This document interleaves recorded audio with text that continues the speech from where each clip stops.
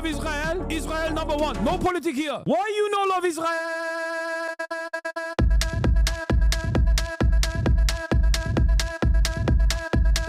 Oh, you hate it?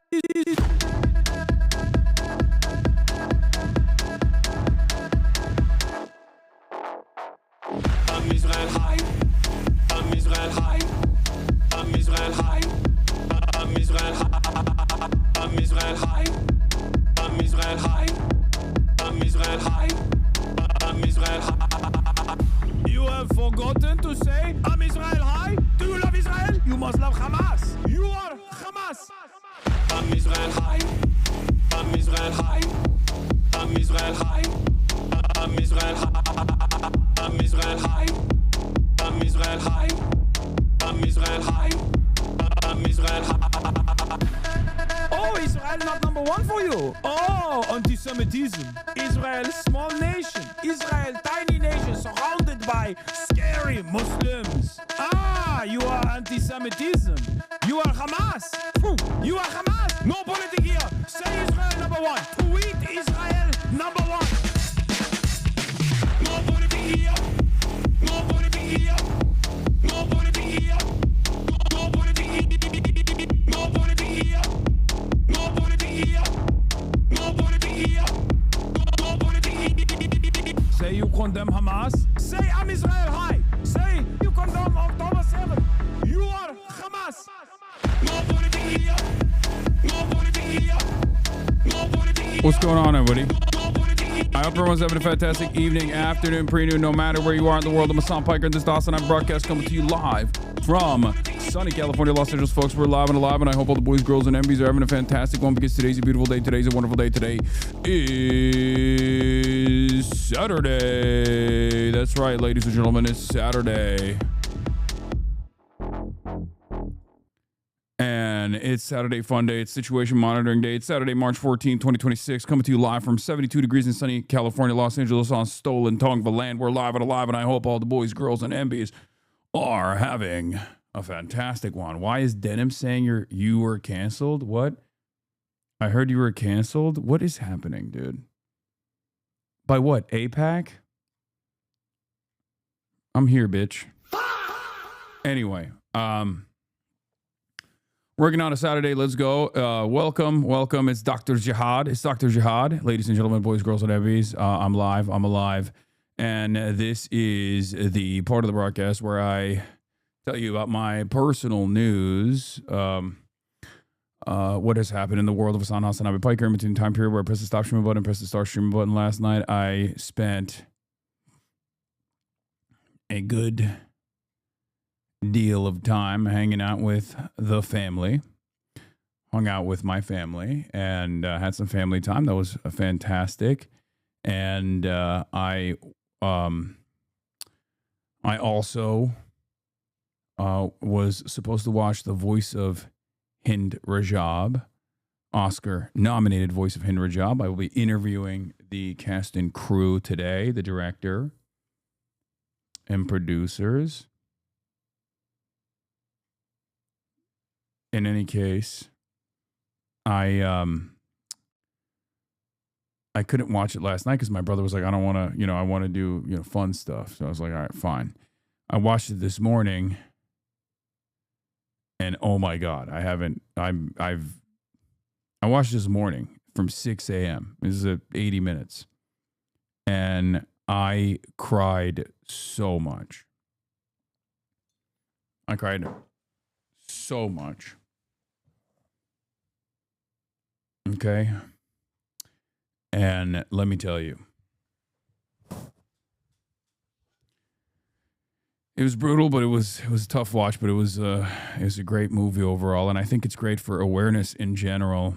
I watched it. I worked out afterwards. I did some deadlifts, and I'll talk about that in a little bit. Like, I haven't cried like this in years. I think the last time I cried this hard was when Fish died. But yeah, Voice of Hind Rajab is a docudrama film written and directed by Kaouther Ben Hania. I'll be having her on. It follows the Red Crescent response during the killing of Hind Rajab, a 6-year-old Palestinian girl, by the Israeli occupational forces during the Israeli invasion of the Gaza Strip, the genocide of Gaza. It stars Saja Kilani, Motaz Malhiz, Amir Halalel, and Clara Khoury. The film is a co-production between Tunisia and France, and it was very good.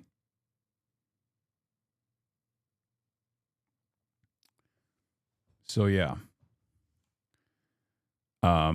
it was nominated for Best International Feature Film as the Tunisian entry at the 98th Academy Awards. At the 83rd Golden Globe Awards, it was also nominated for Best Non-English Language Film.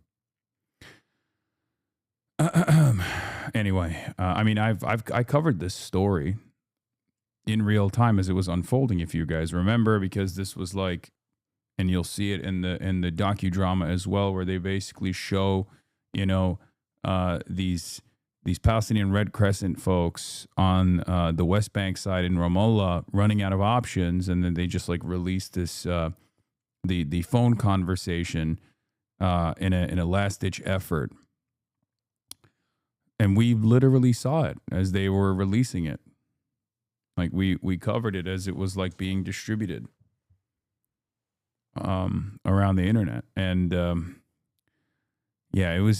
a very impactful and very powerful movie. And I think it will make people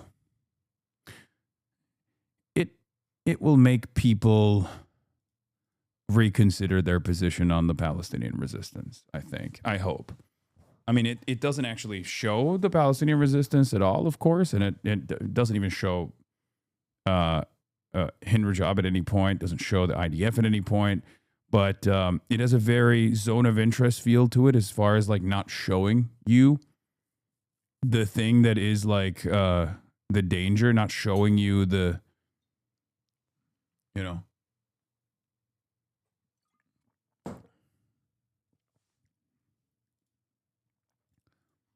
It's just like very impactful. In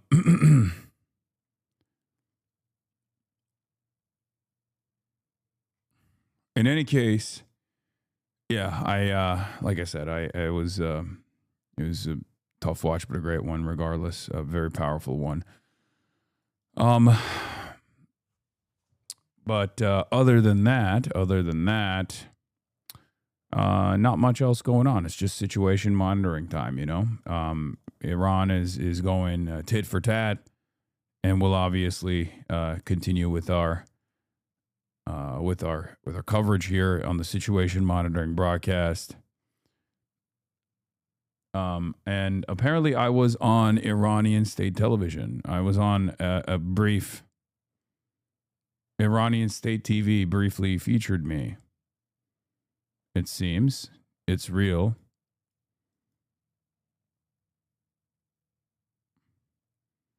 That is not a joke. They did. They put me on Iranian national TV. That's pretty crazy, I will say. They don't even know I'm Dr. Jihad. Like, they don't even know me by my official moniker, right? They don't know me by my official moniker, Dr. Jihad, which is crazy. Dr. Jihad Arabi.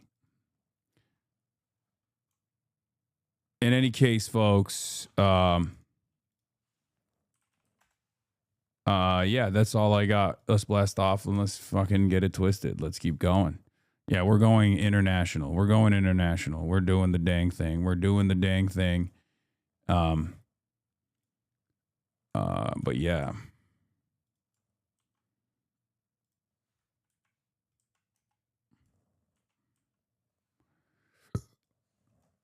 I'm on Iranian TV. Question mark.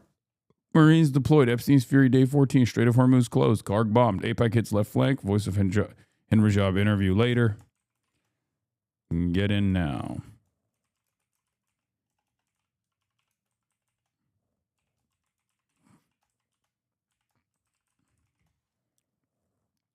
Maybe they do, but it's no time to joke. Who said I'm joking, baby? Yeah, 15K goes a long way with the Iranian state television, too. Like, it's not even 20K, it's 15K, which is what I paid for that one, too, as you guys know, famously. KHARG Island battlefield mentioned. Yeah. Embassy word just went out to evacuate Iraq. Do you put wax in your hair? No, I just showered and I used conditioner today. Mark Ruffalo endorsed Kat Abu-Ghazaleh, which is great. Once again, close race. A lot of fuckery going on with dark money. And some of y'all are out there doing it for free, you know? You could have gotten $1,500 for an attack ad against Kat Abu-Ghazaleh, and yet you did it for free. So don't you feel like a fool? Think about that. Think about that. Think about how foolish you must feel now, knowing that there are people out there getting paid for what you are doing for free. Just saying.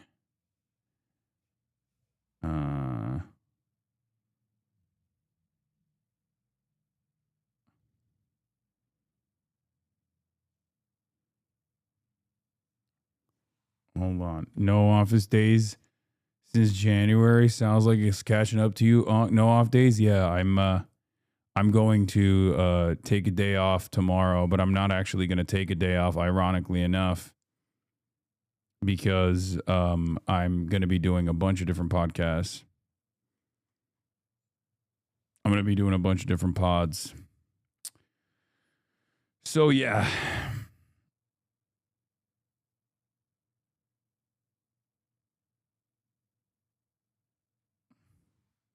It's not a real day off at all, but is that Mr. Beast thing legit or a meme? What do you think? Yeah, oh, here it is. It's Mr. Beast mode, dude. It's real. He's the Beast of Hormuz. $1 million, 1,000 people with paddle boards flying the Israeli flag, one winner. Who will make it through?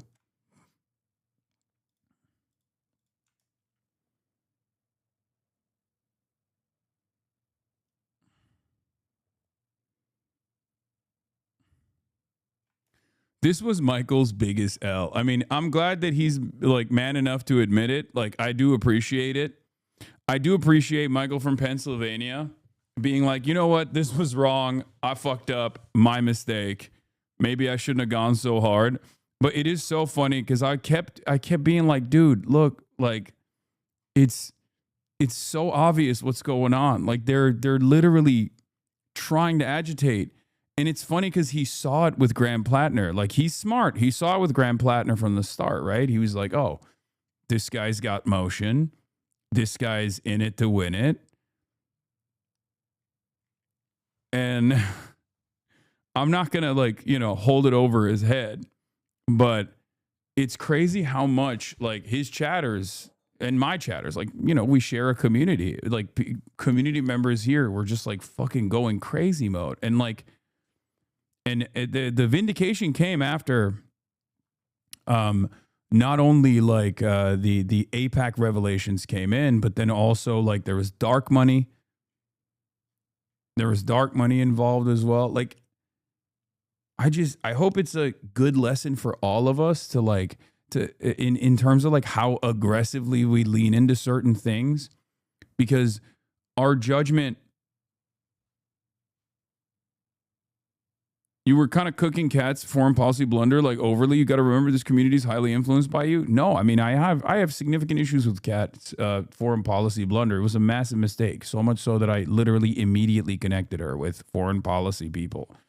And I'm going to, once the primaries are over, hopefully work on that as well. But it's like, it's, you know, there is a difference between me having issues with her foreign policy approach versus, you know, falling into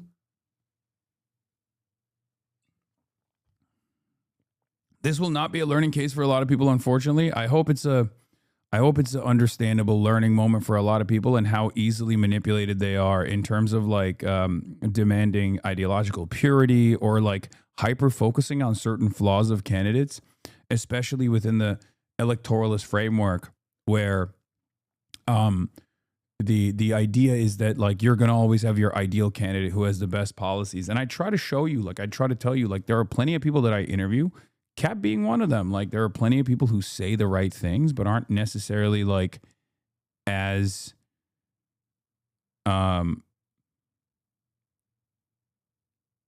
wait, hold on. That aren't necessarily as critical of other candidates. Like the AOC dynamic, I think, is like a very interesting one, right? AOC dynamic, or the Bernie Sanders dynamic of like letting people like Bernie Sanders off on a lot of stuff.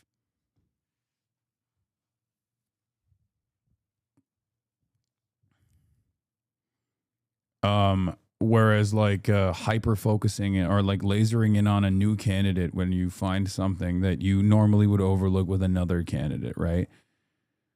Is BB dead?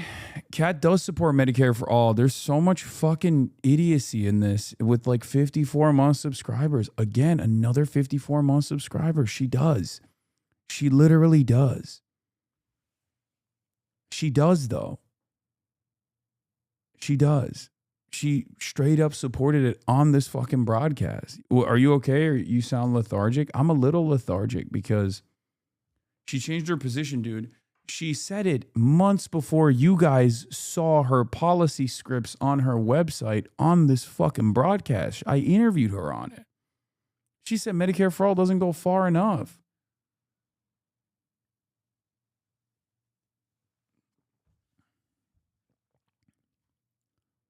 What is going on?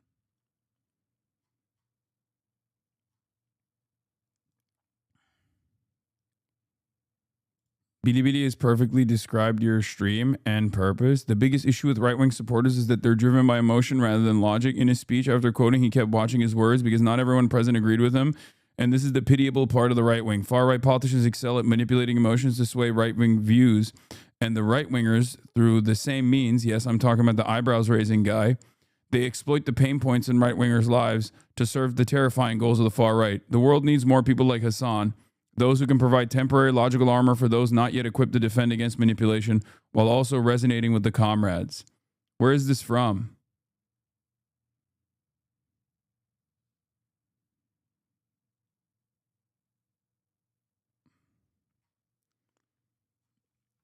What is this about?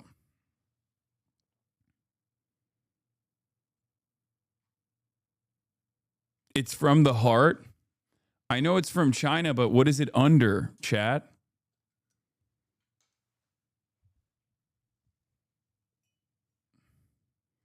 I think it's fine for you to criticize someone who says something that's worthy of criticism. You didn't go hard. Yeah, I didn't, because I'm not silly and I'm very pragmatic. I'm pragmatic to maybe a fault sometimes. I'm also very open-minded about people's capacity to change. It's my UBC speech.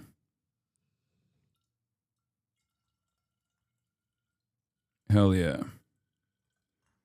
Chinese netizens are on my side. That's all I need. You should be spending Sunday binging season 2 of One Piece live action. Oh, speaking of One Piece live action, I did watch One Piece live action. Wait, oh, eyebrows, bro, is Asmongold? That's funny. That's what they're talking about? Yes, I'm talking about the eyebrows raising guy. So many people are on Twitter in psychosis over thinking BB's dead. Yeah, I know.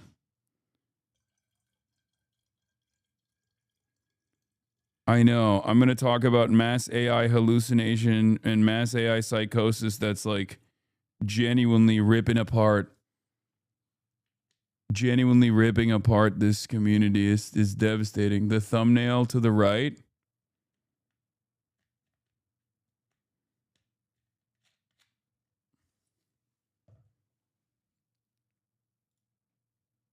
Hasan led a live broadcast reviving Mao Zedong's selected works. American imperialism is a paper tiger. The Education Network argued that leftists applying Marxism-Leninism in the U.S. cannot simply copy the Chinese model. I bet the Chinese love hearing that too. They probably agree with that as well.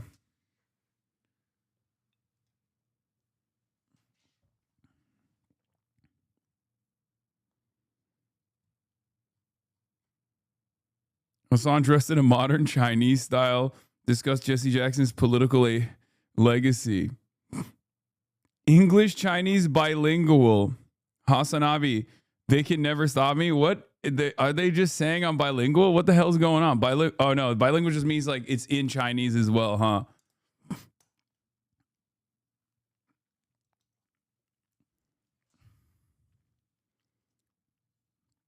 This is the clip that was played on Iranian TV.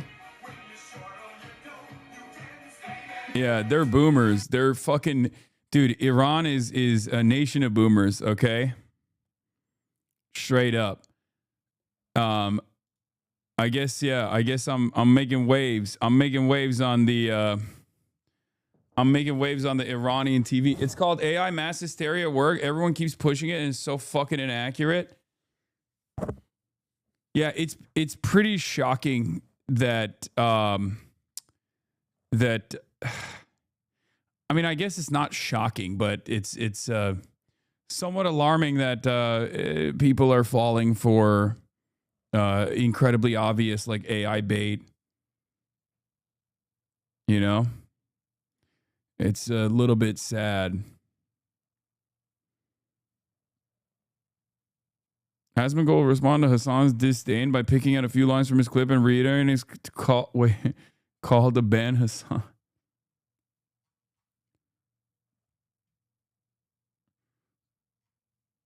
I love you, but you're wrong. Professor Jiang confirmed he's dead. Yeah. My life as a 20-year-old man has been made infinitely better by having never been on Twitter. Oh, for sure. Oh, and yeah, Loomer is getting called out in India. Loomer went to India, deleted all of her like viciously anti-Indian tweets, and is now apologizing for it because like now they see I guess she sees India as a big tool against both Iran and also an ally to Israel. And Laura Loomer's obviously like Israel first, right? We all know that. Anyway, where should we get started? I mean, there's so much to talk about, so much stupidity flinging around. I guess we can start. Does Tamases have a playlist? Did Tamases send a playlist? Start here. What's that? What's this? No, political shows, and suddenly we're all watching this guy, and then we start figuring this guy might be a crackpot too, because he'll be talking. Oh, Professor Jiang. Okay, we're not going to do more Professor Jiang. Okay, I'm sorry. We've done too much Professor Jiang yesterday, and a lot of people have been very upset. A lot of people get very upset when I call out their favorite, their new faves, and they get so nasty and they get so vicious. Like I enjoy Professor Jiang. Okay, I enjoy predicting history. Okay, I want to have him on the broadcast. We've reached out to him. He's probably not going to come on. I might have called him, a crank a little too much, but like, it's crazy that like whenever there's like a new guy on the scene that like is popping off, right? And you watch like a couple of his videos and they look like they're, very correct, very on the money with like a couple of the clips that you watched, and you develop this affinity and you just get so mad. Like, I'm Professor Jihad, he's Professor Jiang, okay? It's Professor Jihad over Professor Jiang around these parts. Anyway, let's get to it. Situation monitoring is unlocked. We're monitoring the situation all the way live from sunny Los Angeles, California on stolen Tongva land. You already know what's up. You already know what it is. We're live. We're alive. Let's get it fucking twisted. Boom, boom, boom. Netanyahu not dead. Seen today. Netanyahu's not dead. Seen today. He's hanging out with Shinzo Abe. Y'all are so dumb. Wait, hold on. Doors open.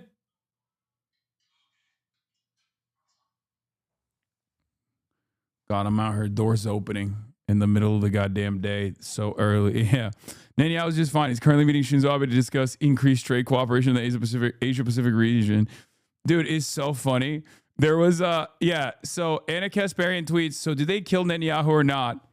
And then this guy who used to be like a resistance liberal, like a very annoying resistance liberal who was like formerly MAGA, that turned, I guess, like former Republican turned resistance liberal in 2016, now totally on board with MAGA. Obviously, I think we all know why, right?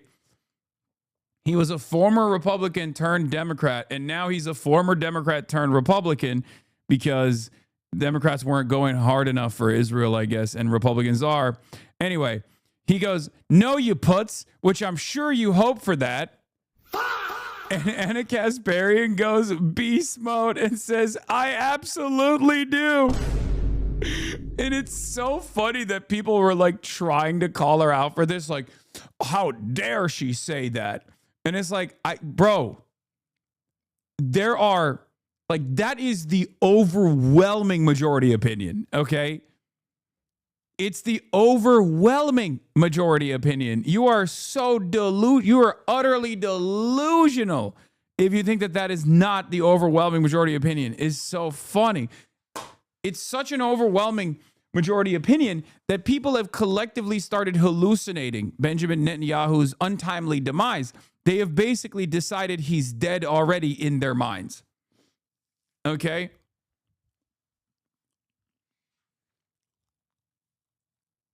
Like,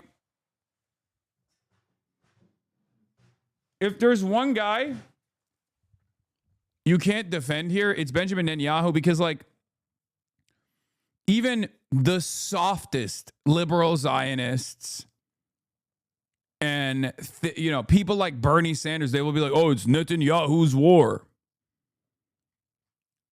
It's Netanyahu's war. So it's over. Who the fuck's defending Netanyahu in America? Yeah, I saw this. Anna Kasparian said she hopes Iran kills Bibi Netanyahu. Wow. Wow. Yeah, is it a wow moment?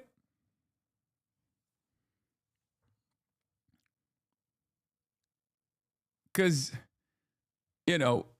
get your head out of your asshole, man. If you think that this is like an opinion that's like shocking, you can get mad at people like myself for saying, whatever about Zionism, like Zionism is fascism. People get really in their feelings about that. They're like, oh, well, every Zionist is, Zionism is Jewish people. Like you're saying that about Jews. It's like, okay, dude, there's like 700 million evangelical Zionists on this fucking planet, dude.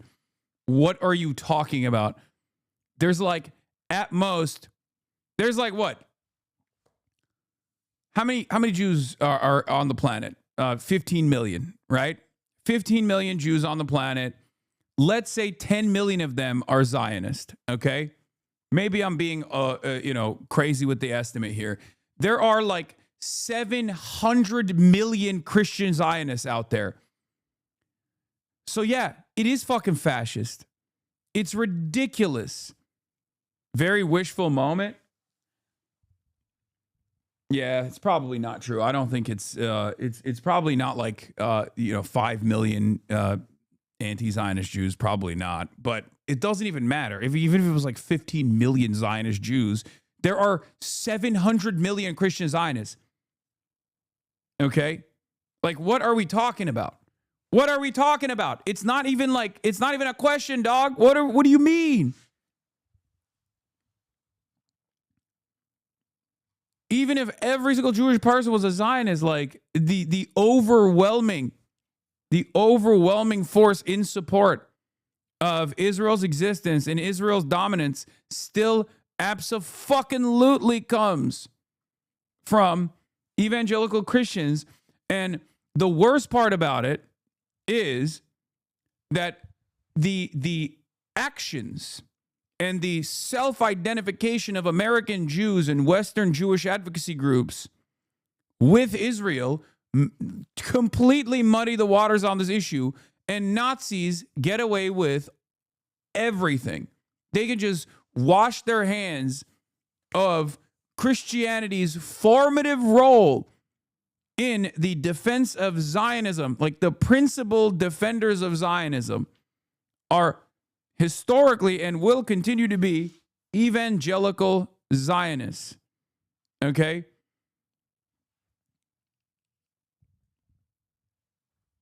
But of course,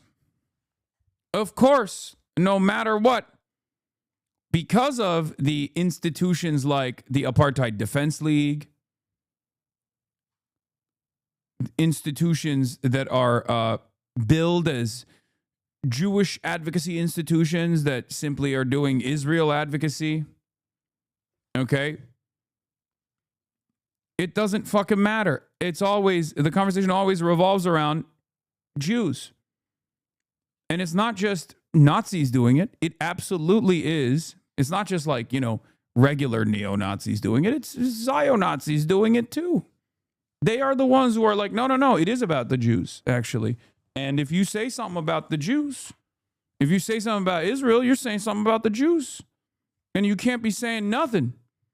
You are an anti-Semite, and it's fucking unbearable. It's unbearable. It also gets like incredibly unproductive and silly at times to constantly be talking about this when it's like no one wants to hear it. I'll still do it. I'll still do it regardless because it's something that I believe. But it's fucking frustrating. It's fucking frustrating to no end to have to deal with this over and over again, especially from the stupids that chirp in and they're like, oh, I guess everything's about Israel and the Jews with this guy, right? Like, Speaking of which, I gotta point to the Roach early today. Also, I saw another very funny Zoran mention. They're calling him Zogron now.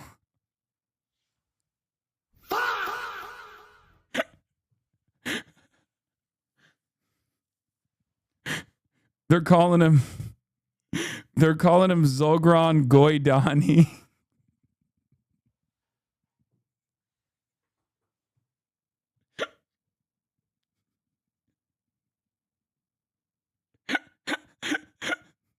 It's fucked up.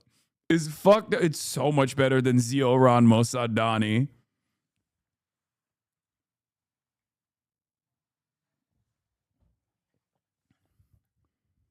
He's got a little bit of a brown boy example. Yeah, he just it's crazy. It's disrespectful. People are going crazy. People need to dial it back. He's got a little bit of a brown boy anxiety. He really does. But he needs to chill, man. He needs to chill. He needs to chill. He needs to fucking not do this shit. Like, cause it's making him look weak. It's giving life to a story that does not deserve life. Not that funny, dog. I'm gonna be honest. No, it's pretty funny. I mean, it's just it's Goya's a sentence modification is unfortunately very funny. I hate it. It's lame as fuck when people are sincere about it, where they're like, "Oh, I can't believe this is what the Jews are saying. They're calling us goyim. They're Jewish supremacists." It's like, okay, bro, chill out. Like, there's not that many of them. All right, like, you're still, as a Christian, you're still dominating the Western world. Don't worry, right? Like, calm down, white people. They want to be fucking marginalized so bad. We white people, I'm white myself. We love a point of marginalization, you know. So a lot of reactionaries abso-fucking-lutely love slamming that button to be like, see, the Jeffrey Epstein files revealed how Jews really think about us white Christians. It's like, come on, man. Come on, be for real, okay? Fucking be for real. Jesus Christ.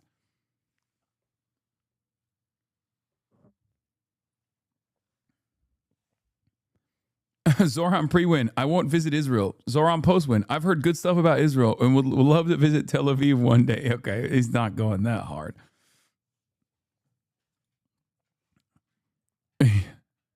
Yes, I did see this tweet. This is where I saw the Zogron. Zogron, your days are numbered. It is a cold brew concentrate, but I dilute it with water. I think HasanAbi is kind of losing it.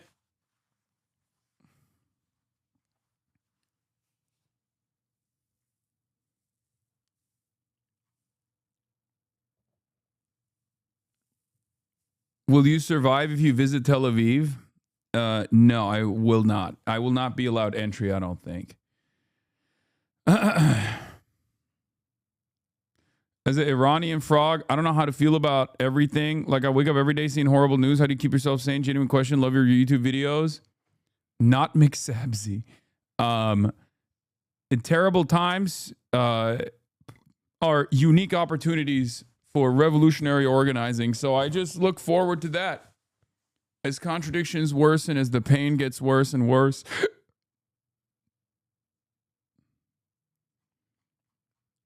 It is an opportunity to organize, you know? Oh, yeah. Anyway, here is...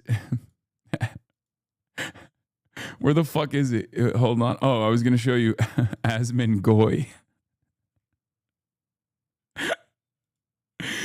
He's doing this thing. He's doing this thing where he's like, enough, guys. I think it's enough with this Israel stuff, right? Israel, but I don't think Israel somehow, I don't think about Israel, but somehow every time someone says something, the response is about Israel. I can't anymore. I think that the amount of Israel, I think that the Israel hostility is approaching a fever pitch where people will stop taking it seriously. I think that we're approaching that. Yeah. Brother, you literally are like, I love Nick Fuentes. I want to collaborate with Nick Fuentes. Nick Fuentes was based when he said Hitler did nothing wrong. And then now he's like, yeah, this Israel stuff. Yeah. You know, the anti-Semitism stuff is fine and based, but like, can you please stop coming after Israel? Can you guys stop? Yeah, not based. Period of time where there is so much fixation around Israel and Israel's proximity to every single event. Yeah, I wonder why, dumbass. Dude, there's never been a moment where we've had such an honest administration, okay? And therefore, there's never been a moment where, like, multiple figureheads in the admin just came out and were like, yeah, we're going to war for Israel. It's awesome. You need to shut the fuck up. Like, I think it's dope. Israel told us we got to go to war. We're going to war. Like, you can't turn around and be like, why are you guys so obsessed with Israel? Israel is dumping $8 million into a fucking random Illinois 9th district primary race in the Democratic Party. And this guy's like, why do you guys get so obsessed about Israel? Obsessed much? That's my support country, okay? Can you please chill? Can we just stop talking about Israel, please? Like, it's so fun. Asmongoy. That I think people are just going to get fatigued from hearing that. This is his absolute worst lock, by the way. This is, and I say this all the time, this is the least popular day for Israel, okay? Tomorrow, Israel will be less popular than today. Israel was more popular yesterday. It's so fucking hilarious where he's like, nah, dude, it's just people are really going to stop, I think. Yeah, any day now. Can you guys please stop? Can you please stop shitting on Israel? It's making it really hard for me to stay based. Everything is because of Israel. Those people need to be armed? Yeah, I mean, I hope so. It's very incorrect. Okay, that's my assumption. I guess we're going to have to find out. Clip it and let's wait and see. Aaron Covet, Israel. Bro, whole Twitter space is attacking Asmongoy for that statement now. Crazy memes and shit like Bibi doggy styling him. Yeah, he's such a fucking idiot, dude. Again, all it takes for this man to change his perspective is like maybe 3 Reddit bots upvoting shit to the top of his Reddit. And all of a sudden, he's receiving backshots like a good boy, okay? He's like, oh, Am Israel, hi, guys. It's based. Oh, this was my favorite one. This is my favorite one. The shock collar. Oh, Benjamin Netanyahu said, place.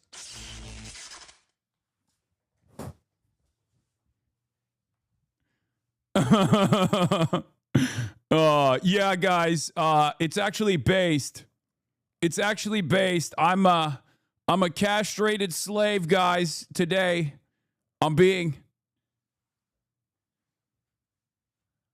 we're going to talk about the most base country, guys. Isn't it base? Hey, guys, hate Muslims, all right? Remember, hate Muslims. You missed this other Zoran meme? Wife condemned, Hasan condemned. Bro, he hit the same line too. He hit the middle of the road line where he's like, he was like, yeah, it's the statements were reprehensible. It's like, why are you even recognizing the statements?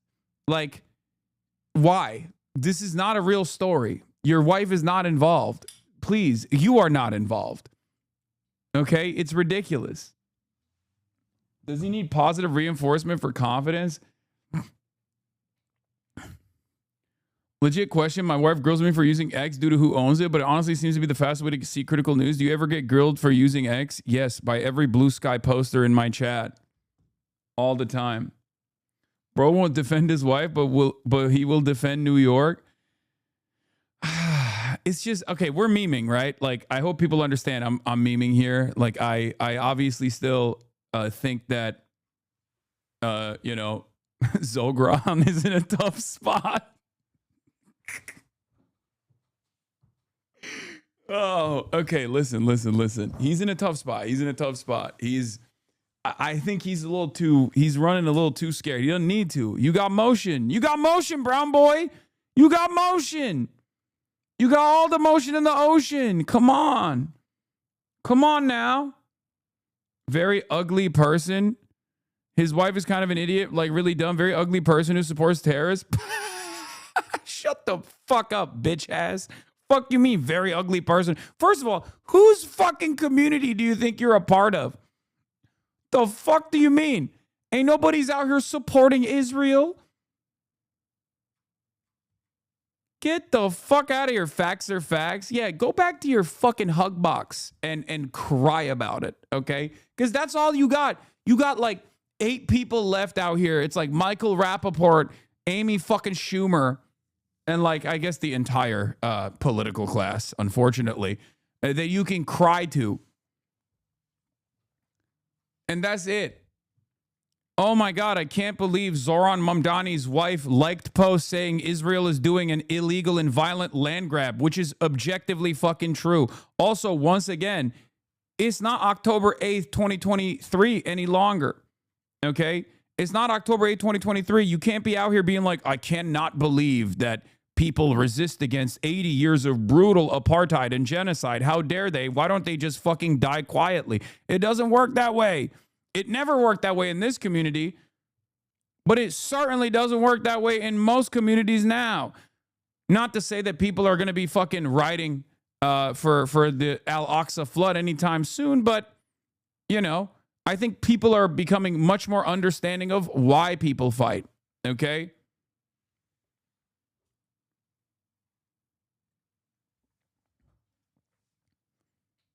Hassan Piker on why the U.S. Empire is in decline. I don't even remember. When did I do this?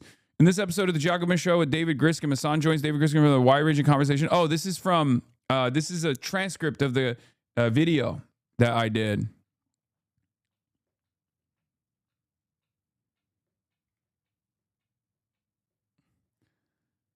We have to talk about, I wanted to ask you up front, did you get, and will you accept your invitation to Donald Trump's Board of Peace for Gaza? Yeah, I mean, everybody always says I'm a billionaire champagne socialist, so they were right. That's why I was actually raising all these funds, of course. That's why I went to China, so I could purchase a Chinese factory and keep extracting as much surplus labor value as I can, so I could finally get on the Board of Peace, because I love peace. I didn't realize that it was going to get leaked, but yeah, I'm doing it. I'm going to be a part of it. Fucking got him. It's over. It's getting to a point with Zoran. No, it's not. You're going to forget about it. He's swagged out the fucking wazoo. It doesn't matter. Tomorrow he's going to do some shit like we're throwing a bad landlord in jail, and you're going to be back on the fucking, you're going to be a cadre all of a sudden all over again. It's just, I think this is a mistake, because I think that CIA's strongest soldier at Asmongold.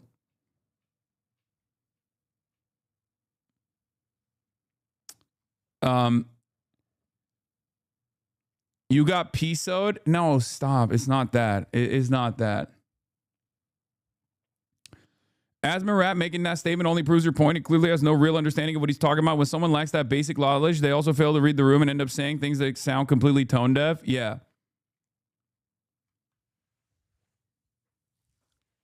Why is he running defense?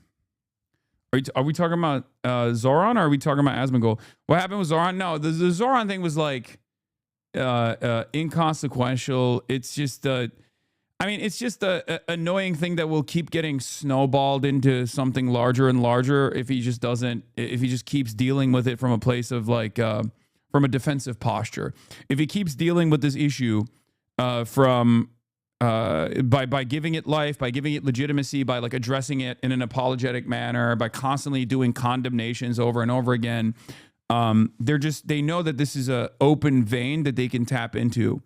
It's that simple.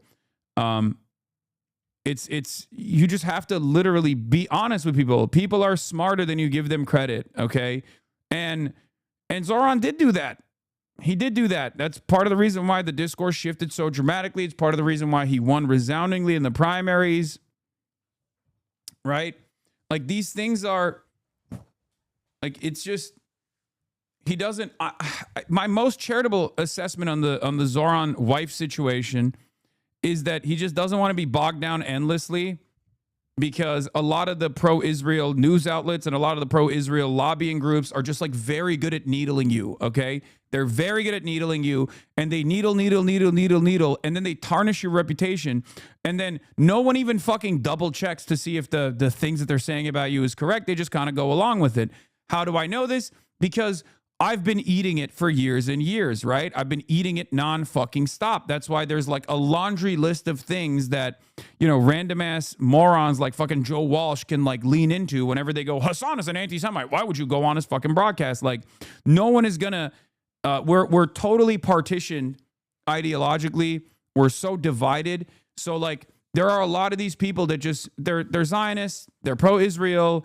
And if you're pro-Israel and you're a Zionist, you will always just say, Hasan is a bad guy. He's a Nazi for laundry list of like quotes, some of which are clipped out of context, some of which are absolutely in context and totally fucking appropriate. And no one wants to deal with that, right? No one wants to deal with that. No one wants to have to constantly address those things, right?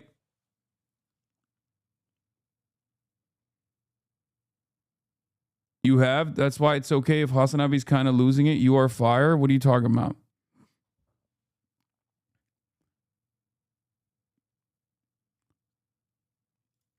Yeah, and the issue here is like,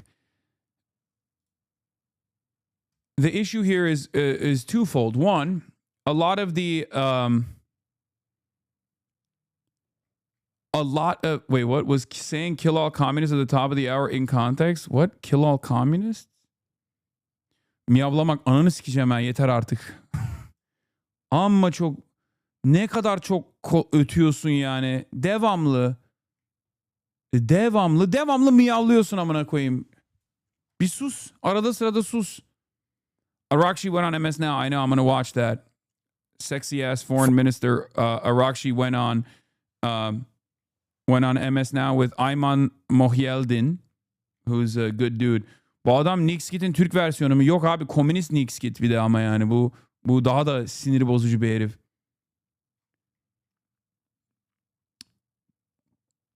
But the more he acts in a subservient manner, the more they'll come after him within 6 degrees of separation. Yeah.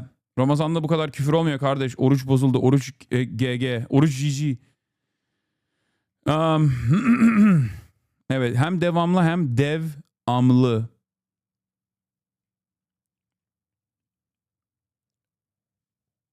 Siktir git lan. Devamlı deme. All right. Anyway, let's get started here. Situation monitoring unlocked. Let's do it. New development of U.S. forces to the Middle East. Officials that Marines are being sent. Hardest dicked Marines that you've ever seen are being sent into the fucking region. Their cocks are hard. They're chewing on blue chew. They're ready to let it rip. The fucking hardest cock Marines, okay? They're going to say all of the newest slurs. They are ready to be deployed to say all the craziest slurs you've ever heard. This is an anti-woke war, ladies and gentlemen. Whose side is going to be less woke? Because that's the side that's going to thrive, okay? Pete Hegseth, let's go! Hoorah, baby! 200 U.S. Marines aboard 3 Navy ships are heading to the Middle East. It's a significant move because President Trump has not ruled out the possibility of ground forces in this conflict. But to be clear, this doesn't mean those Marines will be sent into combat, but it does put that option on the table if President Trump decides to escalate.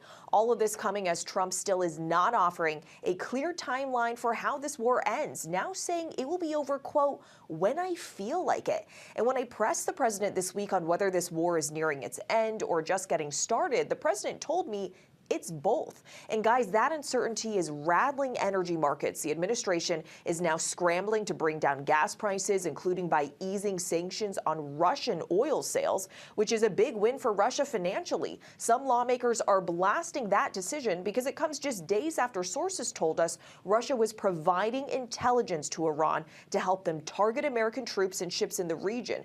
But even that step is expected to have a limited impact on prices since the Strait of Hormuz, where roughly nearly 1/5 of the world's oil passes still remains effectively closed, Janae. Certainly seeing the impacts of that. Selena Wang, our thanks to you.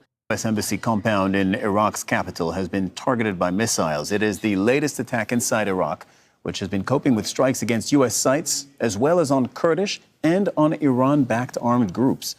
Another American-linked location near Baghdad airport was also targeted by a drone Saturday morning.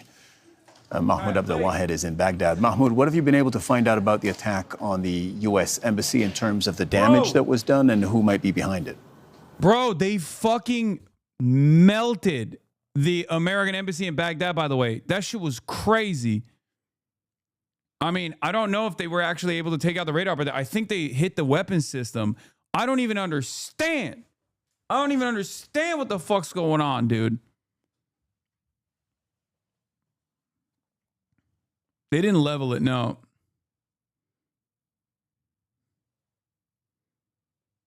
Hasan, they're going to cuck your Cuba Libre trip. MAGA organizing a boat parade to escort oil tankers from Houston to Gitmo to deliver much-needed crude to the region. Why would they cuck the Cuba Libre trip? That's fucking awesome. I welcome that shit, dude. If they're actually sending in... Brother, you think I give a fuck? I don't care. Guys, I need you to understand something, okay? Cuba needs oil, okay? I don't give a fuck who brings it.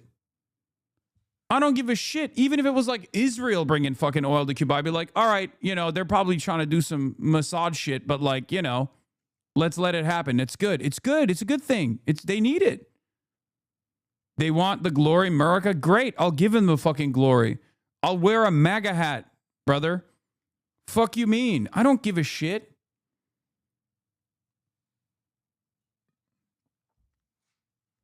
I don't think you guys understand, like, this kind of do humanitarian aid to own the lib shit doesn't work on me. Remember when people were, like, fantasizing about how, you know, Asmin Goy would do a fundraiser for the Palestinians to, like, own me? And I was like, oh, no, I'm totally down with that. That's great. I love that shit, dude. Please. Or, sorry, I'll play the role. I'll be like, oh, I'm so angry. That's why I talked about, fucking Bad Empanada too, where I was like, it doesn't matter to me that he's like angry and wanted to prove a point. If that was like, that was the major reason as to why he like flew out to Cuba. At the end of the day, he's still helping the Cuban people. Like, that's a great thing. And he's showing that it's actually fairly easy to go travel to Cuba right now. You know? Yeah, you can own me any day, all day, every day. Own me all day, every day by offering material support to the Cuban people, offering awareness of the everyday existence of Cubans. I would get so goddamn owned. I would get so unimaginably owned if they just destroyed the blockade that is straddling Cuba. You know, I would hate it. Oh, I would hate it so much. Don't do it. Well, the projectile was so swift. The real own is that you don't get to hang out with Kneecap? Wait, why? What do you mean? That hit the U.S. embassy, and it hit the CRAM U.S. The air defense system, the unit responsible for the space communication part that was damaged by the projectile.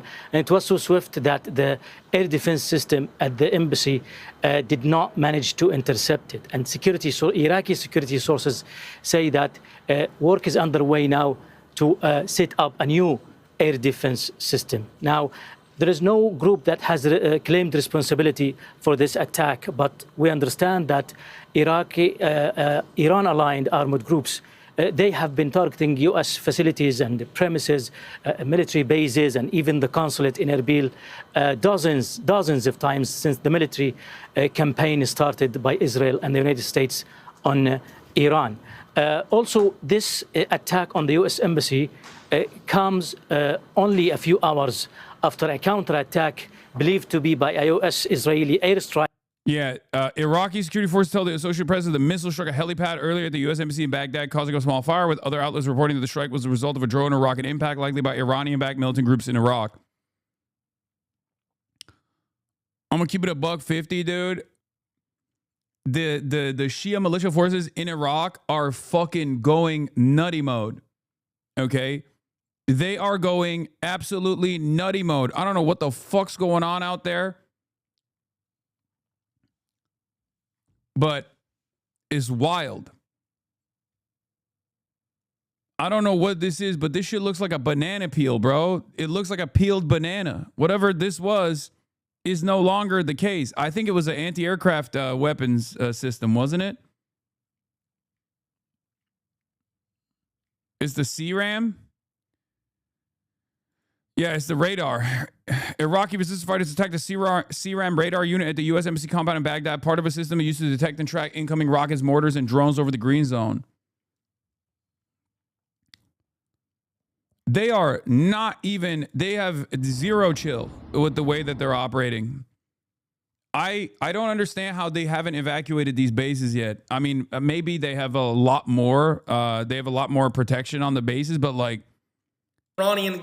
Oh yeah, this was crazy. I saw the TikToker gives coordinates for Iran to strike on a Patriot system on TikTok. Government right here. I need missiles here tonight. Israel's Channel 12 did a report on the new Patriot battery system. It's right here at the Palashamin Air Force Base. It's actually right here. You can zoom out a little bit, Iran, if you want to see that. Yet again, it's this exact area. I'm gonna zoom out for you. This kind of stuff is so funny because like he got suspended on Twitter, but it's just so funny because like, dog, if you know where it is on Google Maps, you think Iran does it? Like, what are you talking about? Like, a lot of people look at this and they're like, oh my God, how is he doing this? This should be illegal. It's like, no, dude, it's just Iran has its own satellites. Iran is getting strike targets from China, allegedly, and Russia, allegedly. Like, but on top of that, if you can find something on the internet, okay, so can Iran. Do you understand? Like, if you can find something on the internet on your own from like Santa Monica in Los Angeles, California, you think they don't know how to find that? They have access to the internet too. They got Google Maps.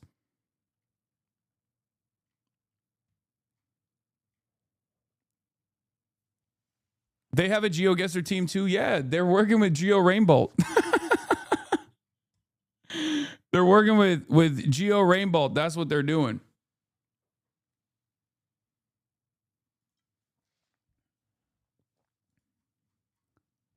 Patriot battery system is. This is the guy that reported it. He's channel 13. Actually, you can see it right here about the Aero battery air defense he's posting with it. That is going to be right here. It's right there. Yeah, they call him, he's no longer Geo Rainbolt. He's called Jihad Rainbolt. Yeah. There in the middle. Yet again, here's another photo he posted confirming, look how the sides are like a wall. It opens up just like right here. It's brand new, by the way, Iran. So if you want to fire off a few missiles that way, there's only... Anyway, this is like, it's obviously a fucking meme. Okay. Again, you can't, well, I'm of two different minds on this because like on the one hand, like he's, you know, it's a joke. On the other hand, the American military has relied on OSINT. The American military has fucking relied on OSINT in the past to what do you call it? To like strike targets where it was civilians. The American military killed civilians in Yemen because of some random fucking OSINT person. And we know that in the Situation Room, they are unironically looking at like, you know, Fightix Network and all this other shit, right? So maybe they are. Maybe the Iranians are doing the same shit that our boys are doing, right? Like that killed 3 pro-INA. We always say OSINT. What is that? OSINT is open source intelligence. It's like a lot of these accounts on Twitter. Map autists, missile autists, plane autists, autism of all different sorts, okay? Autists of every variety, every seasoning get together and try to analyze the battleground from afar to the best of their ability. Some of the top autists will then get jobs at like, you know, forensic architecture and places like that. They work for humanitarian rights organizations. They use their autism for the power of good. Some of them can use their autism for the power of evil and go work for the military. Some will be somewhere in between and go and work in a visual forensics team at like Washington Post or New York Times or Bellingcat, which again, sometimes can be evil, sometimes can be good. Jury's out on that, okay? Autism is not a bad thing, nor is it a good thing. It's just a thing, right? It can be harnessed for good or it can be harnessed for evil. But that's where OSINT is. That's what OSINT is. It's open source intelligence. People that are just like going and looking at maps, going and looking at fucking satellite imagery to try to figure out, what the strike targets look like, what kind of weapons were used on said strike targets, things of that nature, right? Bro hit the enlightened centrist stance on autism. Yes, I am autism agnostic. Okay, I have seen the evils of autists, and I've seen tremendous good from autists. Okay, which is why I am agnostic on the issue of autism. I try to use my autism for good. I take plenty of Tylenol. You know, we obviously the results speak for themselves. But what is this? A Turkish journalist reporting from Israel said Israeli man approached them and said, "From now on, you are our next enemy. Do you know that?" Yeah. I'm sitting here casually watching the stream with a YouTube tab open, looking at different design options you might want to choose from. What? These guys are talking about gardening in the chat. Okay, stop passing notes. Autism is not agnostic on the subject of HasanAbi. Yes, that is also true. While I might be agnostic on the subject matter of autism, people who do have autism are not agnostic on me. They're either super hot or super cold on me and nothing in between. I've never seen someone who is autistic who's like, I don't have any opinions about HasanAbi. It's either I love him, he's great, I watch him every day, he's brilliant, he's wonderful, or I think he's the worst person that has ever existed, and we literally have to give Mossad strike coordinates to his home so that they assassinate him in a fiery death with a HORMUZ drone. Something like that.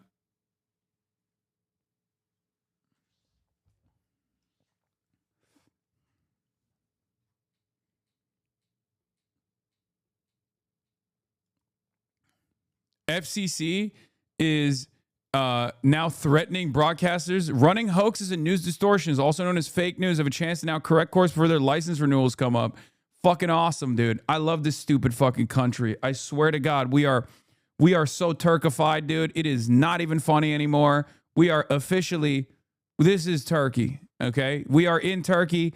I'm explaining it to you right now. I've seen it happen. When I grew up in Turkey, this is exactly how it happens. Okay, you got the chairman of the Federal Communications Commission, FCC, threatening news broadcasts with the revocation of their licenses if they do not write more favorable news coverage on Trump's idiotic Epstein's Fury pro-Israel war effort. Okay.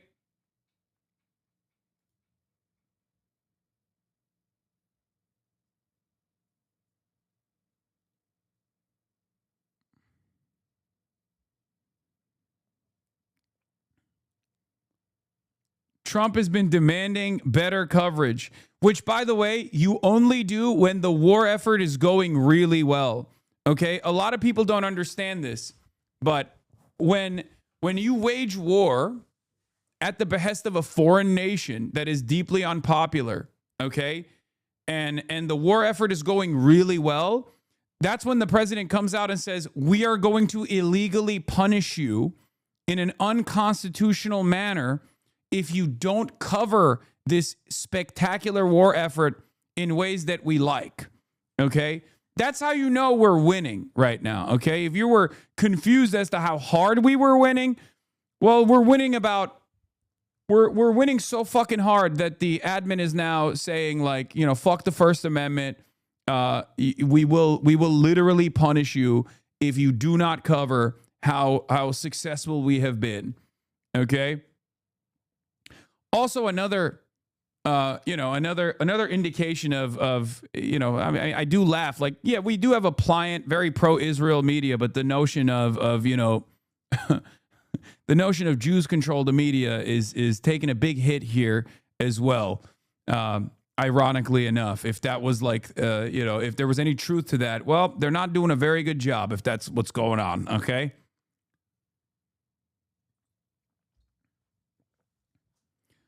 Anyway, and frankly, changing course. This is not even Trump. I don't know why I'm reading it in Trump voice. And frankly, changing course is in their own business interest. His trust in legacy media has now fallen at an all-time low at just 9%. Yeah, this will definitely fix that. You know what will fix the trust in legacy media? If they just start doing news reports DPRK style, which, by the way, I'm not saying that's a bad thing. Shouts out to the DPRK, shouts out to Kim Jong-un, and shouts out to that one lady who was wonderful. Kim Jong-un gave her a new apartment complex for all of her wonderful efforts. Okay, it's W when they do it, it's a L when we do it. Fuck it, I don't care.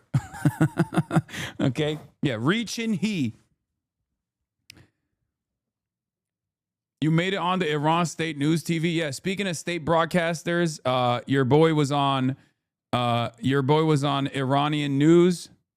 Goddamn mind that people fucking sit there and این واقعا برام باور نکردنیه اینکه also lots of cursing for Iranian TV. They let that slide. میشینند و این چیزها رو جشن بگیرن. کودکان سلاخی میشوند و اونها میشینند و جشن میگیرند. این واقعا زننده است. من تا حالا همچین وطن فروشای تو عمرم They put me with Sneeko. No, I didn't realize. No, turn it off. Turn that shit off.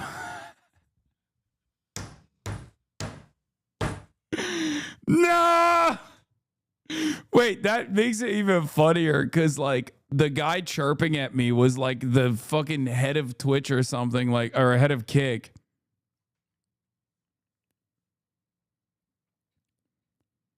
Okay. And it's really funny. Where is it? Where is it? Where is it? Where is it?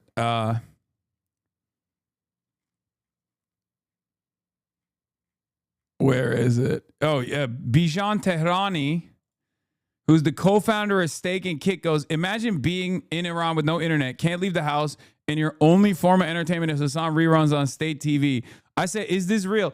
He's chirping, but it turns out one of his main content creators was also on Iranian state television.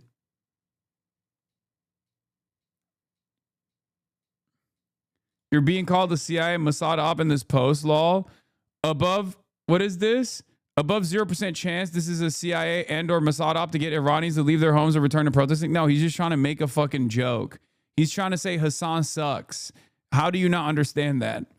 Like, the joke here is I suck so bad that Iranians are going to go, instead of watching me, Iranians are going to go take it up to the streets. That's what is known as a joke, okay?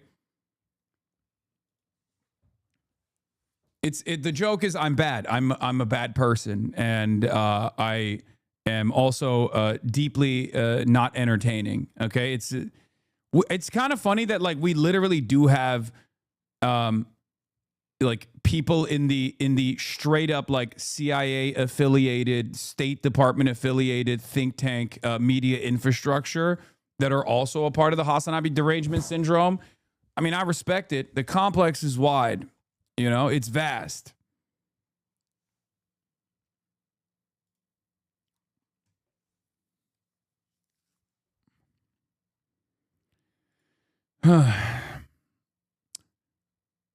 Hello, Leader Khamenei. I am poor indigenous American. Please come make America free from Baptist regime.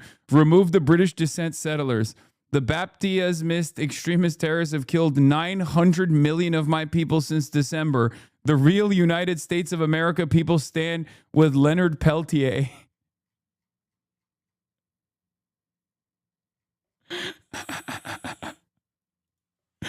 Oh, that's funny. Okay, dude. Is that Kick guy Iranian? He's Persian. His name is Bijan Tehrani. What do you think? Motherfucker's last name is literally Tehrani, okay?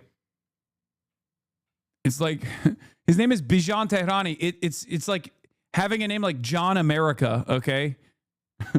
John Washington, D.C. Hello. I'm an American. My name is John Washington. John USA.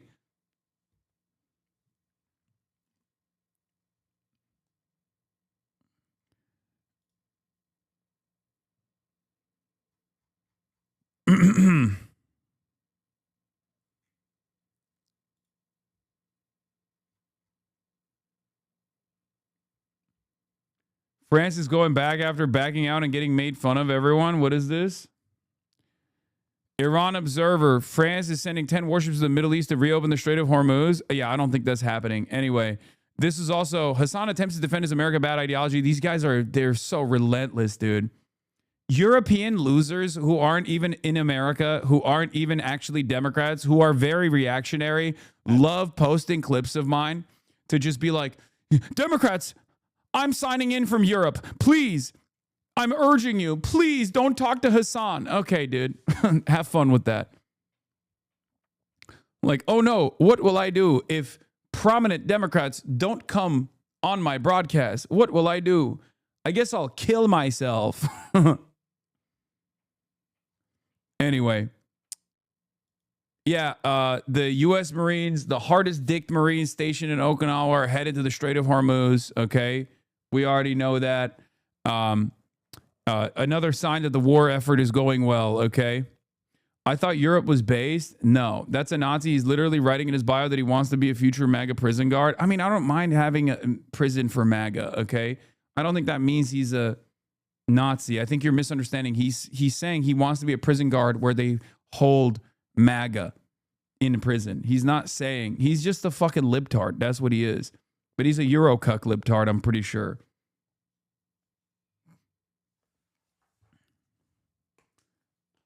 Trump is asking for help. Guys, things are going really well. Things are going really well in the war effort. That's why Donald Trump is saying U.S. media needs to stop reporting on damage and losses caused by Iran, saying it harms the United States. And then now he's saying the United States of America has beaten and completely decimated Iran, both militarily, economically, and even in every other way. What does that mean? Like sexually? What are the other ways in which you have decimated Iran? We've killed their soul.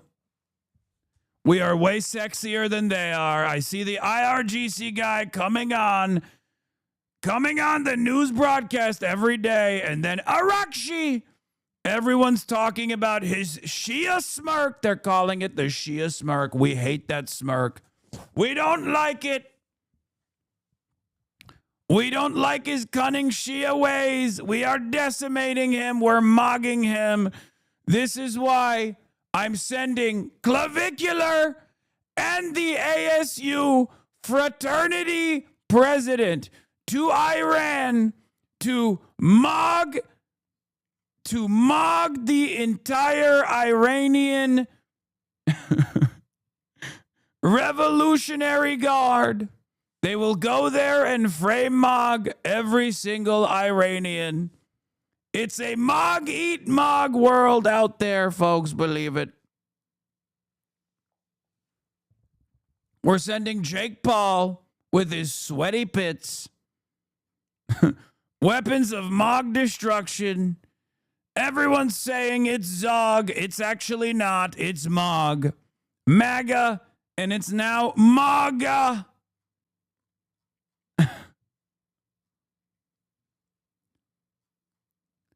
Anyway, sorry. I don't know what took over me.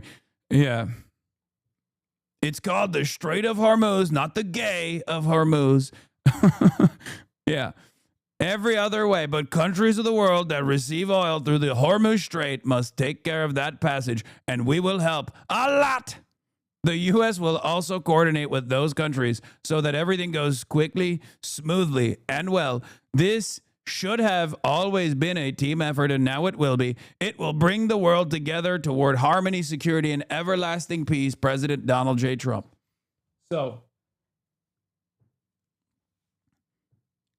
yeah, they're calling it the Gulf of America.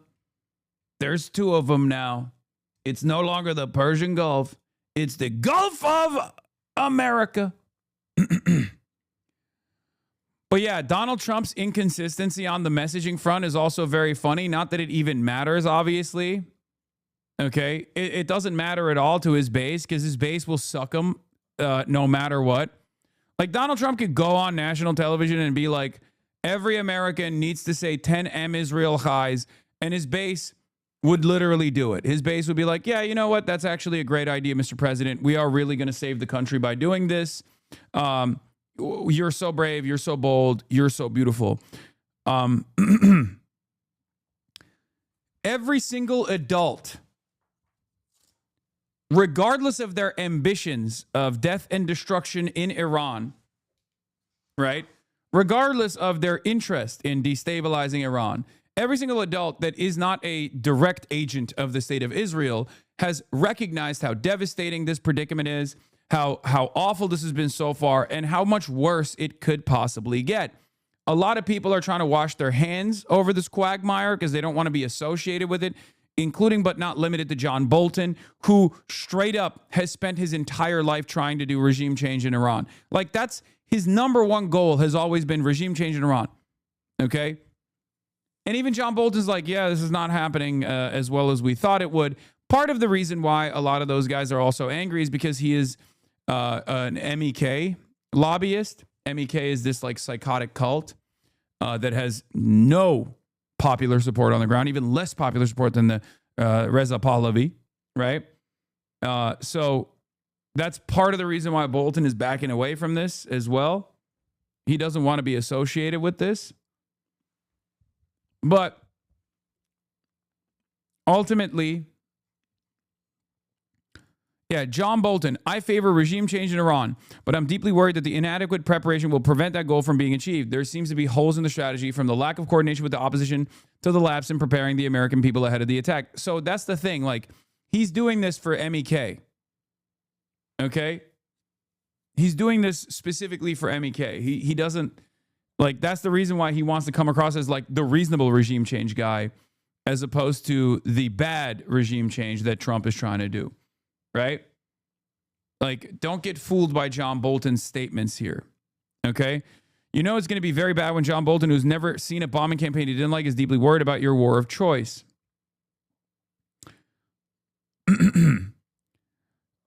Yeah, this is the United Kingdom, our once great ally, maybe the greatest of them all, is finally giving serious thought to sending 2 aircraft carriers to the Middle East.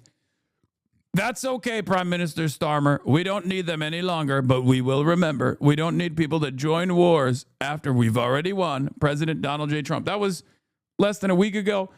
And now he's saying many countries are coming in. Which, by the way, once again, and I keep reiterating this position, and it's important for you guys to understand. Isn't MEK communist, though? Why would John Bolton support communists? Yeah, that's all you need to know about MEK being communist, don't you think? Why would I be against a communist group and John Bolton be for it? I wonder.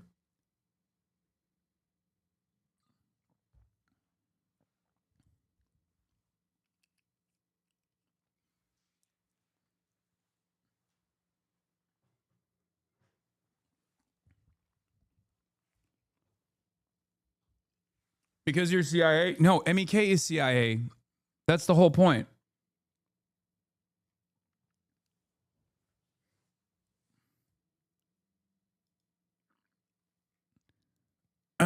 It's me. I'm the guy at the CIA who told the White House you could kill Iran's head of state and his entire family and 2,000 people and then say, JK, we cool now. And Iran would say, yes, I would like to sign this totally credible peace treaty now, sir. I do think this bumbling White House narrative is a bit oversold. They knew this. They just didn't care. But I do think the sadistic, coke-fueled cable news talent that runs this war have very possibly never heard of the concept of dignity and national pride and are shocked to encounter it. I think there's an element of that for sure.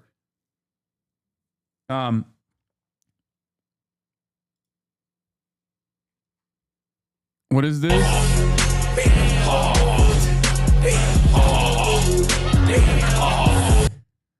That's crazy.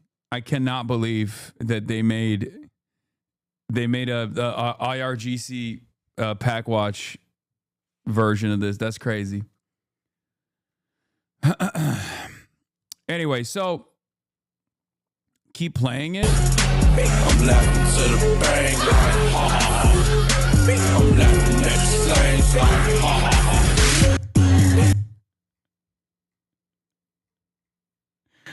I'm shaking my head at this. This is unacceptable. This is finger wagging.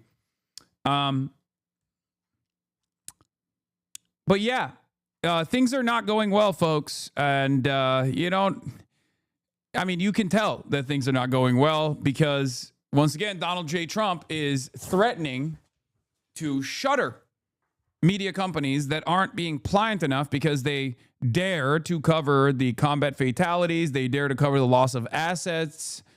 They dare to offer just like a little bit of pushback against the claims being made by the administration. What we're talking about here, what the media is doing here, what mainstream news is doing here is like the bare minimum, okay? In order to remain a competent and functional tool for the State Department when it matters the most, you have to sometimes show the truth, okay?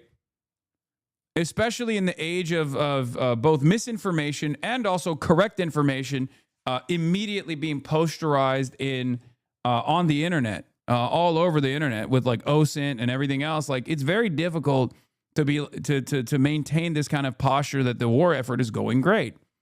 Right? It's not going to work. So you do have to sometimes say the truth so that people at least respond to when you have to lie at the behest of the State Department. And they're doing it already. It's crazy to say like CNN is not doing a good deal of propaganda at the behest of Israel for this American administration, for this war. They're doing it. Listen to Jake Tapper. He fucking loves this shit. They love propping up, anti-regime dissenters that are demanding that the bombings continue. They do it all the fucking time. There are many Israel-first individuals in American mainstream news. It's not a secret. They've shown their loyalty, not to the truth, which is what's supposed to be the highest priority here, but to the interests of the American State Department and also the Israeli government, right? They did this for the past 2.5 years. We already learned from it, hopefully. But Trump also makes it very difficult. Trump makes it incredibly difficult to defend this war while also maintaining this like adult posture, because he is vulgar and very very honest, brutally honest, really, at times. The fake news media hates to report how well the United States military has done it against Iran, which is totally defeated and wants a deal, but not a deal that I would accept. Thank you for your attention to this matter, President DJT. AP News Alert. Baghdad, AP. Iraqi officials say a helipad at the U.S. Embassy in Baghdad was hit by a missile. It's not just a helipad. They also took out the radar installation.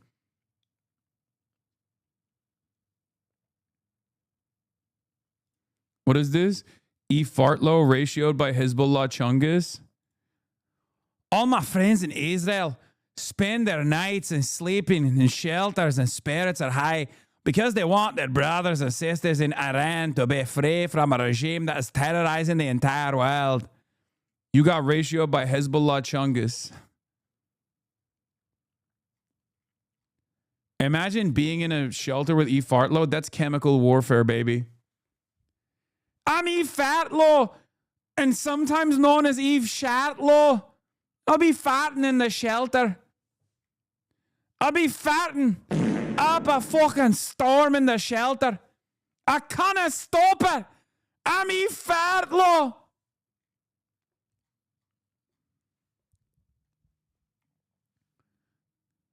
Don't even joke, lad, about gas. Nay, it's not a joke, lad. It's not a joke about the farts. Fartlow. We're getting Hezbollah memes now. Times truly changed, brother. I mean, it's Twitter. It doesn't really mean too much, but like, I'll say this, okay? It's only a matter of time until people go, okay, I really hate Israel. I kind of understand why people oppose it militarily, right? Like, a lot of people that didn't understand my analysis as to why, like, you know, Hamas exists, why Hezbollah exists, like the accurate assessment of historical events that unfolded that caused these militant resistance groups to form. People are starting to understand. Remember, they're still heavily propagandized. They will continue to be heavily propagandized, and it's virtually impossible for them to break through that. But once they do, once they understand, once they recognize the ruthless, cruel, brutal ways that Israel has waged war in this region and dominated the indigenous population here and destroyed its neighborhood over and over again, then people start recognizing, okay, well, I kind of understand why there's militia movements all around that are militarily resisting against Israeli incursion over and over again. I mean, think about Lebanon. Israeli officials are openly stating that they're going to do to Lebanon what they did to Gaza. But if you ask them in English, they say, what have we done to Gaza? Nothing. It's not a genocide at all. We were just throwing a tickle party, right? That's what it is. People often lean into American chauvinism and Western chauvinism and supremacist ideals when they get mad at statements like America bad. They say, Hasan, you say America bad for no reason. You just hate America. I don't hate America. I love Americans. I love the promise of this country. And I believe in Americans. Otherwise, I wouldn't fucking be here, right? I can go anywhere I want in the world. So why do I stay here? Because I think there is an opportunity to organize and chart a better trajectory for America. Yes, I love my Amerifats, even if I disagree with them vehemently.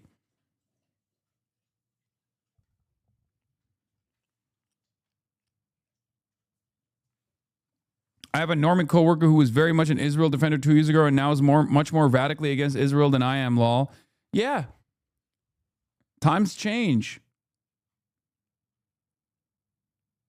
Anywhere but Turkey? I mean, if I wanted to, I would just like fucking write up an apology for Reis and go back to Turkey and do AKP propaganda, you know? Talk about Erdogan. My goat, Erdogan.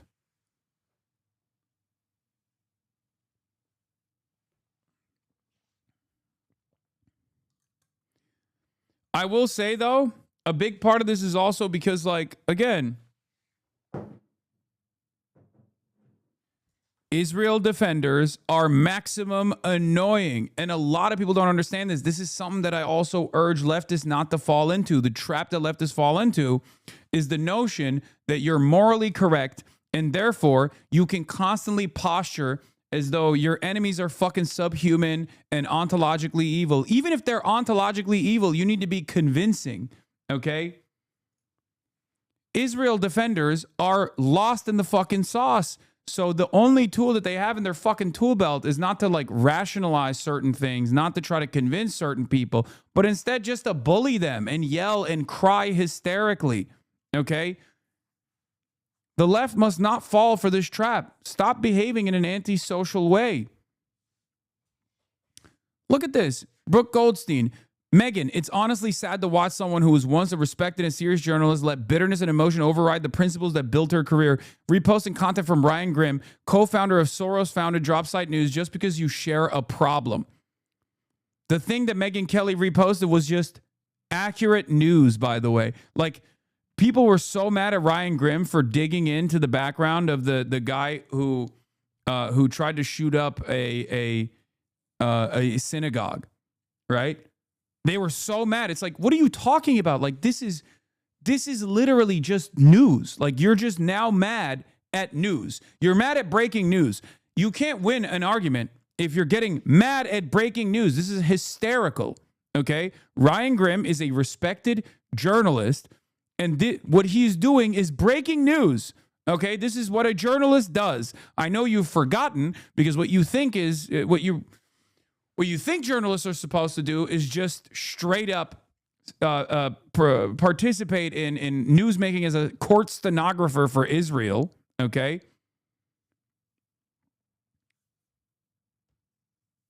But it's crazy. It's crazy. These guys are just like so hysterical, so fucking annoying.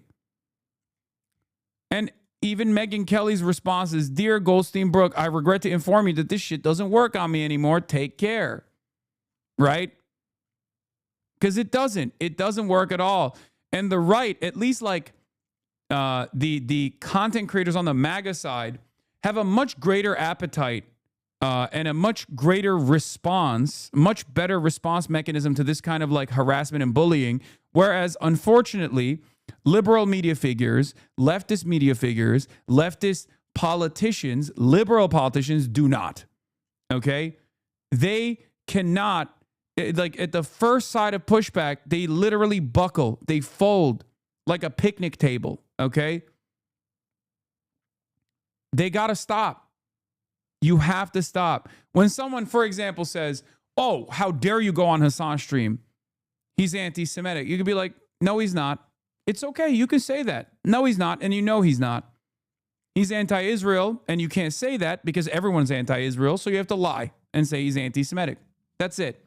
I'm not going to argue with you on this. I don't care what you have to say. It's ridiculous.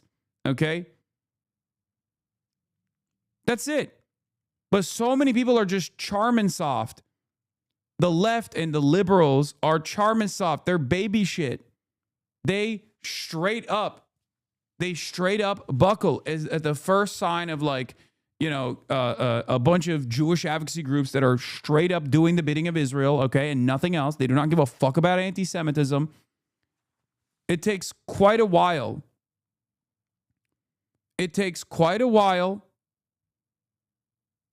Wait, Charmin or Charmin? Sorry, I said Charmin. ESL. Charmin. Is why hearing people say you're anti-Semitic considering you go on tirades against anti-Semitism almost daily. I know. It doesn't fucking matter though. It doesn't matter for a lot of these guys. It doesn't matter because like, there's two different things here. Okay.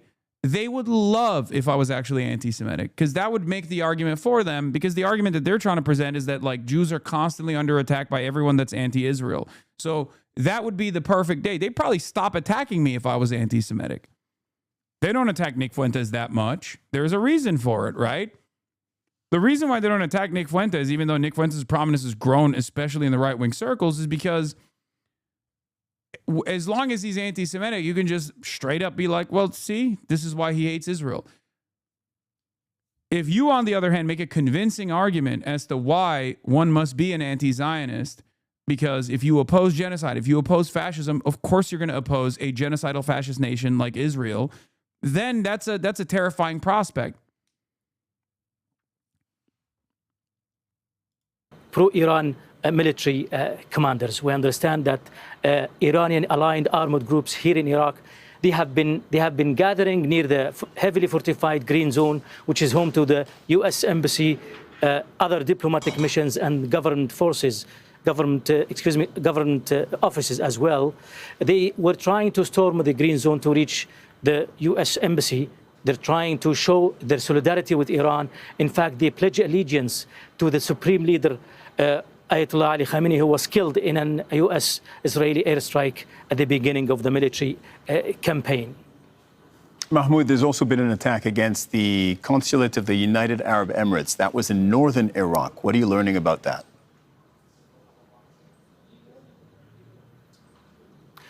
It's a drone attack. There is no information as of yet who is behind that, but we understand that two people were injured in this attack, and this is not the first time, by the way, because Iran-aligned armored groups and the IRGC at the same time, they have been targeting several locations in the Kurdish region, including the U.S. consulate, the UAE consulate, and other military facilities, U.S. military facilities in the Kurdish region.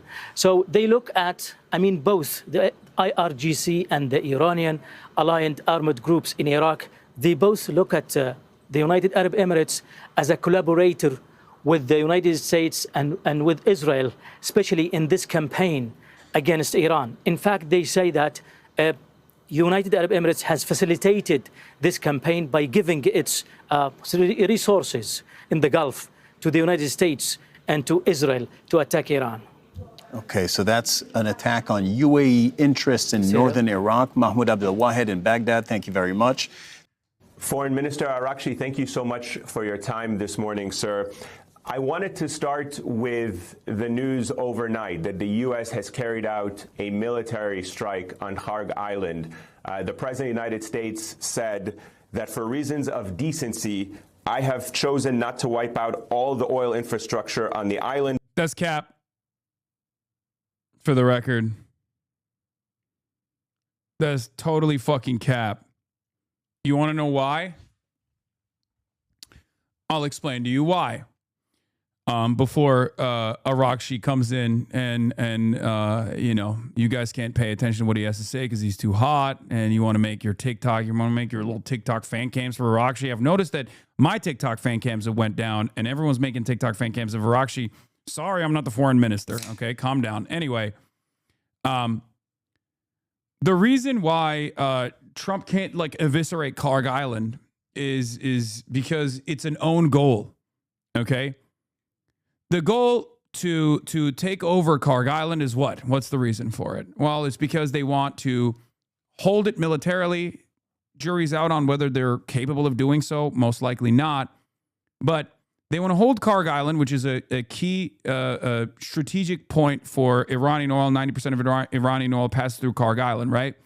So the goal here is to apply pressure to the Iranian state by taking an oil terminal that is of strategic importance for the Iranian economy, right?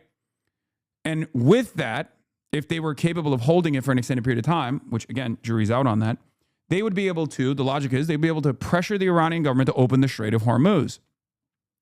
Why do they want to open the Strait of Hormuz? Because the price of an oil barrel is $100+. Okay? They want to allow oil tankers free passage through the Strait of Hormuz, where 20% of the entire world's energy supply passes through.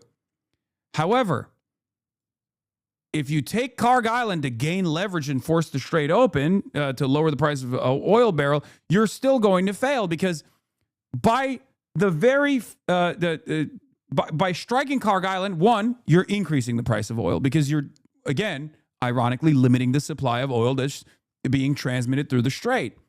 Okay? You're limiting the oil supply because Iran is also an oil provider. That's number one. Number two, if KHARG Island is taken, then Iran starts attacking KHARG Island and attacking troop positions on KHARG Island. And also as a response to this act, this escalation from the American and Israeli side, okay,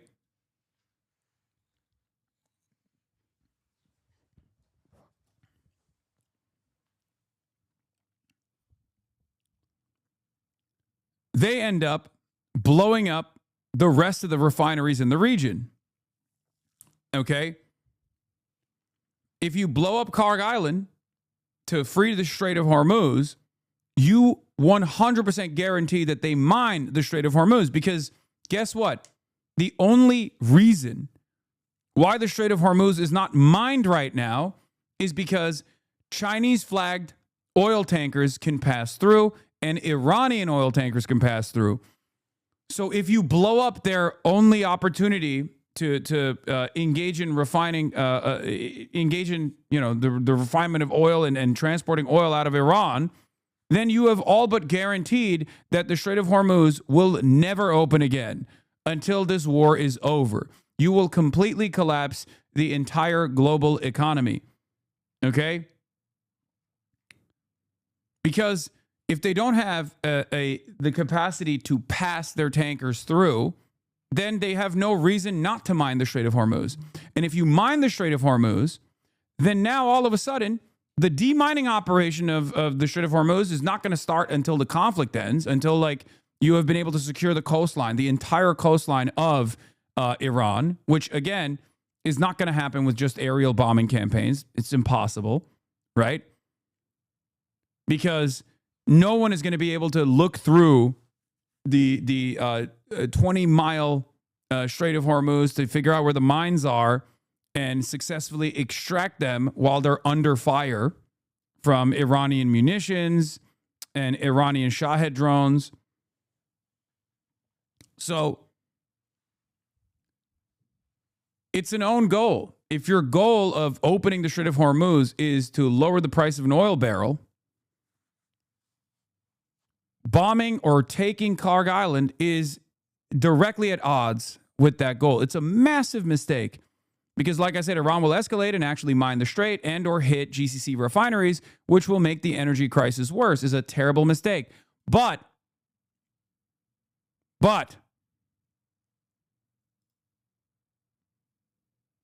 KHARG Island is not even close to the strait. I smell some smelly smell over there. We are unfortunately dealing with the dumbest people on the planet because they do not understand. Ships that pass through here go through here. If there's no more capacity to pass ships through here from the Iranian side, they have no reason to mine it. They have no reason to not mine it, sorry. And every reason to mine it. Seems increasingly obvious that a win for the White House in the war with Iran is reopening the Strait of Hormuz, which was only closed because they started a war.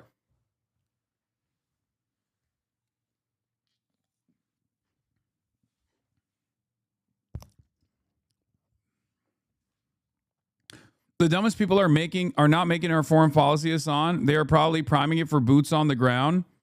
No, I think Iran supply has no effect on prices. Iran supply on China tankers, the only thing getting through. Nah, the dumbest people are not making your foreign policy, Hasan. They're probably priming it for boots on the ground. Yeah, that is dumb. That's a death sentence for troops. That's the argument. Yeah, I know. They're not just going to take KHARG Island. They can't just simply seize and control KHARG Island. There's no supply line that would direct munitions and food, and there is no logistical supply line that can feed the front line in that situation. So there's no way to take it, and there's certainly no way to hold it, even if you were by some stroke of by some happy accident for the American side, they were able to like land some fucking troops on KHARG Island. They would not be able to hold it. I don't know. It is America. I'm scared. They're crazy. Brother, what are you talking about?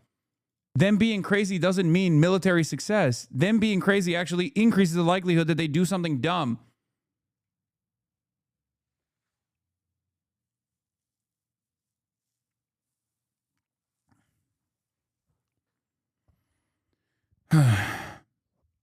If you destroy the Iranian oil production, then Iran has no reason not to destroy the entire Gulf's oil production. Okay? Because this isn't like direct warfare. This isn't about just, troop positions on the ground. This is economic warfare. Okay? It's economic warfare. Iran knows that red button is always there. That red button is not nukes. That red button is closing the Strait of Hormuz. They've now hit that red button. But there's another even bigger red button, which is damming the Strait of Hormuz and completely shuttering all capacity to move any oil tankers through that region. Right now, they keep saying, look, if you deal with us, if you give us assurances and we can trust you, we'll let your oil tankers through. They're just saying we control the Strait of Hormuz currently. If they were to mine it, then, it's over. At that point, they no longer technically control the Strait of Hormuz. Now they've completely shut it down.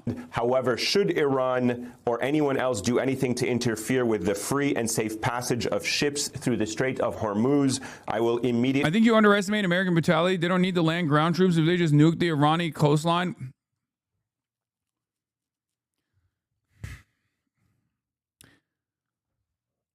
I don't know how to answer these sorts of statements. Yes, guys, America is crazy. I know. They could technically nuke the entirety of Iran, okay? They could do that. They have nukes. They've used nukes in the past, okay?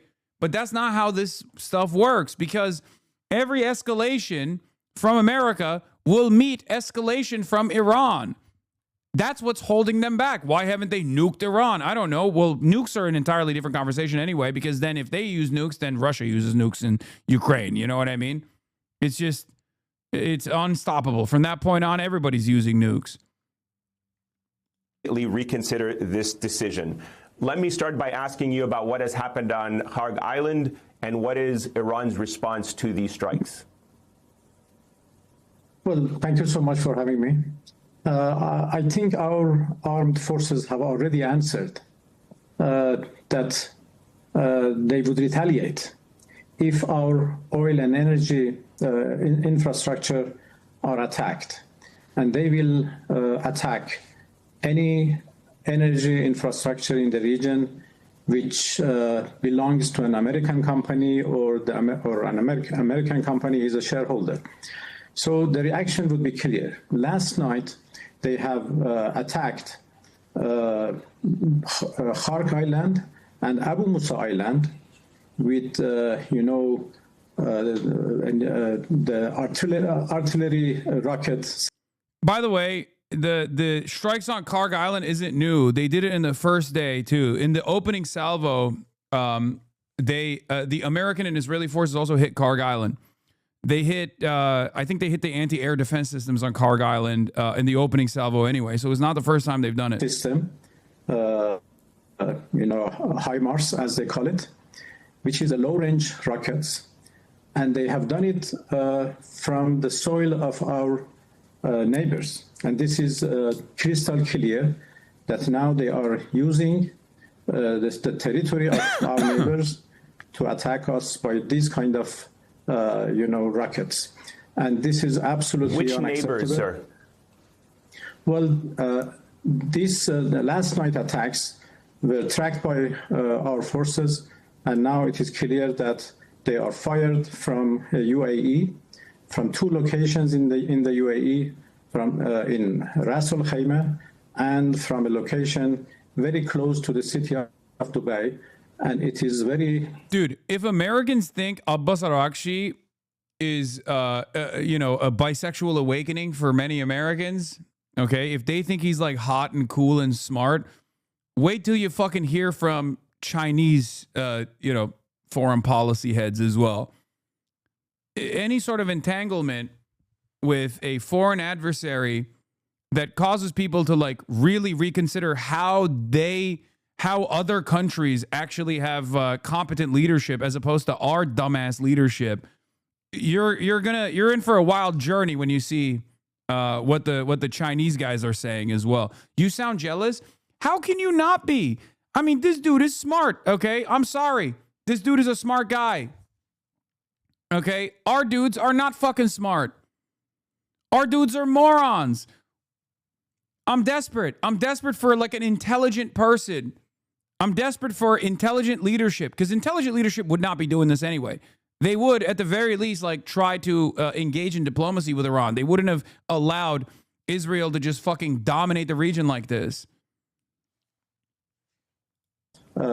He is also not smart. Come on. Yeah, no, totally. You're right. Abbas Araghchi is not smart at all.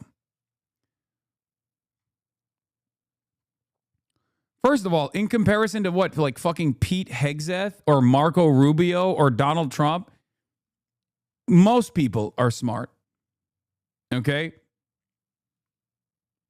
And not only that, but he is just across the board intelligent. You're a moron if you think that he's not. That's one of the biggest copes from the American side so far, is that they think like Iran, they think Iran is Afghanistan.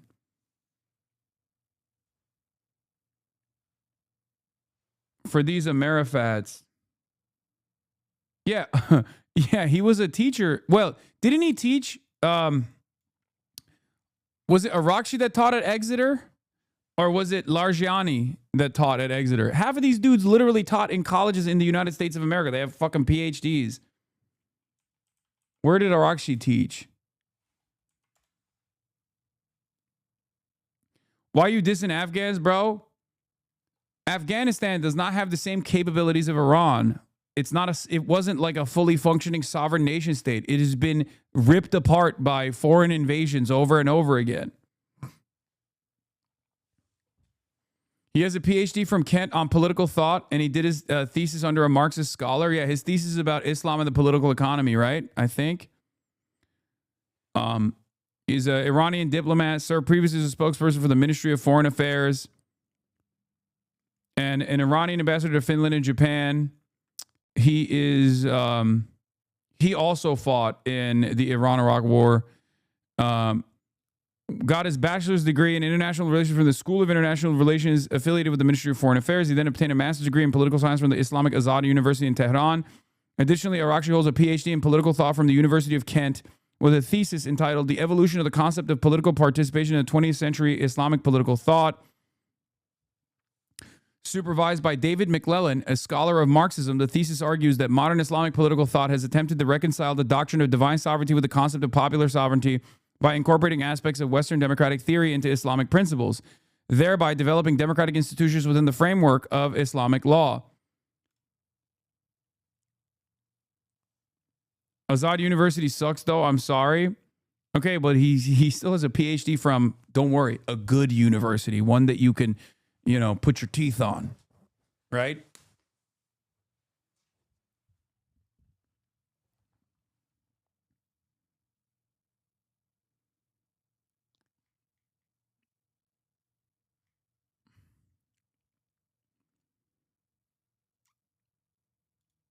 Amerifat's thinking these guys are Team America villains. Yeah. The Ayatollah supposes, this is Ali Lajiani. Ali Lajiani is a Kantian philosopher. Ayatollah's supposed successor at the time, which, you know, he's not, right? He's the IRGC guy. He's the commander of the military. But yeah, his thesis was on Kant's philosophy of mathematics. So he's demonstrably not anti-Western in some dogmatic way. None of these guys are actually anti-Western. Iran's biggest failure, in my opinion, as far as his foreign policy has been, that they literally have actively tried to play ball with the United States of America over and over again. And look what that has given them, okay? Nothing, just death and destruction. Dangerous that they use highly populated areas to launch, rockets against us. We would certainly retaliate, but we try to be careful. Putin is now, I suppose? No. Vladimir Putin, 2 years into fucking invading Ukraine, had Tucker Carlson on in a visit that I think is probably the most like pro foreign government programming I've ever seen. And I say this as someone who went to China and loved China and thought it was awesome and spoke to Chinese state television, right? In that interview, Vladimir Putin straight up said to Tucker Carlson, why couldn't we be your Israel? We wanted to always be your Israel. And I think that's sincere. The bread interview, yeah. Not to attack any populated area. Is there any sign that Iran is prepared to allow passage of the Straits of Hormuz? Will the Straits of Hormuz remain closed so long as this war continues? Well, as a matter of fact, the Strait of Hormuz is open. It is only closed to the tankers and ships belong to our enemies, to those who are attacking us and their allies. Others are free to pass. Of course, many of them prefer not because of their, security concerns. This has nothing to do with us. And at the same time, there are many tankers and ships who are passing through the Strait of Hormuz, and I can say that the strait is not closed, but it is only closed to American, Israeli, ships and tankers, and not to others. We know that Iran has elected a new supreme leader, Mojtaba Khamenei. He has not been seen yet in public, though he did issue a statement yesterday. I'm sure you have heard the comments from the U.S. Secretary of Defense, Pete Hegseth, who has said that he claimed the supreme leader is wounded and likely disfigured. What is the status of the supreme leader, Mojtaba Khamenei? Well, they have made so many claims like this.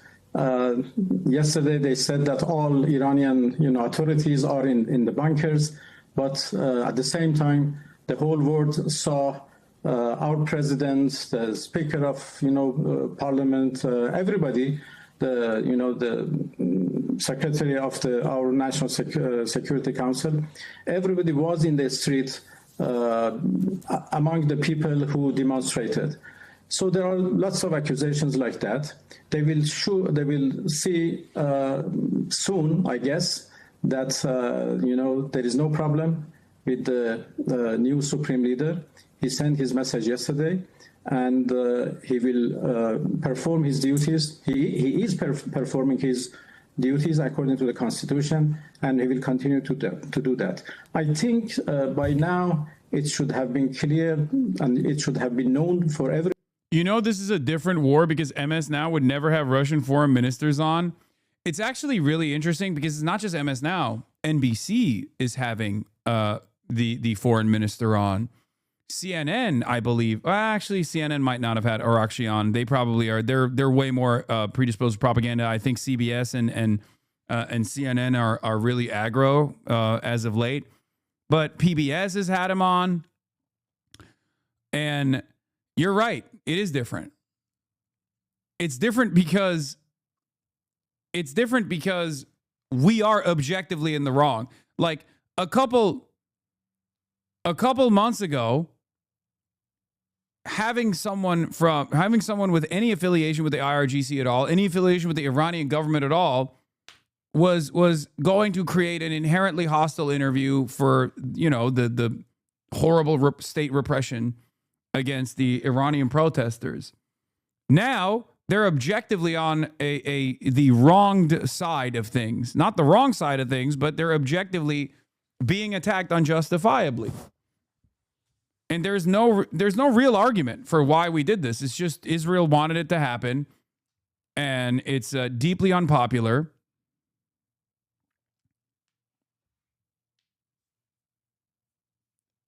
And there's a lot of interest in hearing from the Iranian state's side, the Iranian state's position.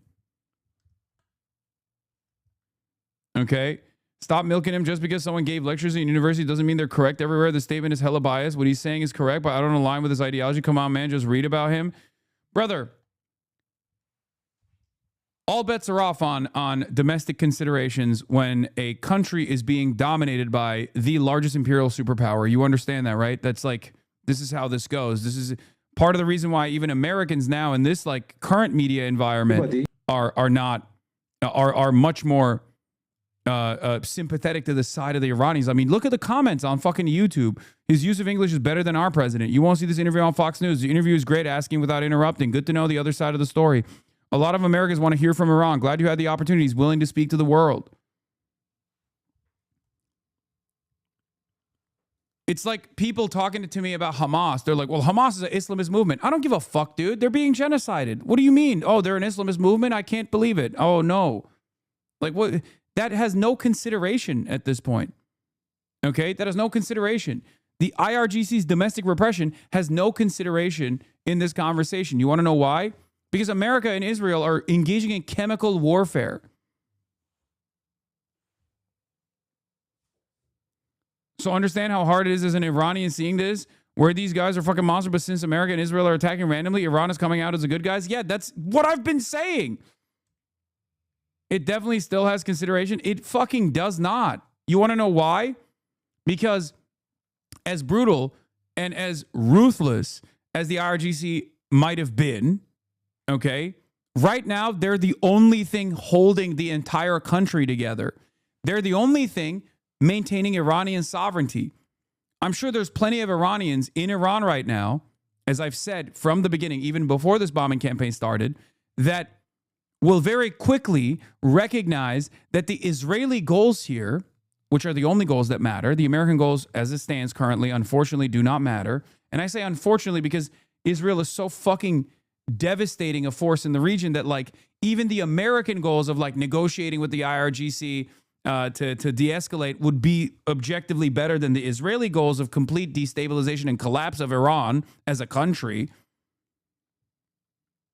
That is the only goal here. That's the only victory condition for Israel, or at least it was the victory condition for Israel. And I believe that they're also softening their approach as well. Benjamin Netanyahu actually came out with his first press conference since the war began and said something of the sort, basically saying like, oh, we might not be able to, destroy Iran. We might have a weakened IRGC.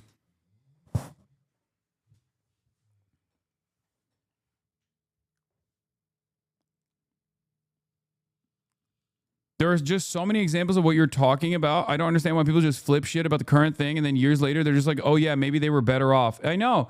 This is one of the instances where people are coming to terms with it much faster, in my opinion. That's the thing. It's kind of like this, okay? In a hypothetical scenario, we're all fighting amongst ourselves, right? In the United States of America. We all hate the government. Some people love the government. I hate the MAGA cattle. They fucking, they are the most damaging force around the planet and certainly to American ambitions as well, right? They're destroying this country. They're destroying this country and they're servile cattle. They're fucking idiots. However, in a hypothetical scenario, if like an alien force were to invade the entire planet or the United States of America in particular, we would all rise up against that alien force. We would unite against the aliens, right? It wouldn't matter any longer who is MAGA or who is a communist, who's a socialist, who's a liberal. All of a sudden, everyone would be focusing on purging the fucking aliens. That's it. That's usually how this works. Right now, Iran is actively being destroyed. I'm just saying you don't have to choose between Iran and Israel. No, that's fucking bullshit, okay? Yes, you do have to choose between Iran and Israel. I absolutely choose Iran over Israel. That's ridiculous. Regardless of its domestic repression, regardless of its like resistance forces in the region, Iran's crimes do not even meet half the standard of what Israel does on a good day. Okay? It's ridiculous. It's fucking ridiculous, dude. No. I'm not doing this wishy-washy centrist fucking bullshit. It's completely ridiculous. I think it's cope. A lot of people recognize that it's virtually impossible to defend this war, so they just have to do this cope where they go like, they try to hit the center pivot. Like Israel engaged in chemical war for over 15 million Iranian people living in Tehran by blowing up their fucking refineries. Acid rain. Black clouds over the sky of Tehran. And acid rain over a population of 15 million people. There is no coming back from that. You can say that is objectively worse.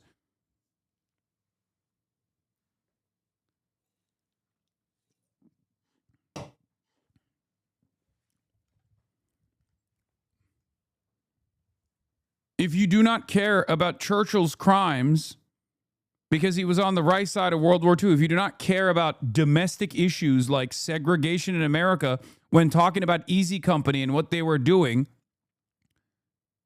against the Nazi scourge, you can't be talking about the IRGC like that at this moment. Okay? That's it. A lot of Americans don't want to reckon with that reality that, like, we are the bad guys. Like, we as individuals are not bad, but our country, as long as it's currently aiding Israel, as long as it doesn't change its foreign policy approach, is doing a metric ton of awful shit. And guess what? All that awful shit is packaged as though it's helpful for the average American. But in this current media environment, that is making it so much more difficult to sell to people. Because people now have the capacity, unlike ever before, to look at that and go, no, how is this helpful for me? You said this in Iraq. You said this in Afghanistan. I didn't see any of the fucking benefits. You're lying.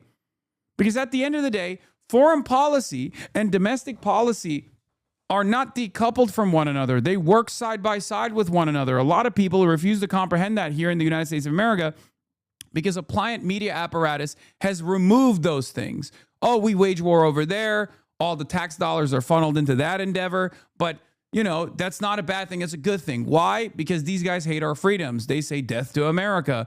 Why do they say death to America? Don't ask that question, right? They're a real threat. Iran is a real threat to America. When is Iran? Iran has never been a real threat to America. Never.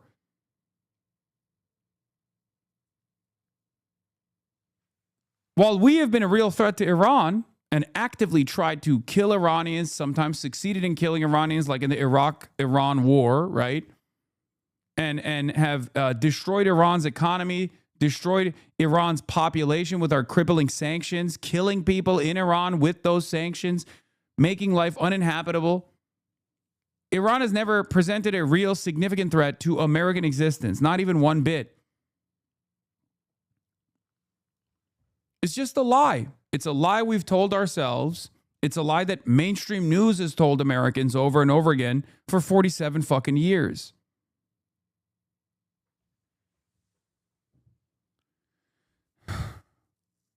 And many Americans still have that residue, that American chauvinist residue. They think, no, this is probably for some good reason because my government would never lie to me.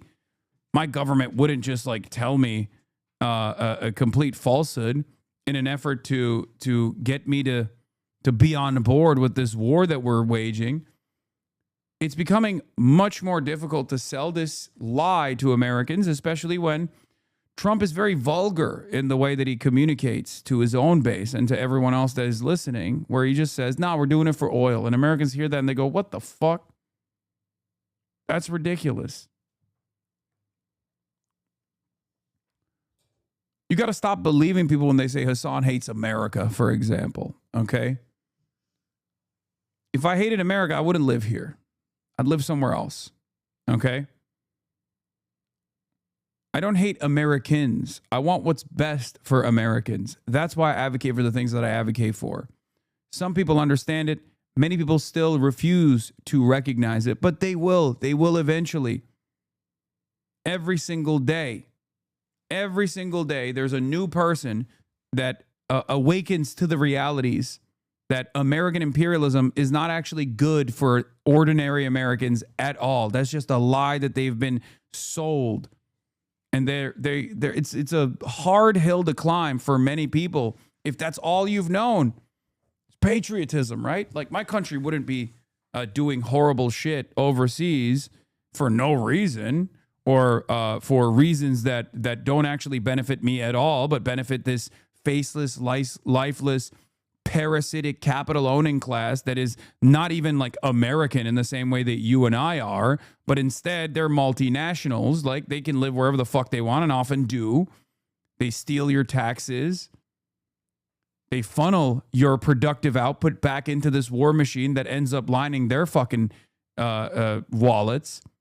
They often threaten with capital extraction, capital flight. Ridiculous, right? They're all in a club that you will never be a part of and that you probably don't want to be a part of, especially with this Epstein shit. Now we know what they're doing in that club. They're doing pedophilia. That's what the club is.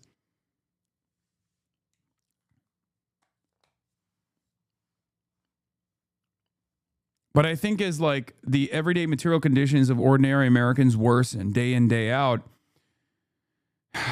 it becomes much more difficult to steadily engage with this kind of propaganda, to believe this kind of propaganda. That our system is very well rooted in the society. The Islamic Republic is a system which is not dependent on any individual or any group of people. It is well established. It's a very well-established political structure, and deep state is doing its. The idea of economical warfare by keeping the strait closed only for U.S. and Israel, but open for everyone else, seems to be a contradiction. What is the purpose of doing that if the goal is to economically strangle the world to make Trump surrender? Initially, they said it'd be closed to everyone except China, which makes sense in the strategy. What am I missing? It is currently just closed to everyone but China and Iran. That's what's going on. Their goal here is, look, the way that America and the Western world has designed the global economy is that it's deeply interconnected, okay?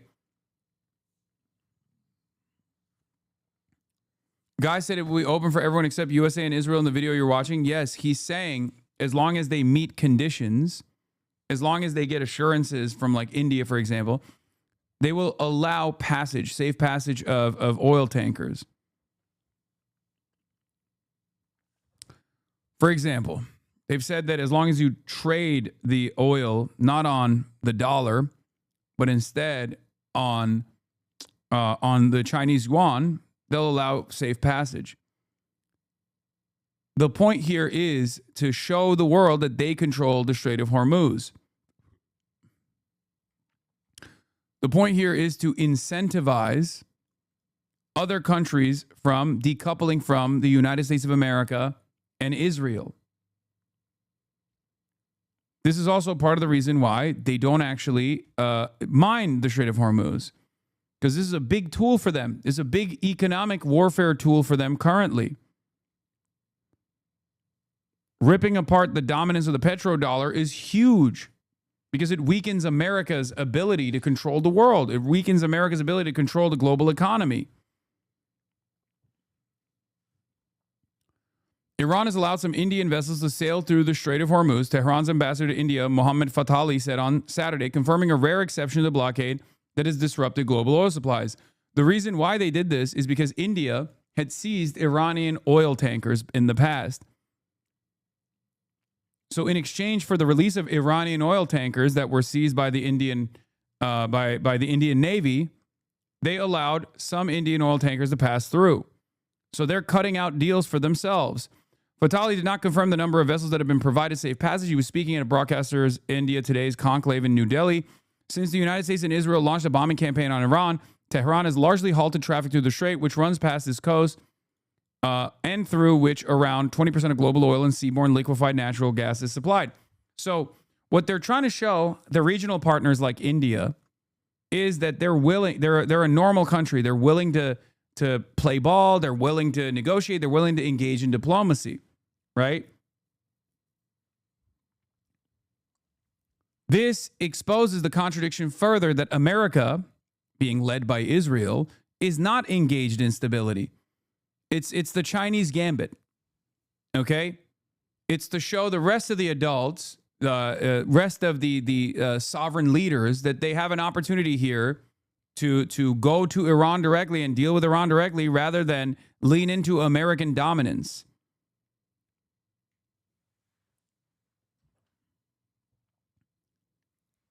They want the rest of the world, or at least the regional partners, to decouple from their over-reliance on American hegemony. They're doing this twofold. By one, showcasing that American military dominance is a paper tiger, which they have done so effectively.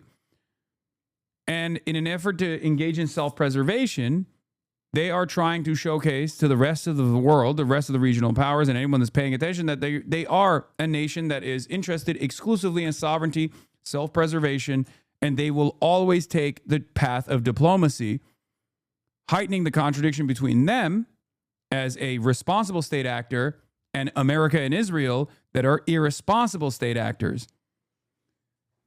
This is also the same reason why they didn't immediately escalate by blowing up the refineries in the entire region. They want to maintain that as a threat, because if you release all your cards all at once, you don't have any cards to play. You can't do diplomacy at all, for example. And then it's much easier for the rest of the world to turn around and be like, all right, well, it's war now. We have to side with America. We have to make America destroy Iran. We have to do everything we can to help America, to aid America destroy Iran, because Iran has, Iran has nuked the global energy markets.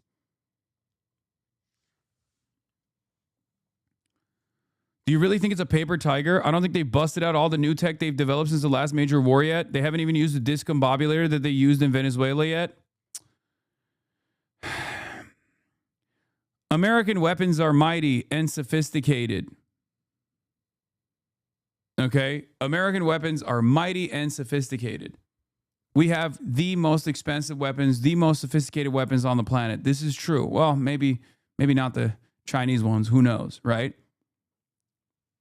But mighty and sophisticated weapons clearly do not make up for cheap and efficient drones.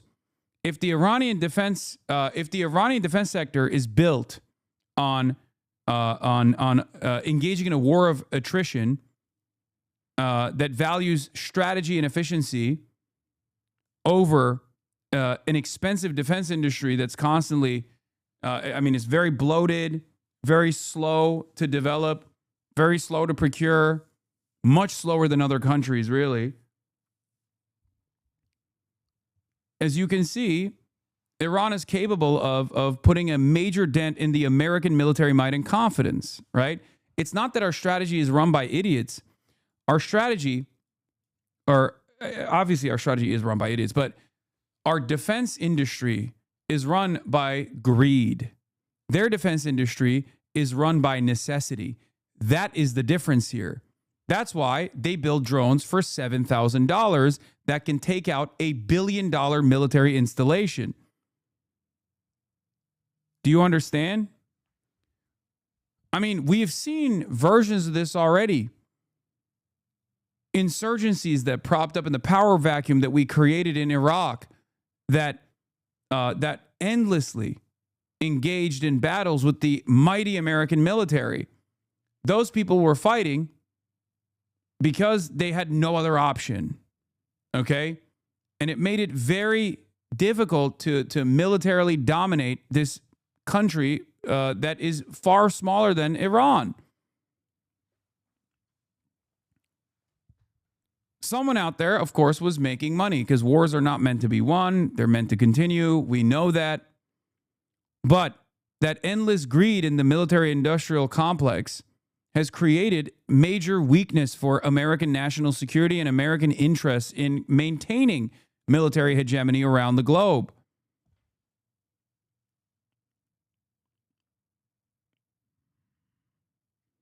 I'm just hoping they don't commit never before seen atrocities due to not achieving their goals easily. I mean, that's always an option. At the end of the day, America is a nuclear superpower. And you have to remember that. But the threat of other major powers also having nukes is obviously going to force America's hand into not deploying nukes.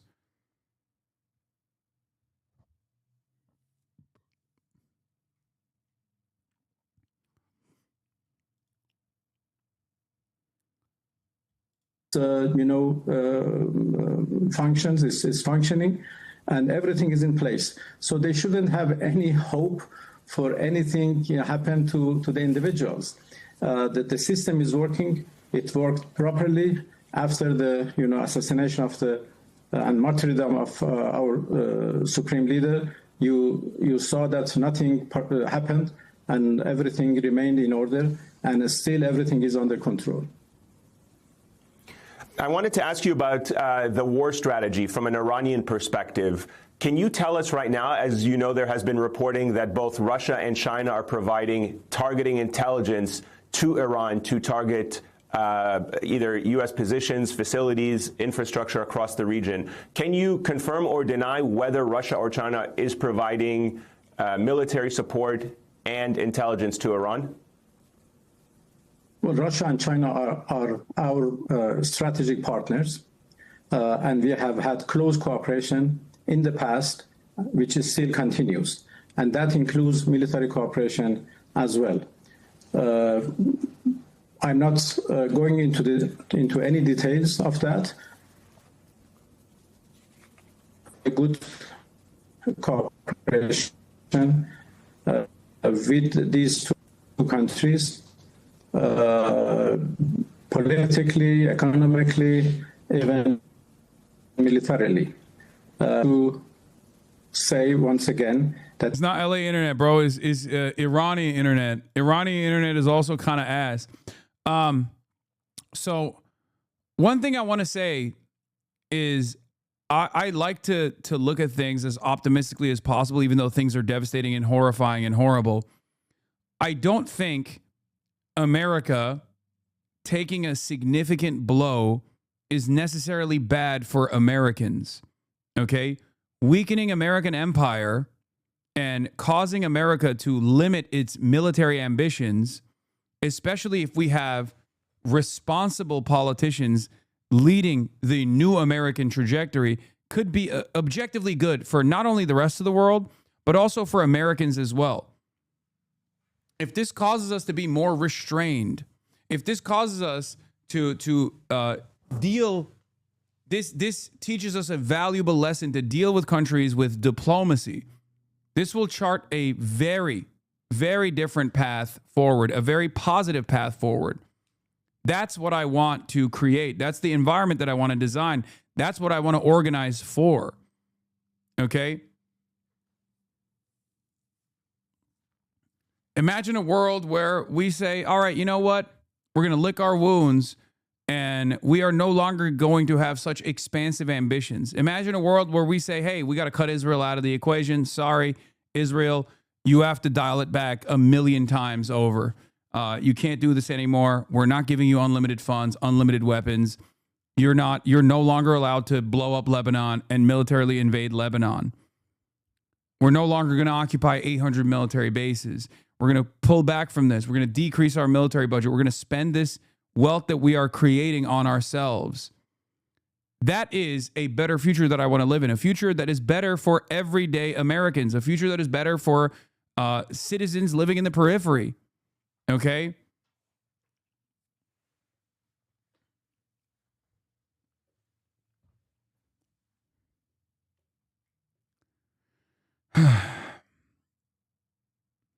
That's why, while my naysayers will turn around and say, Hasan, you hate America, you love America's enemies or whatever, I don't operate on that. I don't care. I don't think that anyone is truly evil, okay? Maybe Benjamin Netanyahu, maybe the Israeli government, for sure. but even then, I mean, I've talked to people, I've interviewed people in the Israeli Knesset, right? I don't care. I care about what you believe. I don't care about what your background is. I don't care about what you've done. I care about who you are now.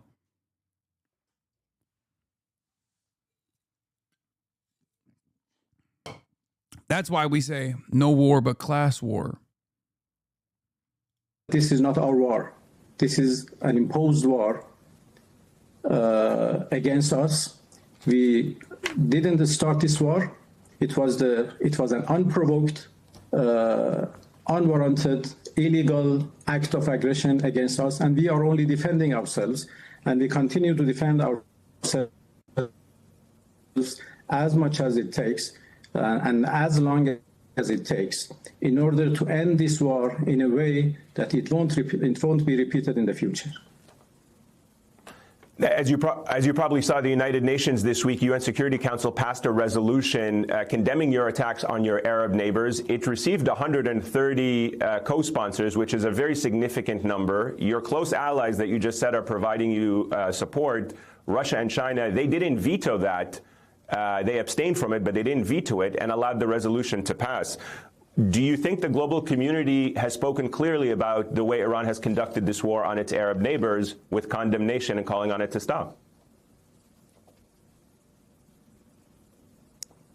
The Security Council is suffering from the lack of justice in its decisions and resolutions it makes. You know, how is it possible that the Security Council condemned us for defending ourselves and is not condemning the United States and Israel who started this aggression? So if they want to have a just, full decision or resolution which can work, they should consider all aspects of any event. You know, we are under attack. It was the United States and Israel who started this war. They deserve to be condemned, not us. What we are doing is... Why did China and Russia not veto, though, betrayal? Because the UN General Assembly, they didn't veto, they abstained. If you recall, when Russia invaded Ukraine, Iran and China also didn't veto, but they also abstained. That's just normal foreign policy, normal global diplomacy. The calculation there is not to like stick your neck out, but instead to simply abstain, because ultimately it's or to remain neutral, because ultimately it's irrelevant. So there's no reason to eat like a significant political cost as a consequence of that. Iran doesn't have a veto. No, we're not talking about the Security Council. We're talking about the General Assembly. General Assembly. General Assembly. I'm not talking. He asked about the veto, but I'm talking about the Iran. Of course, Iran doesn't have veto powers. We're not talking about the Security Council. We're talking about the General Assembly.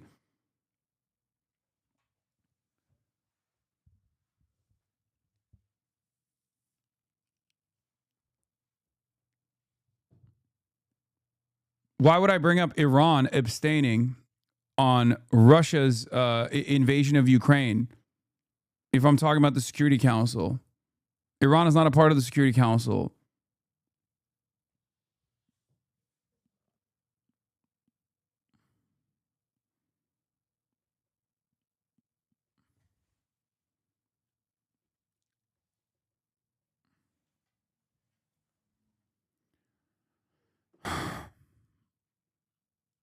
And this is why that, so many countries have become hopeless about the role of the Security Council, including the United States, who has decided to go for its own board of peace, or even for the... In the UN Security Council, where the Russian Federation and China abstained, even if they have veto power, they're not going to stick their neck out for Iran, in the same way that when Iran and China at the UN General Assembly, guys, stop spamming F. It's not me. It's his internet. Okay. When they were also making a political statement about Russia's invasion of Ukraine, they also abstained in the UN General Assembly, because the United Nations, both the Security Council and the United Nations General Assembly, are ultimately toothless institutions. It's simply just diplomatic theater. Okay?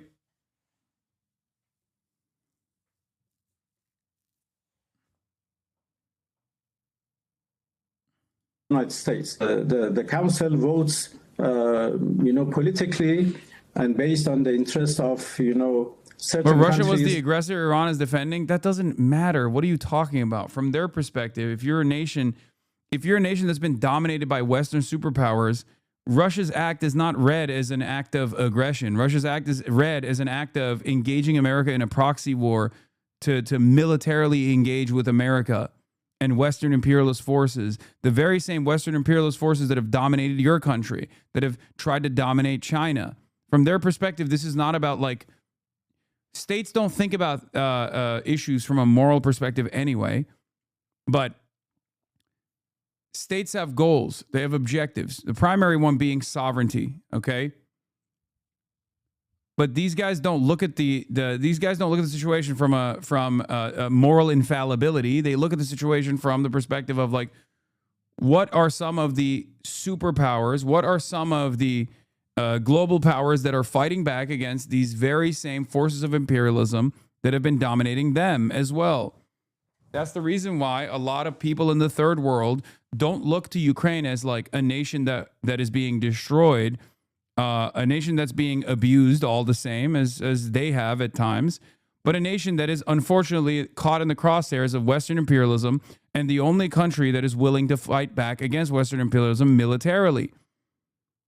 Okay? And Ukraine understands this role as well. Ukraine totally understands this role.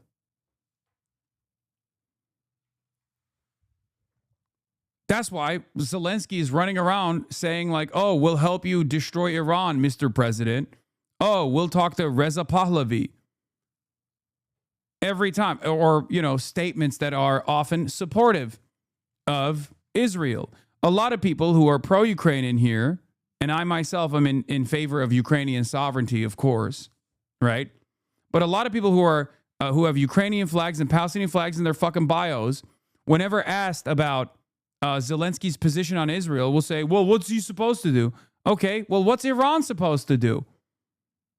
Do you understand? If Ukraine has decided that the only way that they can achieve sovereignty is by leaning into Western powers, then what the fuck is Iran supposed to do? Iran has been dominated by Western forces for far longer than Ukraine has been dominated by Russia. This isn't to say that like Russia has not had ambitions of dominating Ukraine. Of course they have, politically especially, and now militarily. But it's been a longer time because the Iranian Revolution happened before Ukraine was carved out as a separate nation state. And not based on realities, based on justice. You do acknowledge, though, that Iran is targeting civilian targets across the Gulf countries, right? Because, you know, I've spoken to officials across the region, and many of the targets that have been hit are clearly civilian buildings. Why is Iran targeting civilian buildings and airports and commercial ports in Gulf countries that made clear they are not involved in these attacks against your country? The CCs are not working. No, it is clear that we are attacked from, unfortunately, their territories, from American bases and American military installations in the territory of the Persian Gulf countries. And this is very unfortunate. What we are doing as an... Oh, my God. This guy's back. He's talking about... Oh, my Lord. Man, the resolution was about targeting Arab countries. Even Hamas told Iran to stop. First of all, no, they didn't.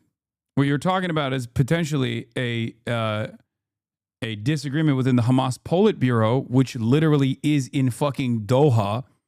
So they don't have a lot of other options there. And secondly, the Hamas military in Palestine, in Gaza, did not say that. As a matter of fact, they commended Iran's objectives.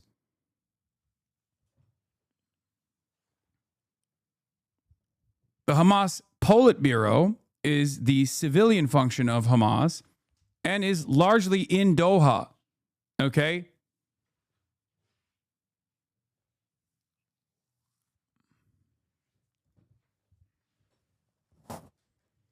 Ultimately, the reason why these areas are getting targeted is because America is waging war not only against the Iranian military, but against the Iranian population and striking banks, for example. Iran obviously can't strike American banks in America, so Iran says, we're going to strike American banks in the region.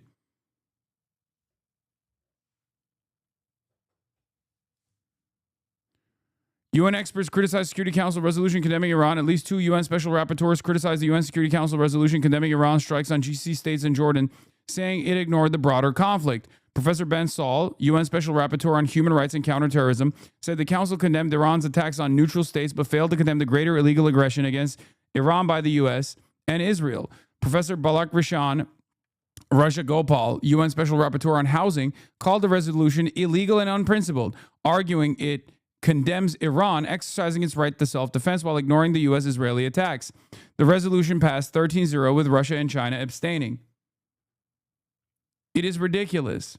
And that's legitimate. Striking GCC. Brother, I don't think you understand something profoundly important. If you have American bases in your country and America is attacking a sovereign state, you are no longer anything but an American holdover state, okay? You are now America. American bases are America. They are pieces of the United States of America.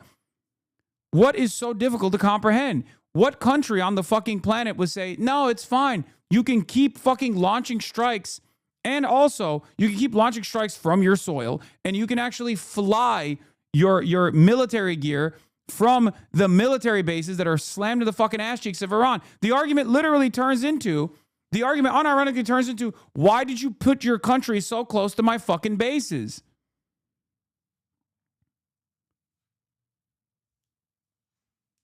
Why don't they target Azeri territories? They're literally for Israel.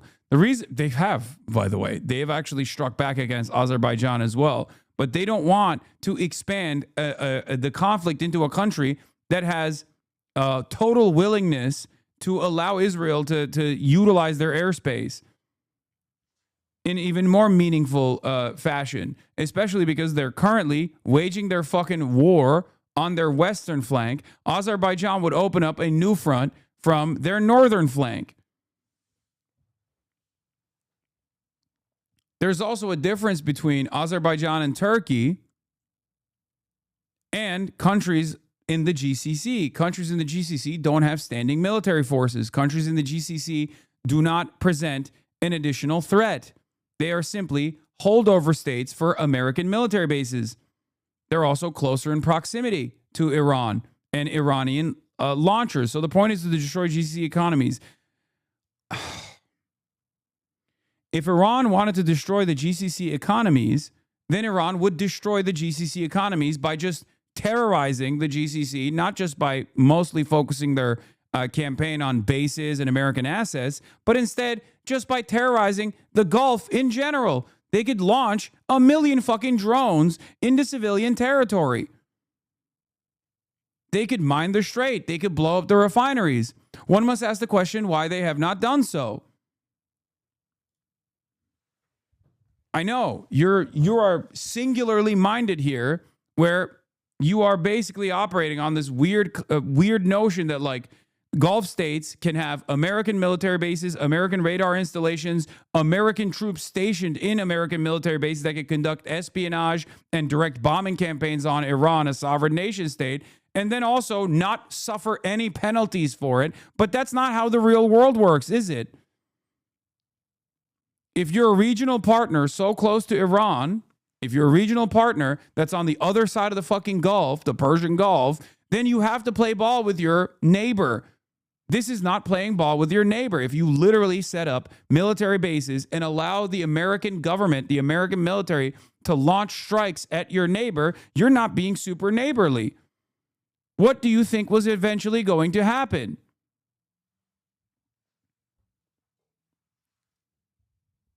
I thought Western chauvinism was embarrassing. Now we have Western client chauvinism. I know. If you have military bases, in your country of a foreign nation state, you are no longer a sovereign country. This extends to Turkey as well. This extends to every country. But obviously, within the limited confines of waging a defensive war that Iran is currently waging, because Iran is waging a defensive war, okay, they're not expanding their strikes to other countries that have competent militaries that can actually punish Iran even further, make it more difficult for them to defend themselves. This is the reason why they're not hitting Azerbaijan, even though there is plenty of evidence that Azerbaijan is allowing Israeli Air Force to fly over Azeri airspace to conduct bombing campaigns on Iran.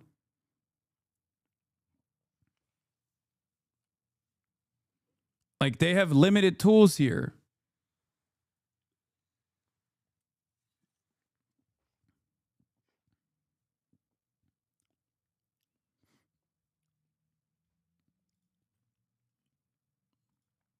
Of self-defense is to targeting American bases. What would be an ethical way to help Iranians? Interviews showed they were at their breaking point of asking for outside intervention, but obviously not like this. So what, we just needed to do something more competent government without Israel involved?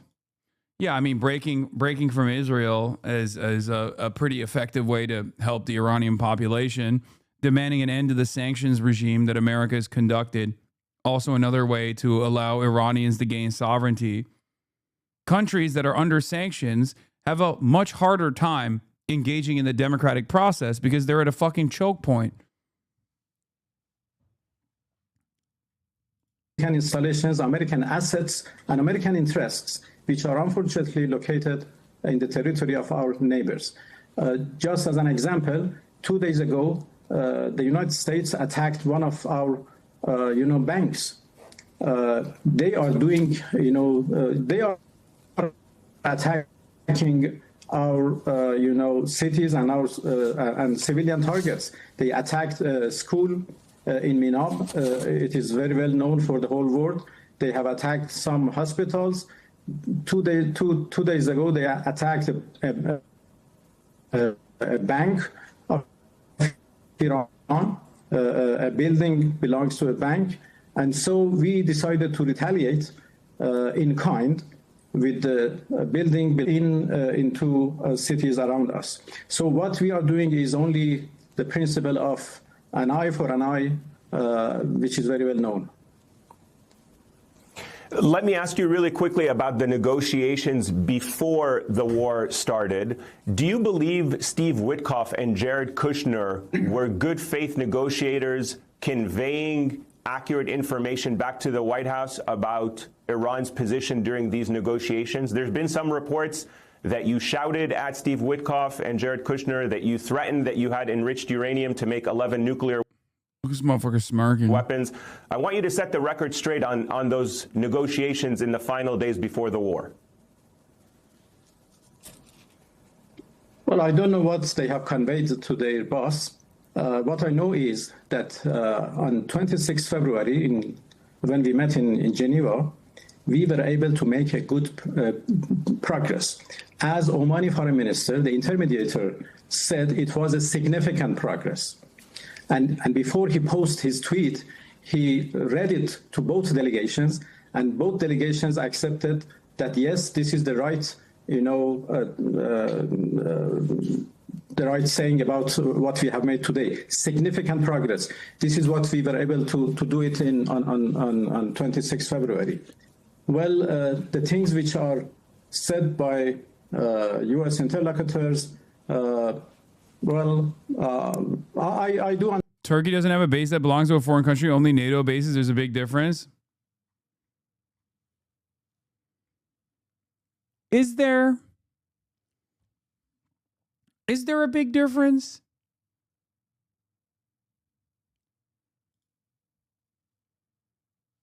Really? I don't know if you know this. I'm Turkish. And let me tell you, those are fucking American bases. Okay? When I was younger, we were allowed entry into said American bases. I was in a basketball league. We would have the only like American style pizza in the country on those bases. Those are American bases. Those are American nukes inside of American bases. Okay?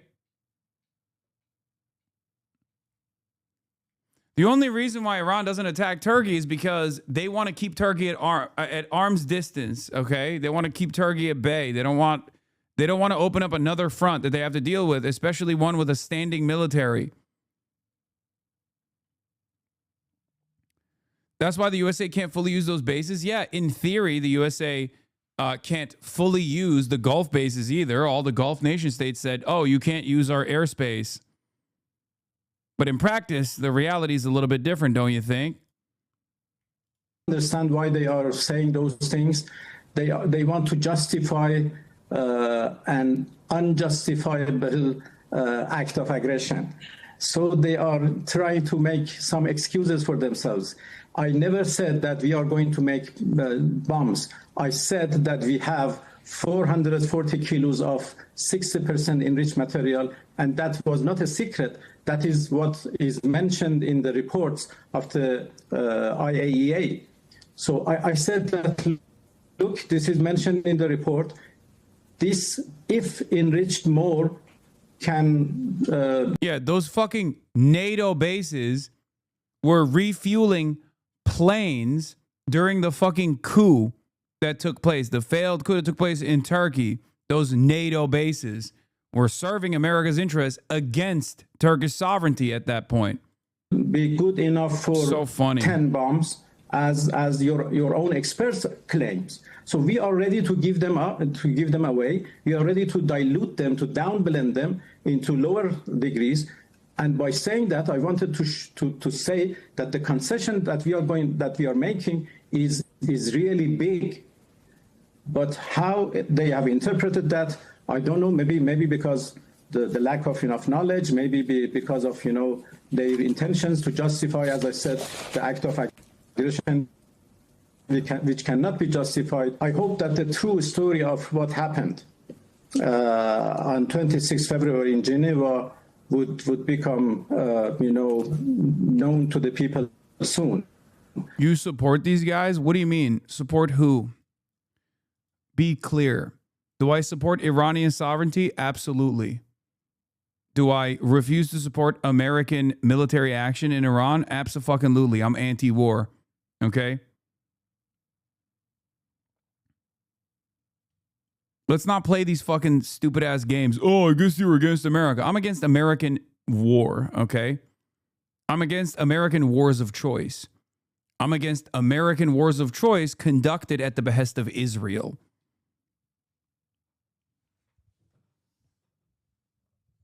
Are you for Operation Epstein Fury? Are you that big of a cuck? What kind of benefits are you carving out for yourself? Nothing. It's not only damaging, it's not only destabilizing, it's not only devastating. There's a massive human death toll here. But it also doesn't even yield any benefits for you as an ordinary American. You just think that this is beneficial for you because America gets to flex its military might, and we're not even doing that right now. So you can't even get that across. You can't even get your fucking rocks off if that's what your goal was here, where you're like, yeah, our dicks are hard.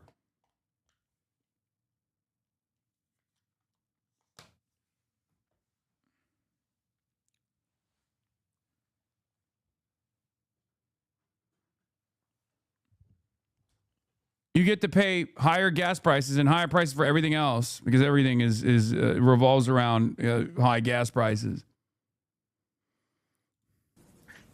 Mr. Foreign Minister, thank you so much for your time. A deal. That is the reality. Mr. Foreign Minister, thank you so much for your time. We're out of time. We certainly appreciate you joining us. Thank you. Thank you. Thank you so much. Breaking overnight, a missile striking the U.S. Embassy in Baghdad, Iraq. Fire seen rising from the compound. After the strike, people seen clearing debris from a structure on the roof. This comes 2 weeks after the war on Iran began.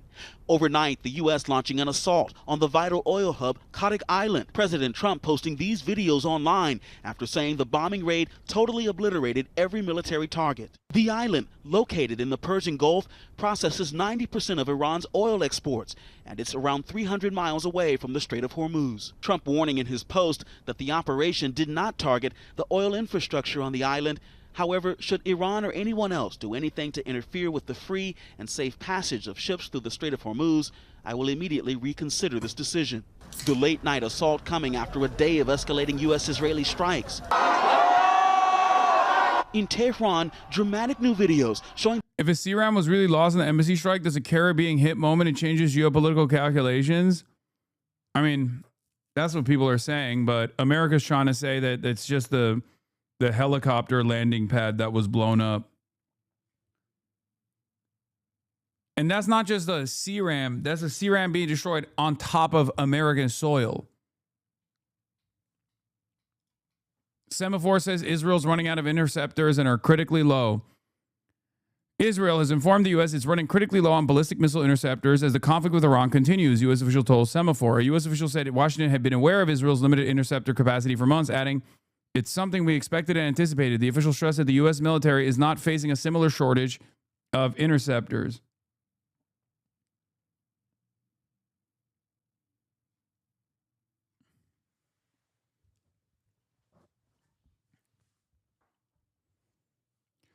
Maybe the calculation changes for Israel. By the way, understand something. This is not something you can make up for with money. Okay? You need materials. Like, remember when America had to dive into the South Korean stockpile when Russia was diving into the North Korean stockpile of artillery shells? Because you can't just make up for the materials that are necessary to build the stockpile. Okay? Money doesn't automatically, magically turn cash into missiles. Tamir interceptors need to be built.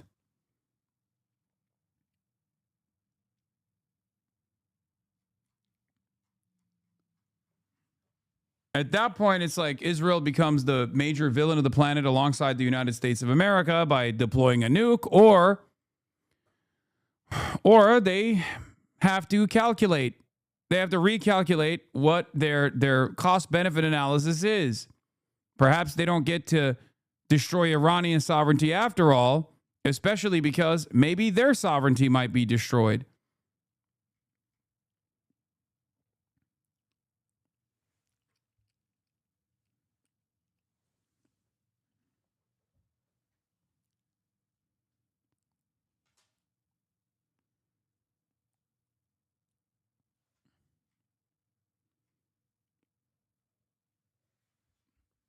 You're looking at a very different analysis if Israeli interceptors are gone because they just don't have Tamir interceptor missiles, and America can't make up for that need in time.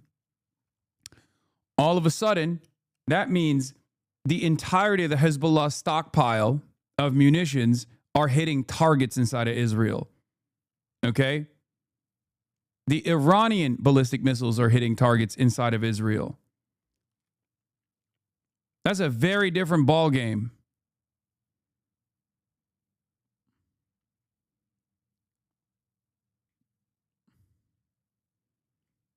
It's not a video game. You can't just like convert currency into Tamir interceptors magically and then your stockpiles replenished. It doesn't work that way. You have to build them. There's time. There's a lot of time it takes to build those shits. A lot of cost to it too.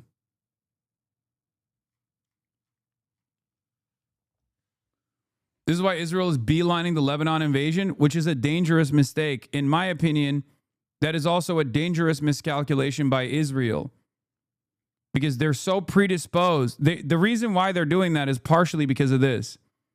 Because Hezbollah can punish the fuck out of the entirety of Israel if Israel doesn't have Tamir interceptors. The Iron Dome. Because Israel's defense... Israel's like anti-ballistic missiles defense is not the Iron Dome. The Iron Dome is for smaller missiles that Hezbollah can launch with ease, like rocket launchers, things of that nature. If they run out of that, all of a sudden the Iron Dome is no longer. Hezbollah can punish the fuck out of regular Israeli society and change the calculation for Israeli society overnight.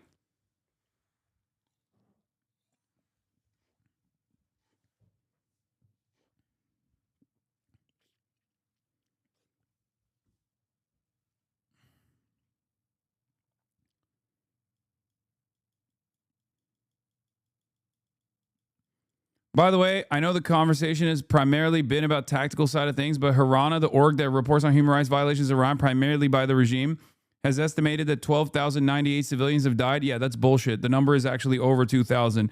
Harana is, at the end of the day, still an American-backed institution, and they're greatly underestimating the civilian casualty. Even American estimates are higher than that now. American estimates have put the number at, I believe it's close to 2,000 now.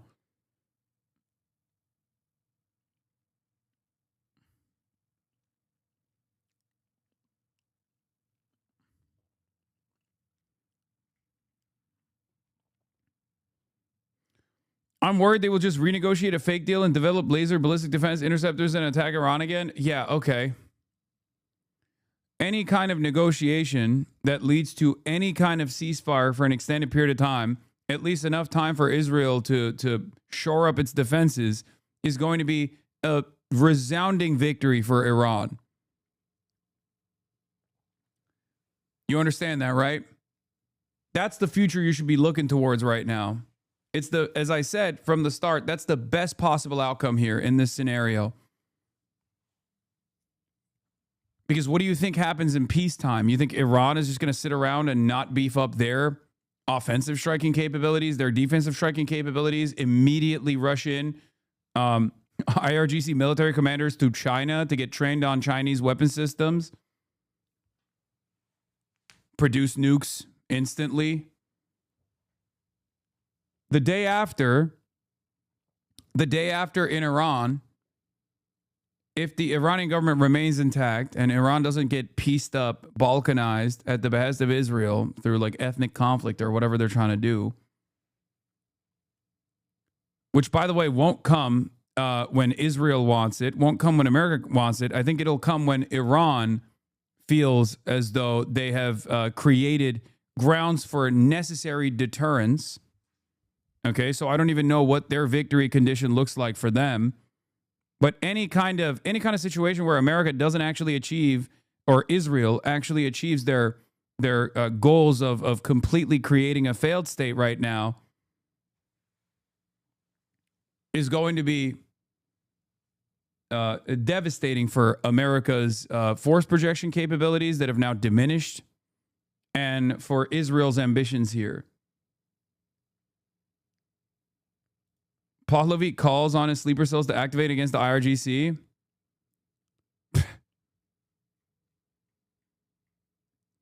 Good luck to him.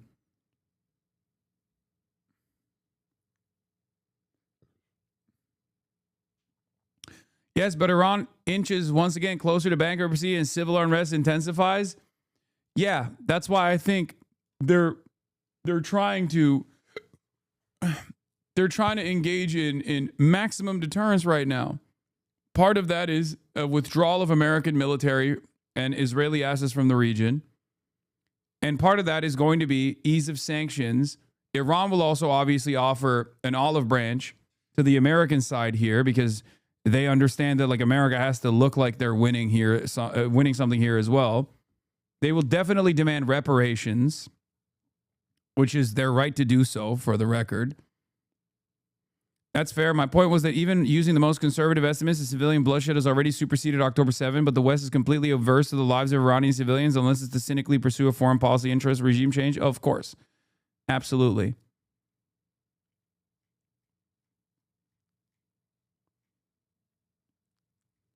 And any kind of peace and stability in Iran will harden the regime's position and will cause them most likely to take a more hardline approach.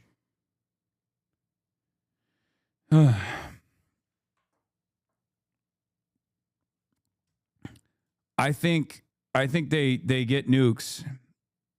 The moment an explosion rocked the capital city during an Al-Quds Day rally in solidarity with Palestinians. An interview with a demonstrator interrupted as the blast hit. Screams heard throughout the street. Plumes of smoke rising from a nearby building. Top Iranian officials, including Iran's president, who's been targeted by U.S. and Israeli strikes, seen walking in the crowd. The U.S. also... This was crazy, by the way, because Americans were like, oh, dude, these guys are rats. They're hiding in tunnels. They're hiding in tunnels. And then they straight up went out in public amongst the masses and walked. That's a show of force. Twofold. One, it's propaganda, of course, before people say it's, anything but propaganda. The propaganda is to say, look, we're not afraid of our people. That's number one, in the way that you claim we are. Number two, it's to also say that we're not afraid of America.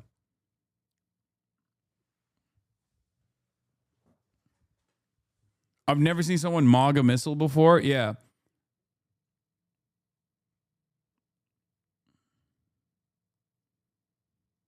Oh, come on now. They know Israel can't kill people like that. Really? Israel. Our Israel, the Israel that we know. The Israel that we know shies away from wanton murder of civilians. Are we talking about the same? Do you know a different Israel than I do? Because they've been bombing hospitals. They were bombing hospitals in Lebanon not that long ago. Yesterday they were bombing a Lebanese hospital. Not my Israel, he said. Guy who's been in a fucking coma and only woke up just now.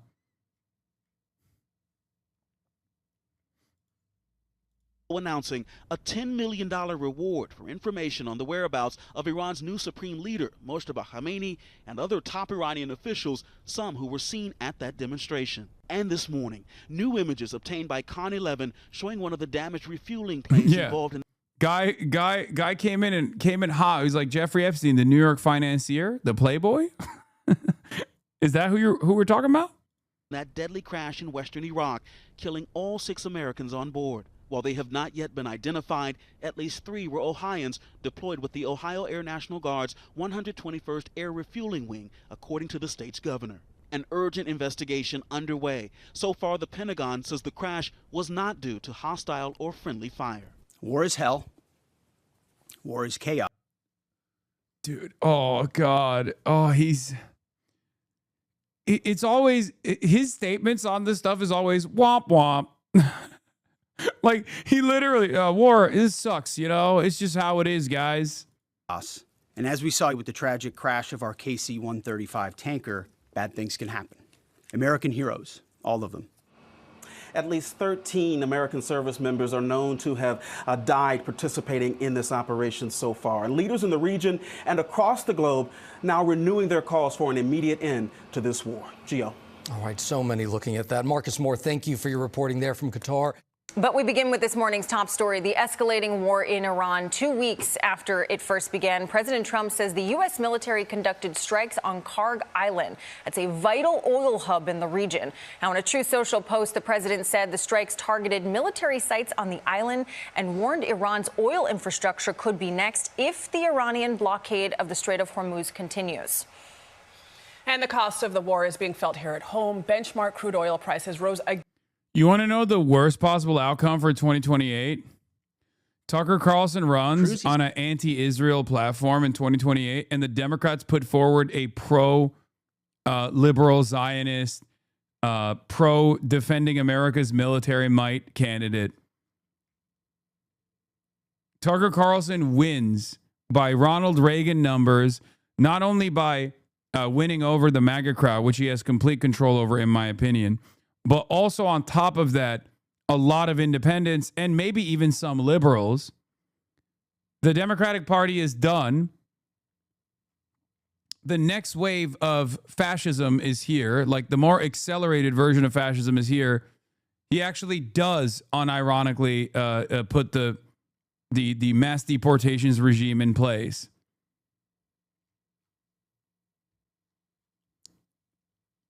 That's what I'm afraid of. He says he's running against me for president. I almost want to run for president just to debate Ted Cruz, because I think it would go about the way it went last time. And for my part, I deeply enjoyed it, which is why I've never tweeted about it. For Ted Cruz.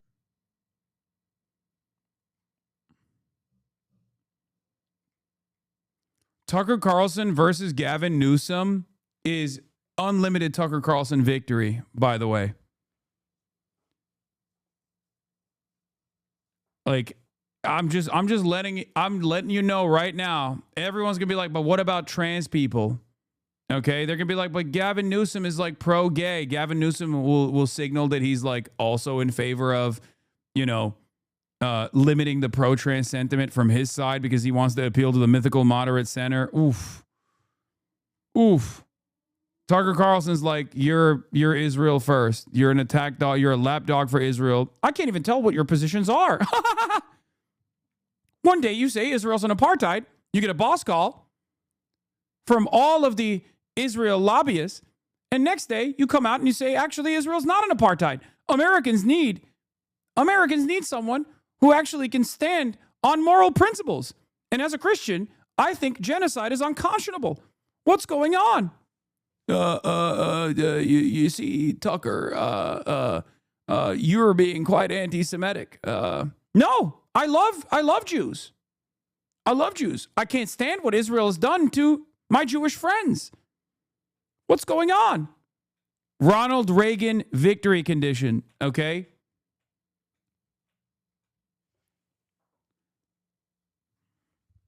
Spoiler alert. Gavin Newsom doesn't win that battle. Tucker Carlson wins that battle.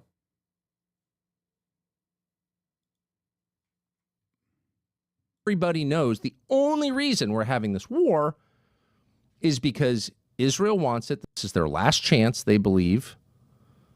This presidency is the last presidency where they're going to have unequivocal bipartisan support. This is why I've been trying to urge Democrats, both behind closed doors and publicly, to take a stronger stance against Israel. Okay? You cannot have a guy like Tucker Carlson lead the conversation on Israel. The Democrats, as a national party, have to universally oppose Israel. If you don't do that, a guy like Tucker Carlson, who has been leading the conversation for normies on the issue of Israel, will come out and destroy you. You can't play catch up by the time the election comes around where you're like, oh, well, we also want to do defensive weapons to Israel, but no offensive weapons. No, you'll fucking lose. You'll lose. 100%. Whoever is first to market with a convincing and earnest anti-Israel position will win. It does not matter how much AIPAC is spending right now. Even Nita Allam is a great example of this. A short-lived campaign that came out of nowhere, okay?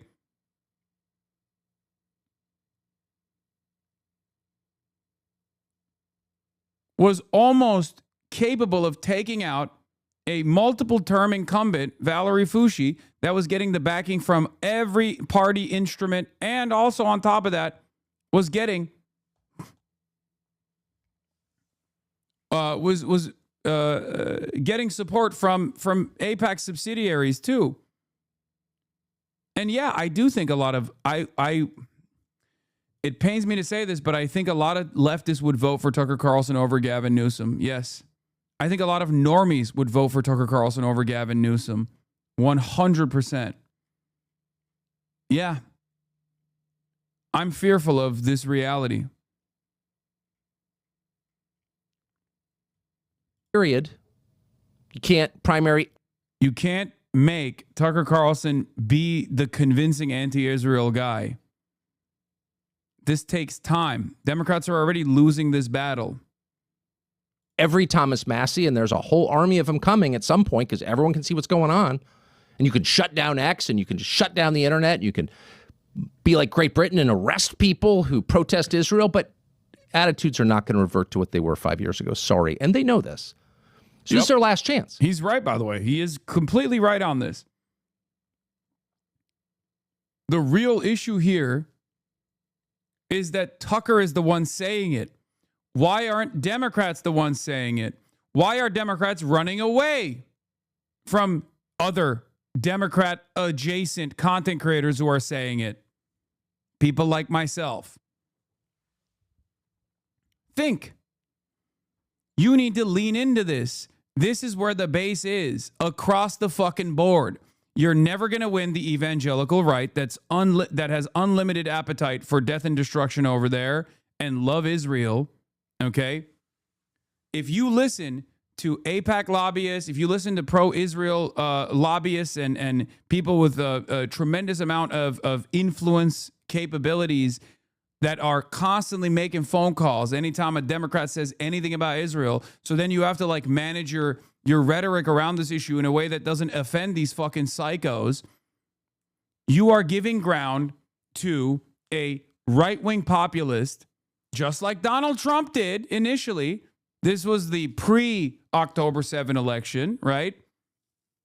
Donald Trump won, I mean, where Democrats were so predisposed with a pro-corporate sentiment that was supposed to be like responsible governance that Donald Trump was able to come out and look like a more moderate figure than he actually was on a lot of issues, on issues that Americans care about, right? Like, I'm not going to touch Medicare. I'm not going to touch Social Security. I'm not going to do wars. These were all moderate positions from a Republican that most Republicans had never heard of. That's why he was able to win so much favor with like normies and low propensity voters. You can't defeat that with wishy-washy, middle of the ground bullshit, middle of the road bullshit. You can't defeat that kind of narrative.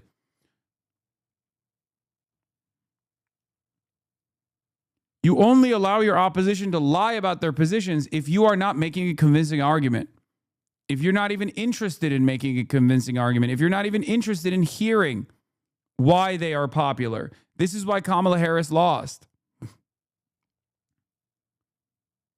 And this is precisely why, if Tucker Carlson actually runs for office, he will come out of that primary the victor 100%, and he will defeat the overwhelming majority of Democrats right now as they stand.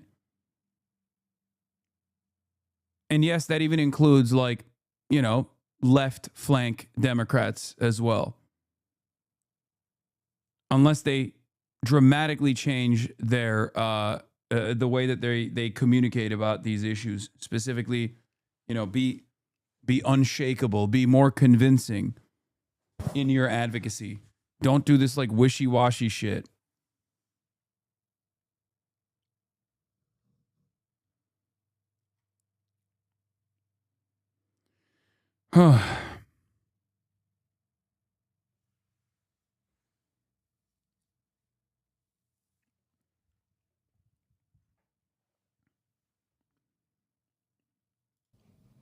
What's so amazing is that Israel, which at least is acting in what it perceives to be its own national interest, is joined by its shills in the United States, of course.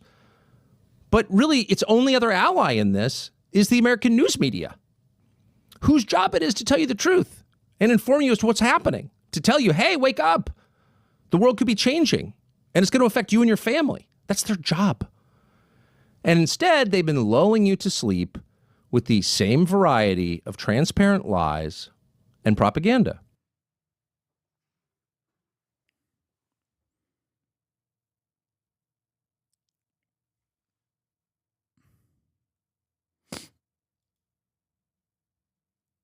Yeah.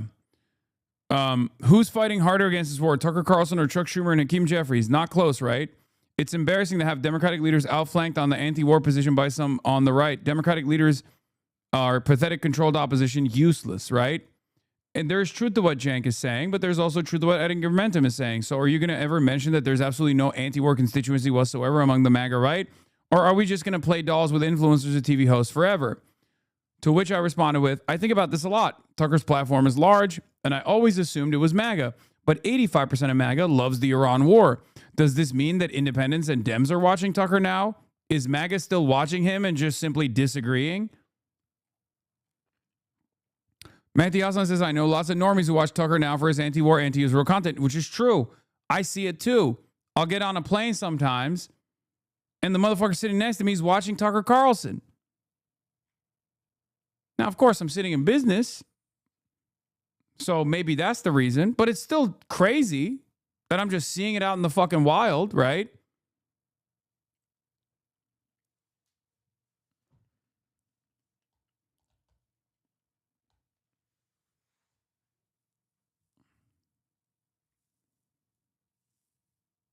I don't see Tucker as a realistic populist candidate for the right in 2028, just neocons and losers and probably fucked after Trump.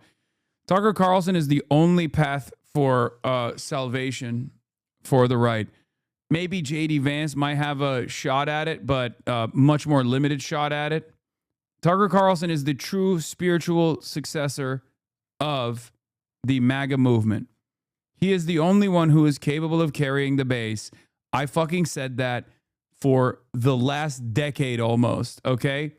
I've been saying that nonstop. I've been warning about Tucker Carlson since 2016. He is one of the most dangerous right-wing figures in this country.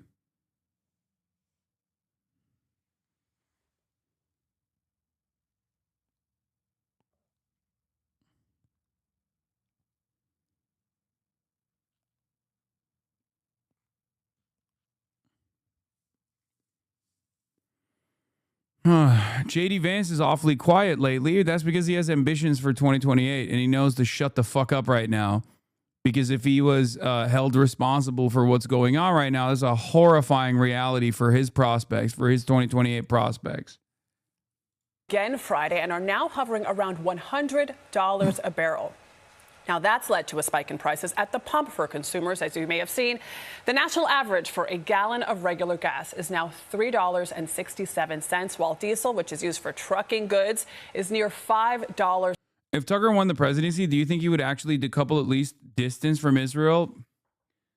I don't know what he would do, man. I don't know. I think he's a grifter at the end of the day, so I don't know. But the way he communicates on these issues is like, do you want to live in a country that is a objectively white supremacist fascist state that's purging 65 million people that Tucker calls migrants, you know, that happen to have a Latino background? But also simultaneously, we have maybe decoupled from Israel. I think that's a really dangerous gamble because a lot of people will take that. A gallon. Charlie D'Agata is in Tel Aviv with the details on a new U.S. troop escalation in the region. Charlie, good morning. Good morning to you. Got us right in the middle of a dust storm here. So going into week 3 of this war, and Pentagon sources tell CBS News the U.S. is preparing to send thousands more troops, including a Marine Expeditionary Unit consisting of around 2,500 Marines, as President Trump claims to have launched one of the biggest raids yet on Iran. The president posted video on his Truth Social site claiming to show the bombardment of KHARG Island, a critical terminal for 90% of Iran's crude oil exports. But he said only military facilities had been struck, not the island's energy infrastructure. Trump wrote, should Iran or anyone else do anything to interfere with the free and safe passage of ships through the Strait of HORMUZ, I will immediately reconsider this decision. But Iran's stranglehold on that key waterway has only tightened, with more than 16 tankers and other vessels struck, sending global oil prices and other commodities soaring. Trump suggested once again that U.S. Navy ships could soon begin escorting tankers, but couldn't say when the war would end. I can't tell you that. I mean, I have my own idea, but what good does it do? It'll be as long as it's necessary. They've been decimated. Their country's in bad shape. The whole thing is collapsing. The Iranian capital was hit overnight in a new wave of airstrikes. But the intense bombing hasn't stopped the Iranian regime publicly signaling its defiance. President Masoud Pezeshkian and several high-ranking officials taking part in open-air rallies in Tehran. Iranian missiles and drones and their proxies continued targeting American facilities. The U.S. Embassy in the Iraqi capital, Baghdad, hit in a missile attack. And 2 days after 6 service members died when their refueling aircraft crashed in Iraq, U.S. officials say 5 Air Force refueling planes had been struck and damaged on the ground at an air base in Saudi Arabia. Iran has threatened to turn U.S.-linked oil facilities to a pile of ashes as this war widens and threatens to trigger a global oil crisis. Adriana? Charlie, thank you so much. Well, we can get all the very latest on this now with our military analyst, Sean Bell. Good morning. Morning, Sam. Sean, good to have you in the studio as always. KHARG Island, smaller than Gibraltar, hugely significant, though. Just explain why. Yeah, it's interesting, isn't it? For many people have never even heard of it. It's about 5 miles long, about 2.5 miles wide. It's right at the northern edge of the Persian Gulf. It's actually about 300 miles, I think, away from the Straits of Hormuz. But it is where 90% of Iran's oil flows out of, and therefore, you know, for the exports anyway, 7 million barrels a day. They can cope with up to 10 of these massive supertankers at any one time. So President Trump's claimed he's obliterated all the military targets on there. That includes airfields, air traffic control towers. There's some helipads, and there's also some naval personnel there. What's interesting that when he says he's obliterated, he's talked about the airfields. I've seen. Does chat know how a refueling plane works? I'm surprised they don't crash more on their own. Jesus fucking Christ, it looks so sketch, brother. It's entirely designed to do that sketch thing. I know. When I first found out about the existence of refueling planes, I was also confused. Okay, it's insane. It is truly insane, but it is the purpose of the plane is to do that thing that you consider sketch. So, you know, you'd probably be seeing a lot more crashes if it was happening frequently, because they're used quite frequently, especially in this campaign, because Iran has been bombing American military bases in the region, which offends some of my Gulf fans. But that's part of the reason why Iran is bombing the military bases, so that America can't use those military bases to launch aerial campaigns.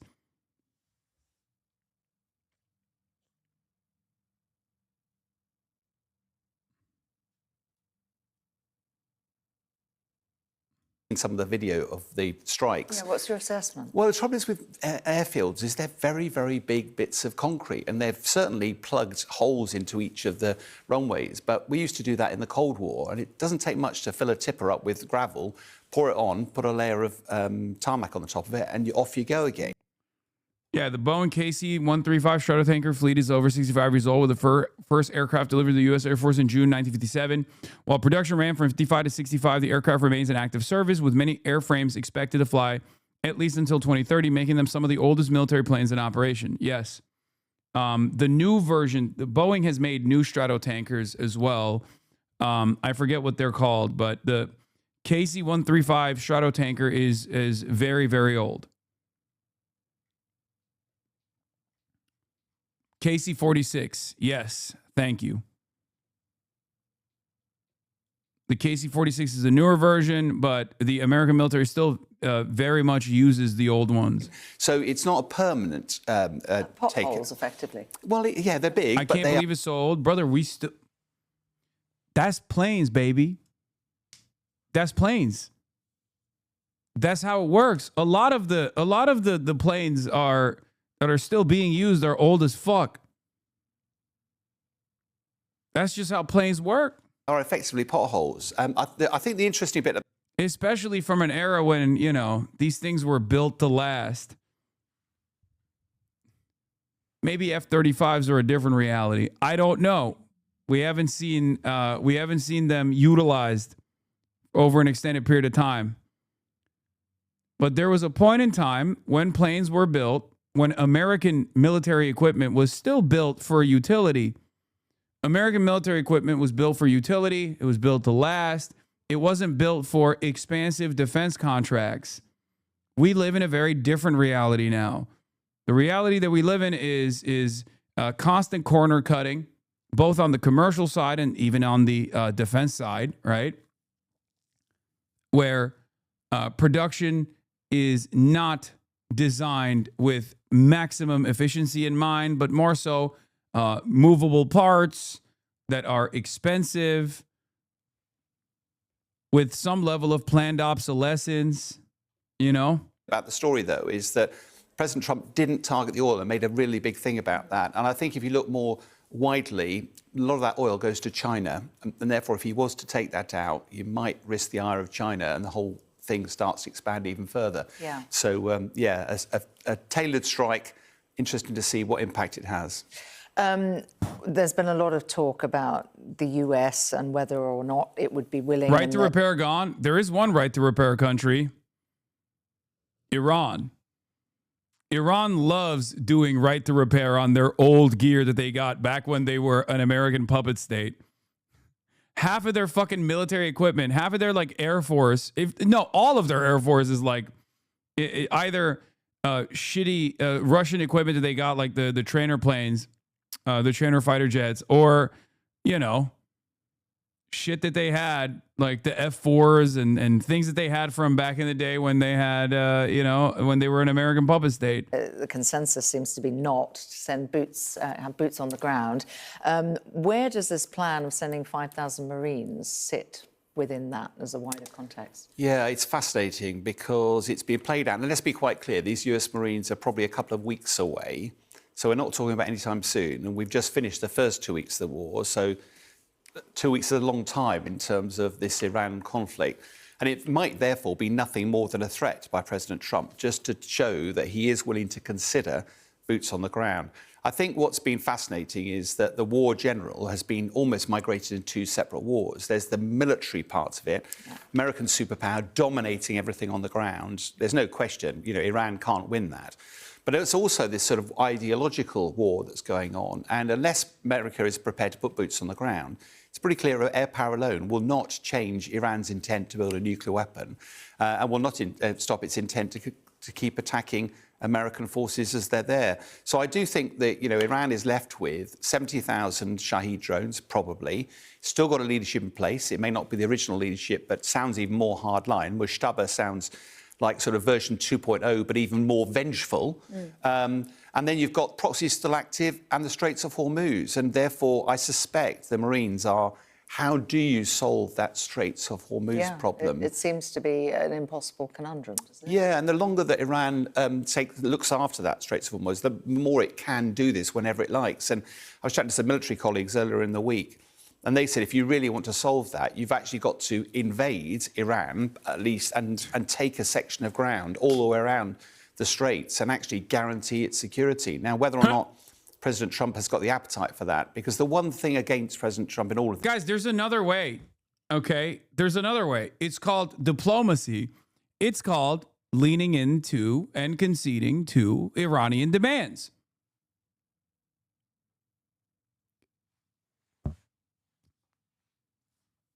What happened? Dude, I don't understand. Everyone was talking about, American dicks. They're hard. They're so hard right now. B-2 bombers, they're hungry. Feed me the three gorgeous damn, they used to say. What fucking happened? Now you got Israel running critically low on interceptors. What the fuck happened? Where are they at now? Where's the Asmin Goy squad? Coming in here being like, nah, dog, America's got it. Don't fucking worry about it, King. America's got it, bro. Trust.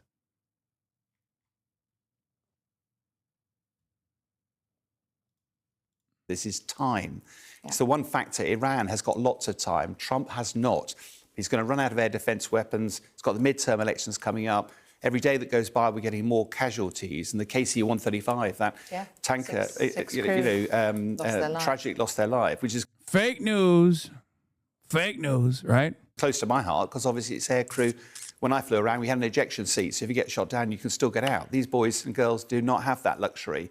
So the longer these goes on, the more likely it is that we're going to see more casualties and repatriation ceremonies back to America. And just finally, the decision by the US to lift the sanctions on Russian oil. I mean, the Europeans are going to be wringing their hands over that. I think this is profound, absolutely profound, because we've seen for the last few months, in fact, the best part of a year, Europe desperately trying to keep President Trump involved to support Ukraine, to support NATO.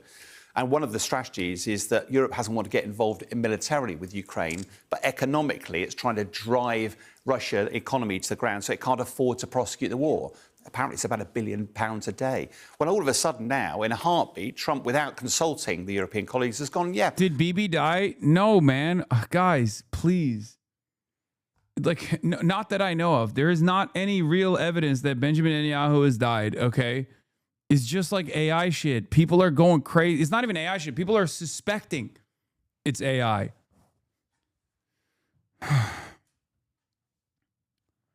Iran's influential Speaker of Parliament, Ghalibaf, addresses the Telegeneral Hegzeth on X after announcing successful strikes on several U.S. military targets, asking U.S. Secretary of War Hegzeth, so what do you think, Telegeneral Hegzeth? Obviously, the best strategy now is to throw the infantry into the meat grinder.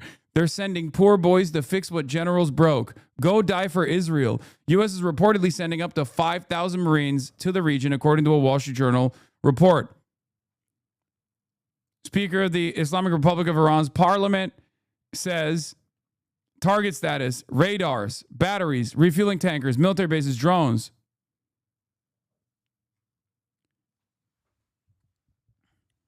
Beast mode. What do you say?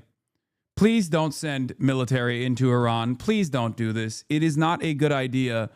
I know no one listens to me and thinks I am fucking in the pocket of the IRGC or whatever. This is not going to be good for America. It's not going to be good for like regular Iranian people either. It's not going to be good for anybody, but it's certainly not going to be good for the United States of America. Please.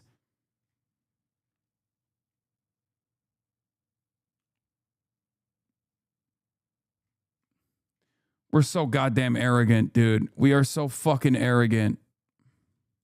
we can buy Russian oil again. It's worth about $150 million a day to Russia. That will be converted into weapons, to bombs, to missiles, to fire into Ukraine, to recruit more soldiers. Not a word of consultation with European colleagues. And I think this simply re-emphasises that President Trump is only focused on President Trump and the US. Yeah. And European leaders will be wondering, what the hell are they going to do about it? We actually got a message, or a message was sent out by Donald Trump on his social media platform, Truth Social. Let me read to you what it says. Many countries, especially... God, I fucking hate Popular Front so much. This Jake Hanrahan and the Popular Front are 1,000,000% State Department stooges, okay?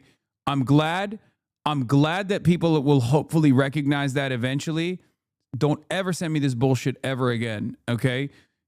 Cuba clashes erupted overnight in Ciego de Avila, central Cuba. Protests set fire to local headquarters of the Communist Party as demonstrations against the government sparked by ongoing nationwide blackouts entered their second week. There are also reports that a man was shot by pro-government supporters colectivos, which are armed civilian groups that operate in support of the authorities and are often used to intimidate or confront protesters.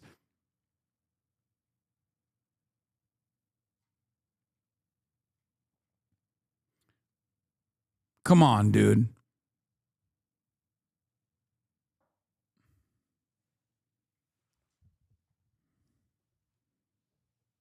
I mean, we're not even done with the Iran situation, and there's already motherfuckers being like, well, you know another country that's actually really upset at their government and not upset at the United States of America for starving it is Cuba.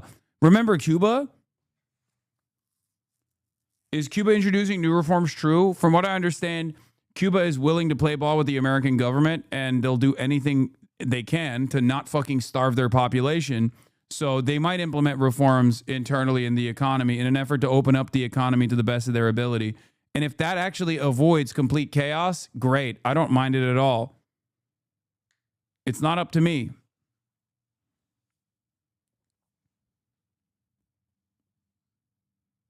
Especially those who are affected by Iran's attempted closure of the HORMUZ Strait will be sending warships in conjunction with the United States of America. Wait, Jake Hanrahan has a psyop? I fucking hate that piece of shit. 100%. 100%. You'll see. Eventually you'll see. Has he talked about Iran at all? Maybe he has. I don't know. I mean, this right here is 100%. I mean, you're a government mouthpiece, brother.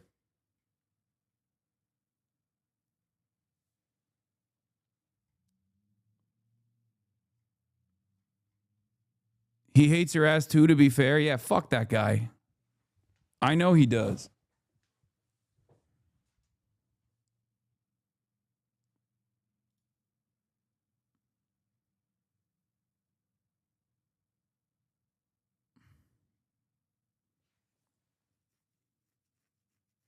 He's a massive anarchist. I mean,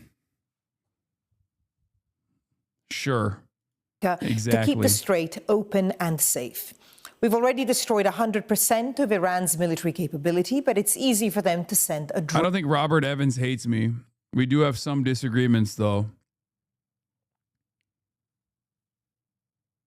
Reuters confirmed the Cuba story? Of course, dude. Of course. The whole point of this is literally economic strangulation in order to fucking piss off the people, activate reactionary forces in the country, and then make it seem like there is a tremendous amount of discontent against the government.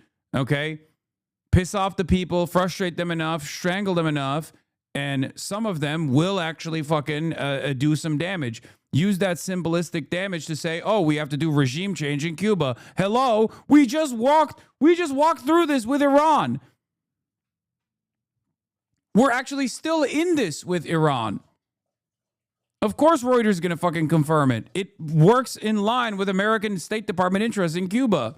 Drone or two, drop a mine or deliver a close-range missile somewhere along or in this waterway, no matter how badly defeated they are. Hopefully China, France, Japan, South Korea, the UK and others that are affected by this artificial constraint will send ships to the area so that the Hormuz Strait will no longer be a threat by a nation that has been totally decapitated. In the meantime, the United States will be bombing. Yeah, that was beautiful. The China mention there is incredible. Saying hopefully China will militarily help us open the Strait of Hormuz. Brother, give up on that. Just give up at that point, dude. What are you doing? What the hell are you doing? Come on, China, please. What if I ask nicely? You love trade, don't you? The hell out of the shoreline and continually shooting Iranian boats and ships out of the water. One way or the other, we will soon get the Hormuz Strait open, safe and free. Signed, President Donald J. Trump, and that his latest message just a few minutes ago on Truth Social. Jeffrey, we have just heard from the supreme leader of Iran, Ayatollah Mojtaba Khamenei. His statement was the first since he was elected by the Assembly of Experts. It was read on Iranian television. He called for unity among Iranians and he said the martyrs will be avenged. And he also called on all US bases in the Persian Gulf to be closed immediately or they will continue to be attacked. He said the Strait. For the record, Popular Front, the magazine, does regime propaganda in a much better way than like all these other fucking, CNN style outlets do. Okay. The same interest still remains. Okay. It's a magazine. It's edgy. It's cool. It's hip. They go to the front lines. They might even at times align themselves with like anti-American government forces. Okay. But when push comes to shove, they'll spit out the same fucking regime change bullshit. The same exact, oh, well, these guys are demanding freedom. We must liberate them. Regime change bullshit in the exact same intensity that Vice News does. Of Hormuz, that vital sea route, will remain closed. Seems like he's taking a very hard line, not in the mood for any kind of compromise or negotiation. Given that, where do you see this heading? Well, what kind of negotiation? Iran tried to negotiate twice. Both times it was bombed. This is 1.8 million views, CGTN America, 1.8 million views in one day. My goat Jeffrey is popping. By Israel and the United States. Iran is under a absolutely brutal attack. It's under carpet bombing. The U.S. and Israel are destroying infrastructure. They murdered this man's father and the leaders of the Iranian government. They are killing thousands of people. So exactly what is to be negotiated? This is a brutal war of aggression. Yeah, Hanrahan does have a lot of default liberal interventionist takes, but sometimes he covers interesting topics. He's where I originally learned about order and nine angles. Yeah, that's exactly how nefarious propaganda, the most dangerous type of propaganda, works. Like,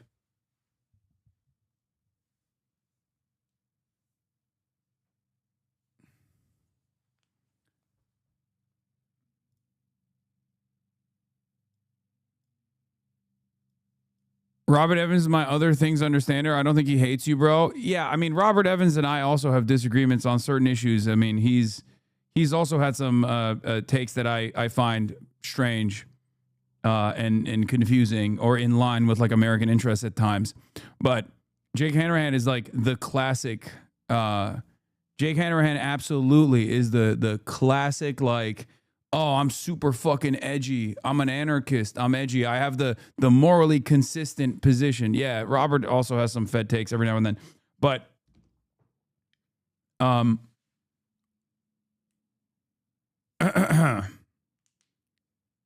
yeah, State Department anarchists. And then we find out when the information is declassified. I'm talking about Jake Hanrahan. When the information is declassified 20 fucking years later, and you're like, wow, I can't believe it. Gloria Steinem? No way.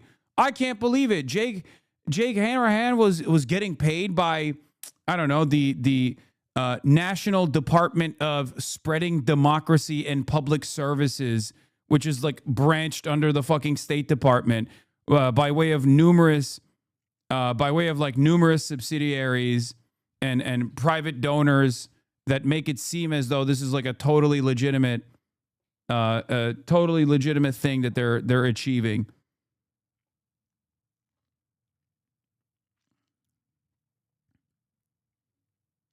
By Israel and the United States, and Iran is responding. And it's not surprising that they are responding. They're under threat of conquest, basically. That was what Trump said, that he would pick the new leader, that Israel and the United States would run Iran. Well, the Iranian people have a different view, clearly. They're showing up by the millions to say that they don't want to be run by the United States and Israel. Right, and President Trump is also claiming that Hasan is also a Fed, by the way. Yeah. How much does Israel yell at the likes of Jake Hanrahan? I think that's a pretty clear-cut way of figuring out if someone's a fucking federal agent or not, don't you think?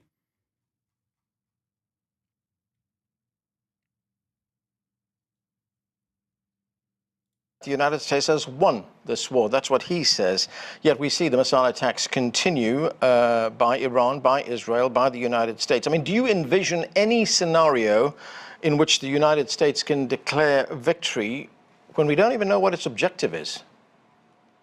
Well, yes, I see a scenario where they can declare victory. Trump does so. Yeah, I'm funded by you, the people, for you, the people. That's it. The Piker Broadcasting Service is funded by you, the people, for you, the people. No National Endowment of Democracy, no State Department funding, none of that shit, okay? And it's all transparent. It's above board. You know exactly what it is, okay? Piker Broadcasting Service, for you, funded by you, the people, for you, the people. For tomorrow's news today. He says things for the immediate moment or for show or because he believes them. We're never absolutely sure which it is. But is there a way to real victory by the United States? No, this is a disaster for the United States. It is a disaster for the whole world. The U.S. and Israel have thrown the entire world into turmoil. Stabby squirrel. Perhaps into World War III. This was a brazen, violent, ill thought out, I mean, to say the least, move by these two countries. And now we're all suffering the consequences of this.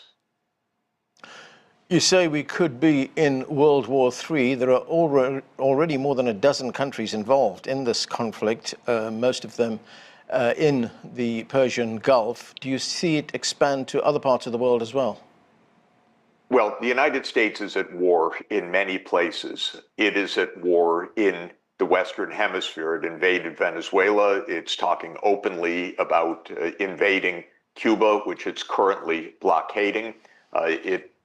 Trump just met with Latin American leaders and talked about other military operations in the Western Hemisphere. Trump has threatened to invade Greenland. The United States is still heavily engaged in war with Russia in Ukraine. We have war spreading through the Middle East. Israel is invading more countries.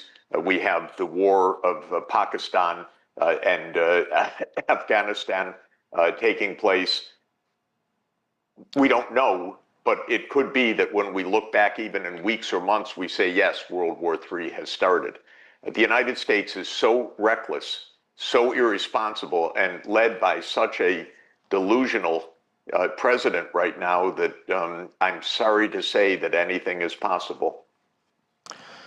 There are more than 1,500 Iranians who've been killed in this conflict so far, but we're also facing another crisis, that is an energy crisis. The world is facing an energy crisis right now. Oil prices are spiking. Energy experts say the full impact of this is yet to come, and we've just heard from the International Energy Agency, which says that this is the worst energy supply disruption in history. How will this affect and impact the global economy? The way it's going, this year will be an economic catastrophe if this continues, and it looks like it will. I need people to understand something really important here.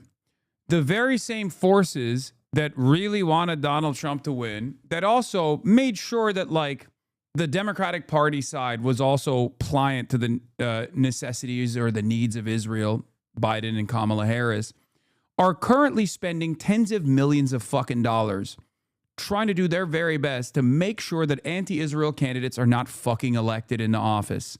Kaouther Abu Zalig in Illinois 9 and virtually every other DSA-endorsed candidate all around the country are currently having to wage war against tens of millions of dollars in outside donations coming from a foreign government, okay? Eventually, people are going to realize, like, we don't want this. Democrats have to get ahead of that, okay? Right now, they're leaning into it. Democrats in the party in positions of power, okay, are leaning into this. They're leaning into it because they also don't want the outsider left flank candidates to take their positions of power. They think this PAC money is fine for the time being. Okay?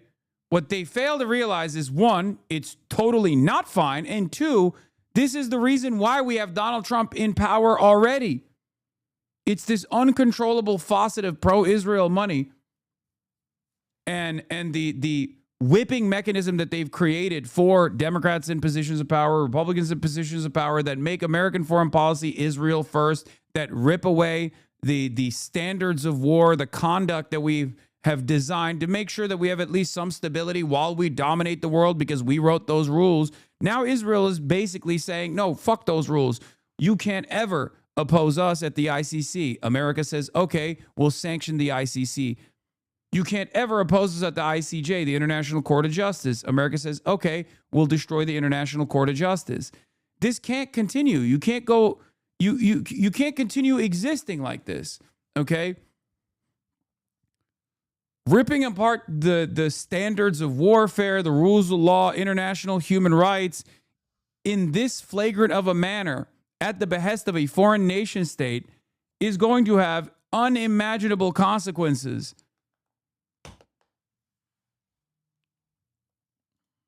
Continue. We know that there are massive disruptions of oil supply. That's the point that the International Energy Agency just made. We know that only selective tankers are passing through the Strait of Hormuz. Why do leftist commentators often imply that only great powers have agency, for example, by describing any revanchist invasion as a proxy war? Because it is. It's true. Like, nationalistic ambitions aside, which I think Putin has plenty of, it still is a proxy war because it cuts away at American dominance in the region. There's a difference why Belarus is not, whereas Ukraine is. You're a great power. You have security needs and making sure that you have control over your own backyard. That's just how the world works. I don't agree with it either. I want every country to have sovereignty. I want every nation to have dignity, Ukraine included. And Vladimir Putin does have a ultra-nationalist goal here for sure.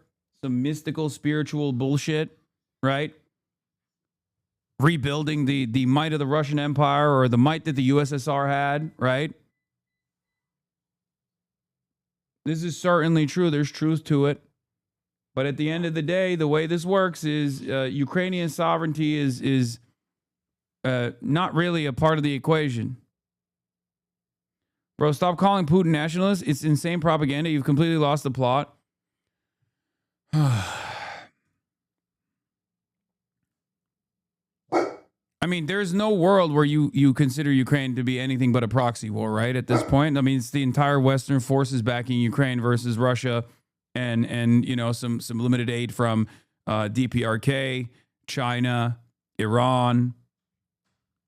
It's pretty wild to consider it as anything but a proxy at this point. What, you think Zelensky finds himself constantly writing for Israel, even if it's not beneficial for his interests, because he just really loves Israel? You think that's the reason?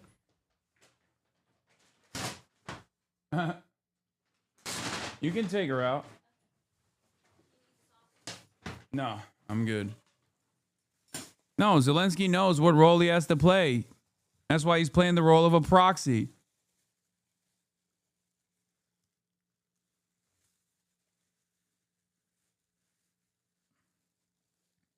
Maybe Zelensky is a Frankist. Also, come on, man. You really going to say Vladimir Putin's not a nationalist? That's wild. Yeah, he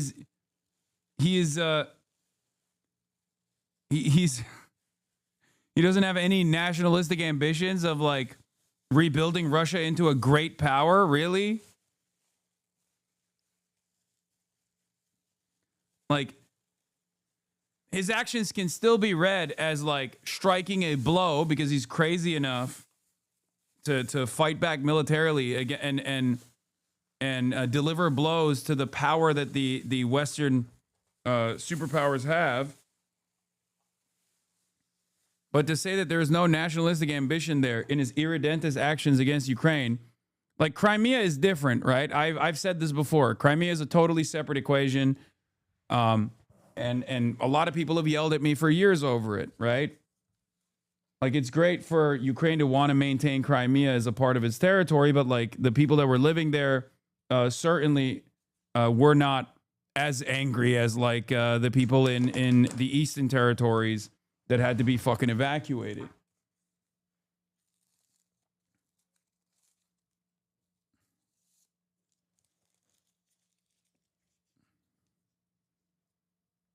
But as far as like,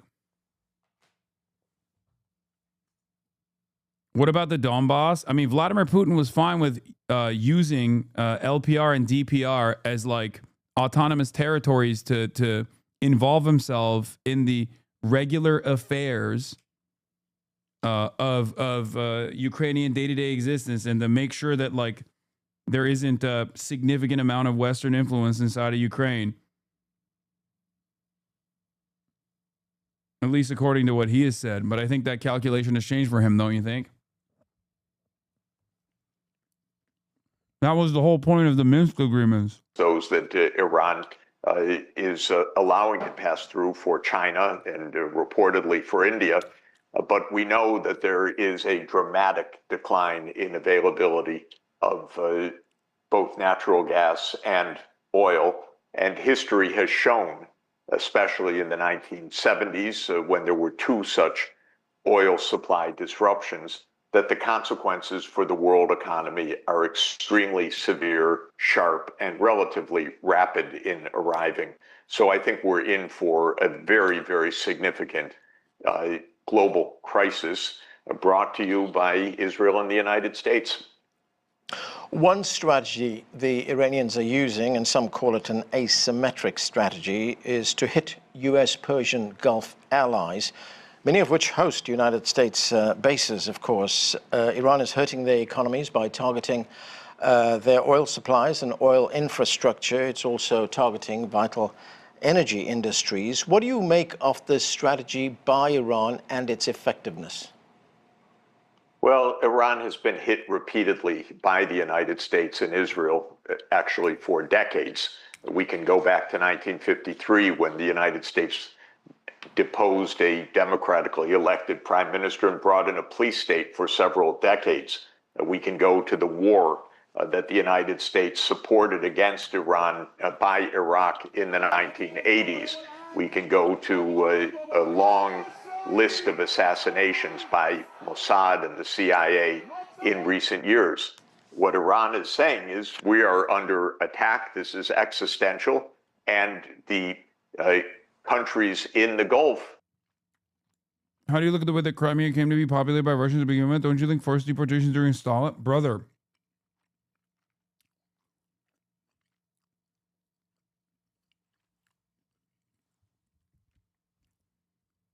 That is that is so far outside of the scope of like Ukraine versus Russia. What the fuck are you talking about?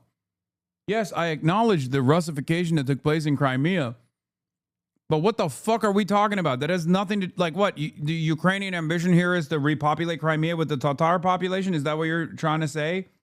Or do you think it's more so for making sure that Russia doesn't have a strategic foothold into the fucking Black Sea where the Sevastopol base is?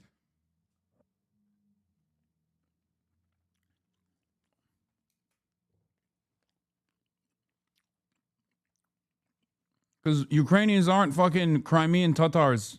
Like, that's crazy.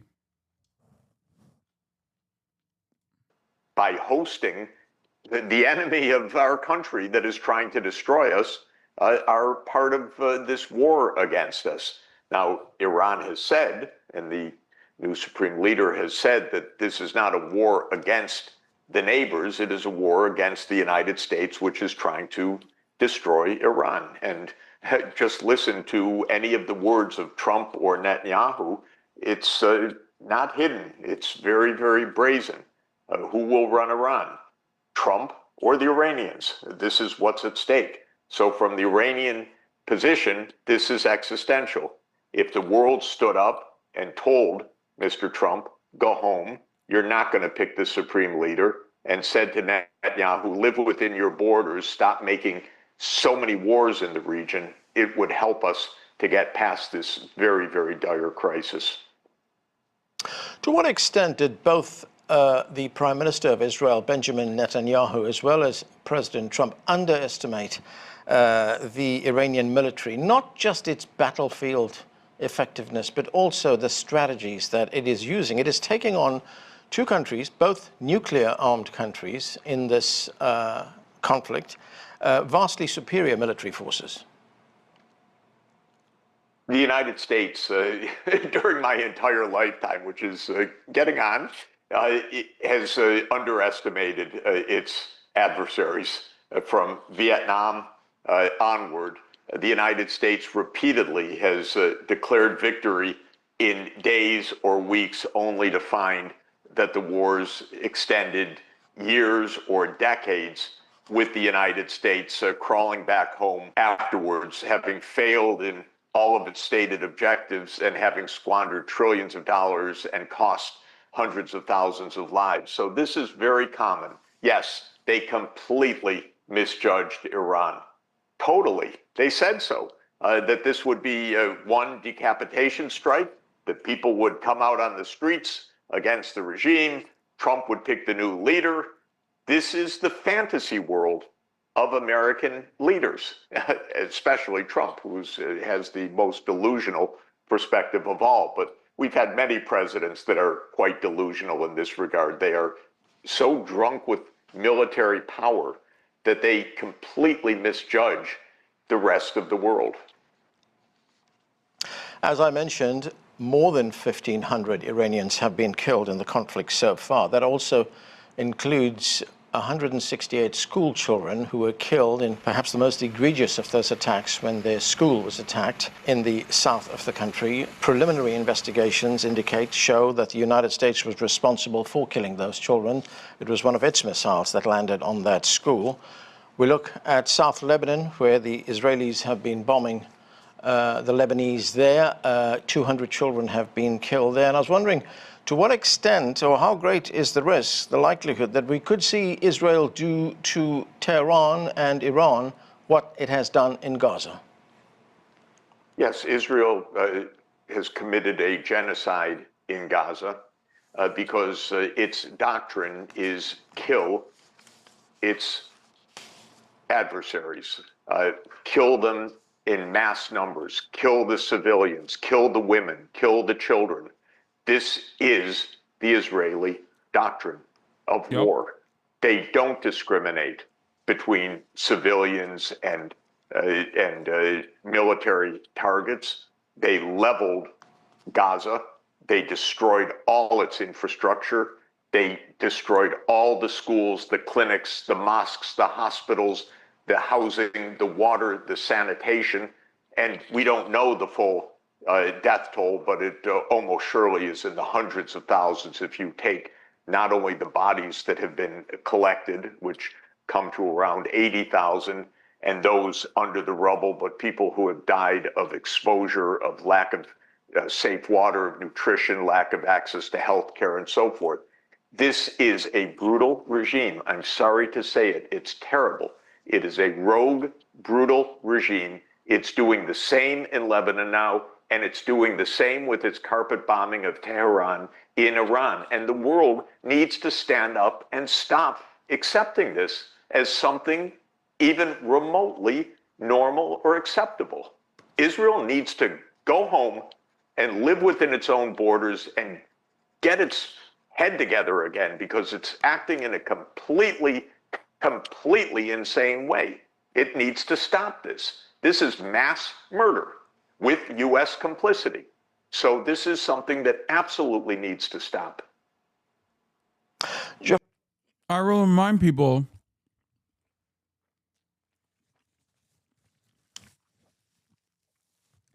that the concentration camps were not the reason why the Allied forces fought against Nazi Germany. As a matter of fact, there was limited information readily available about the existence of concentration camps, and a lot of the intelligence that suggested that these camps existed, these death camps that existed, were not mass distributed to the population. They didn't know. Obviously, the German society understood what was going on. But broadly speaking, the Allied forces only found out after. It was actually the endless expansionist appetite from Nazi Germany to create living room, to create living space for the superior Aryan nation, from their estimation, that caused these forces to mount in opposition.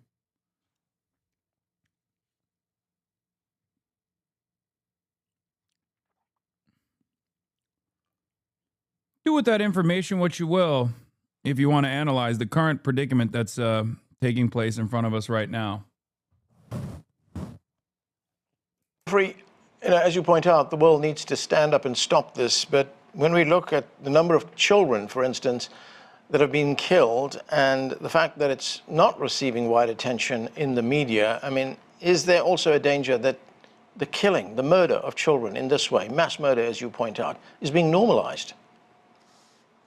It has been normalized because, at least in my country, in the United States, and in much of Europe, and thanks to CGTN for telling the news as it really is, our so-called legacy media or mainstream media do not report the truth. And we are subject to so much propaganda all the time, so much normalization. It's beyond imagining for me. I attended a UN Security Council meeting a week ago, the day, more than a week ago, the day that the bombing started. And what did all the Western countries do? They attacked Iran for being bombed. You know, this is propaganda. This is so-called narrative control. So yes, mass murder has been normalized.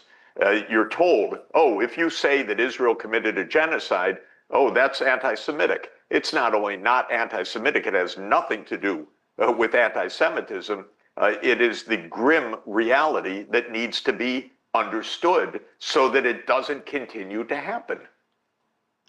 President Trump is not discounting the option of a land invasion, and of course this recalls the Iraq invasion. But if we look at Iran, Iran is much bigger. It's a mountainous country. It will not be an easy country for anyone who invades on the ground. I mean, this could result in massive U.S. casualties, couldn't it? I don't believe it. I think Trump is full of it in general, and I don't believe this can happen. You know, when the Iraq War happened, the American people were lied to relentlessly. We know it wasn't an error of judgment or doubt. It was direct lies, propaganda, that there were weapons of mass destruction that needed to be taken out. It was the excuse for war. At that time, the American people supported the war. Now, the American people are completely against what Donald Trump is doing. And that opposition will rise over time as their gas prices go up and as their incomes go down and as their jobs disappear and so on. So for Trump even to think about putting troops on the ground, the political explosion that would happen in the United States would be absolutely enormous. So he's just facing the fact that every miscalculation has come to pass because he's delusional. Okay. So, a couple problems with this. Last guy who also thought America wouldn't allow Israel to behave like this, his name was Hasan Nasrallah. Okay? And maybe even down to his final moments where he was like, oh, well, inevitably American restraint will kick in, right? Because Israel's like really fucking up the bag for them.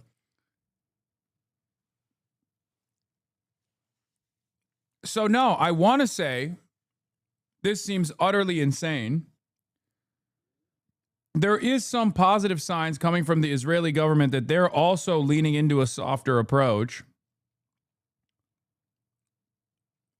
Because even Israel is now saying, well, you know, maybe we're just going to like cripple the Iranian government. Maybe we're going to weaken it. We're not going to like destabilize it, right? But I still do worry that Israel can get America to behave in whichever way they want to. No matter what the consequences are.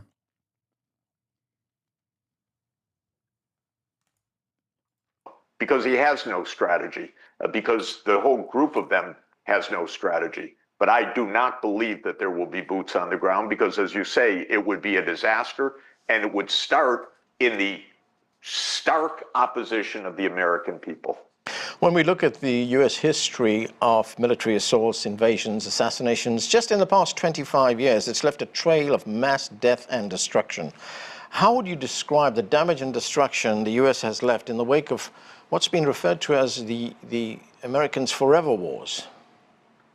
Well, 30 years ago, Benjamin Netanyahu, when he became prime minister of Israel, with his American advisors, launched a project called Clean Break. The idea of Clean Break, everyone should understand, is to prevent permanently a state of Palestine alongside a state of Israel. So it's based on a criminality because it is international law that there needs to be a state of Palestine alongside the state of Israel. But the purpose of Clean Break was to say any government in the Middle East or North Africa or the Horn of Africa that supports the Palestinian cause and supports resistance, we're going to overthrow. And that is why there are so many wars, because greater Israel delusion of Netanyahu and the American complicity has led to wars in Libya, Sudan, Somalia, Palestine, Lebanon, Syria, Iraq, Yemen, and now Iran. That's part of the doctrine. And it's crazy. Instead of just having a Palestinian state alongside the state of Israel, according to international law, we have wars across the Middle East that have claimed hundreds of thousands, millions most likely, of lives and have gone on for 30 years now. Professor Jeffrey Sachs, thank you for joining us. Thank you.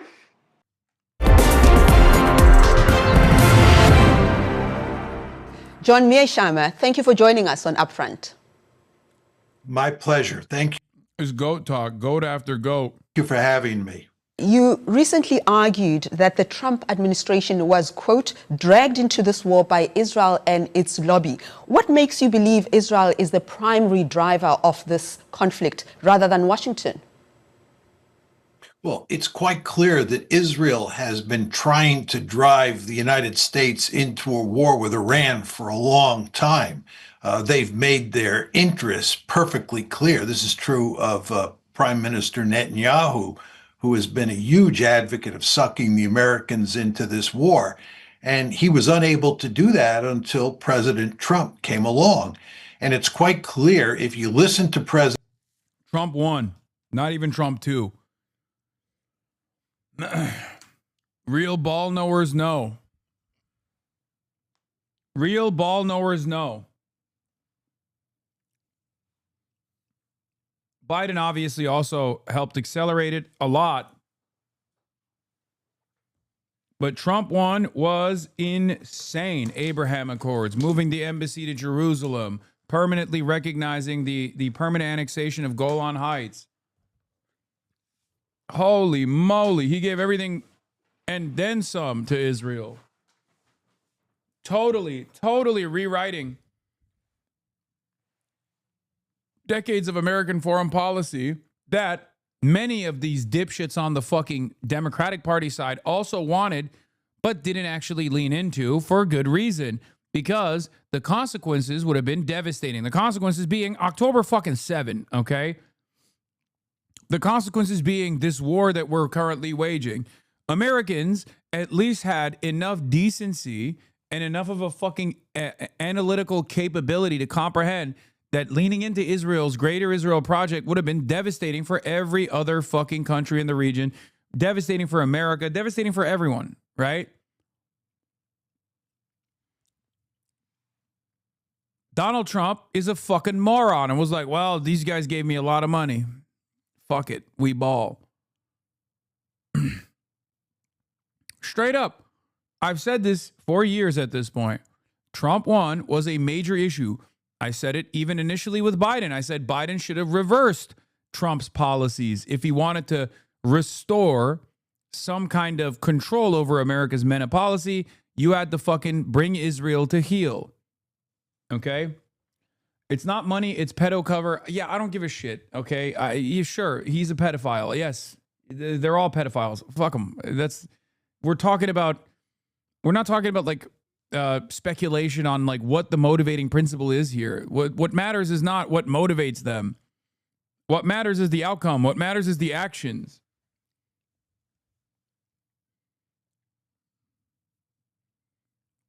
President Trump, and you listen to his advisors speak, the Israeli influence and the influence of the lobby on President Trump was enormous.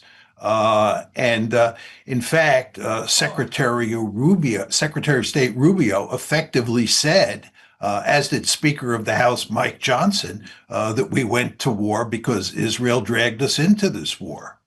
But critics say that this framing overstates Israel's influence over the United States while understating the United States' influence, which includes military dominance. That's one of the strategic interests, military dominance in the region, access to gas reserves and energy routes. The U.S. was also active in the Middle East long before the Israeli lobby became influential in U.S. politics. What do you say to that? There's no question that the United States has been deeply interested in the Middle East for a long time, even before Israel was created as a state in 1948. And the principal reason for that was oil.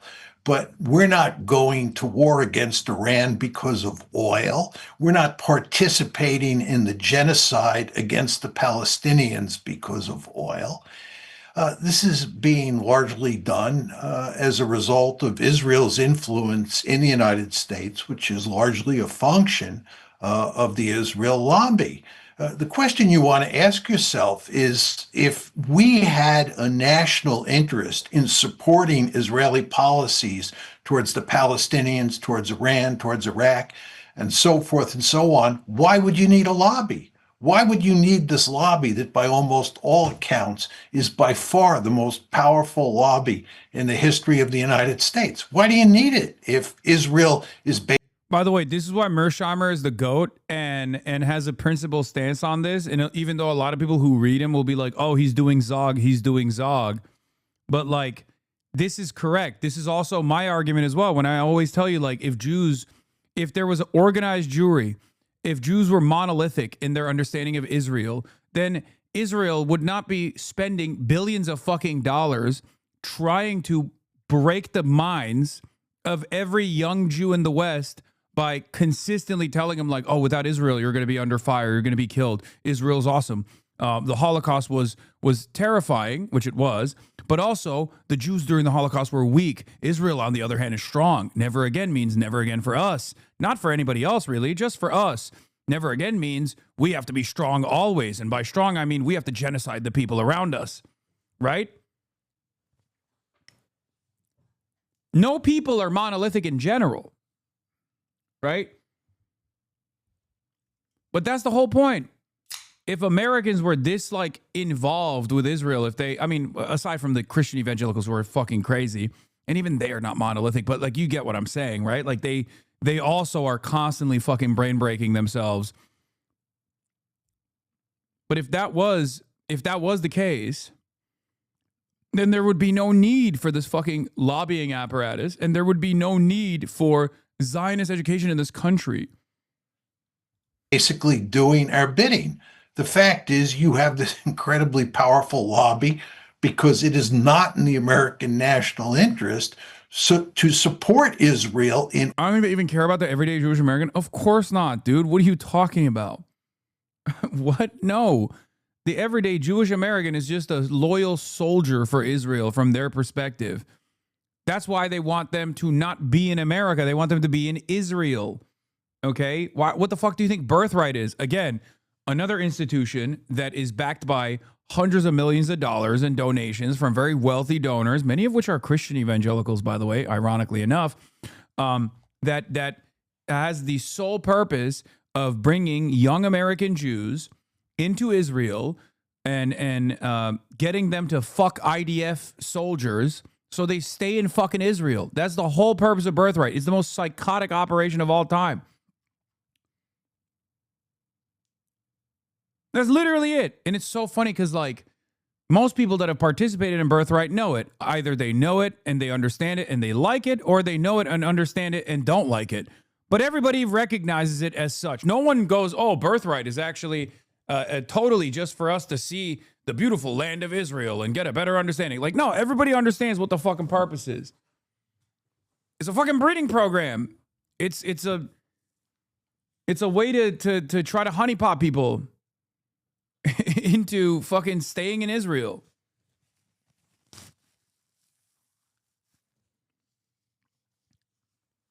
I've talked to many people that have done Birthright. We've looked at documentaries like Israelism that feature this as well. Like, it's pretty obvious. Like, it's not an accident that you are accompanied by, if you're a young Jewish boy, you get surrounded with IDF girls. If you're a young Jewish woman, you get surrounded by IDF men. It's on purpose.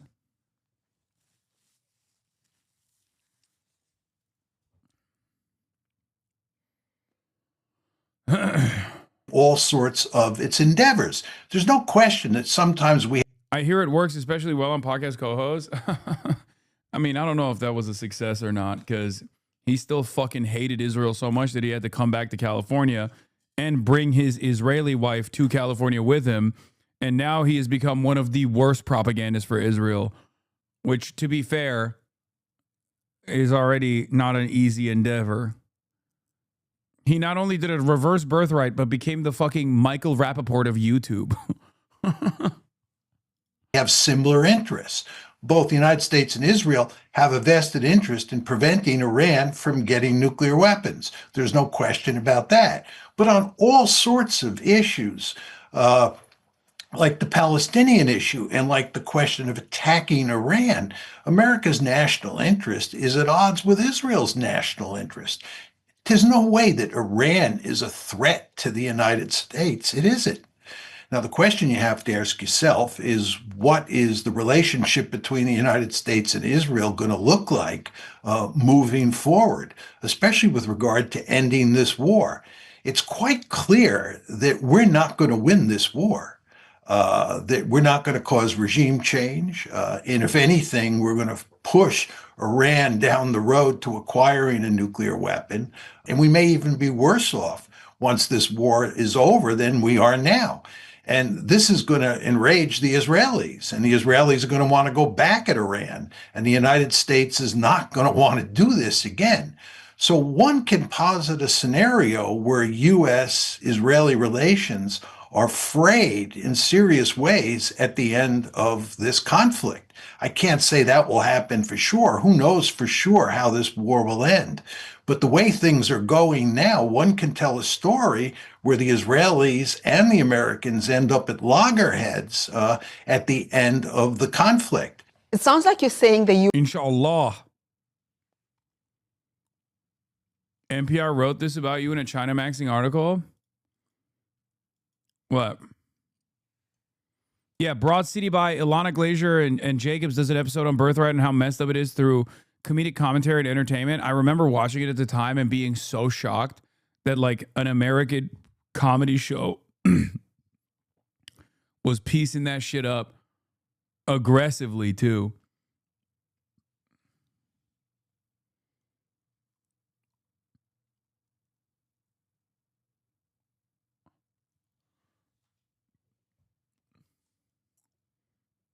Why haven't NATO attacked Iran after Turkey got hit? Let's just say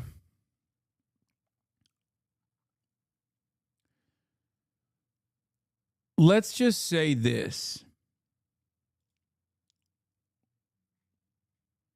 about some of the weird targets that Iran has targeted that's not going along with the consistent pattern. Let's just say there are strange targets that Iran may or may not have targeted. Now, I won't say that about Turkey because Turkey does have an American base. But there is one that's always stood out for me. The Omani refinery that was drone striked. I just always found that to be very strange that Iran did that. As a matter of fact, I don't believe that Iran did that. I'll just say it out loud. Israel did that. That's what I think, okay?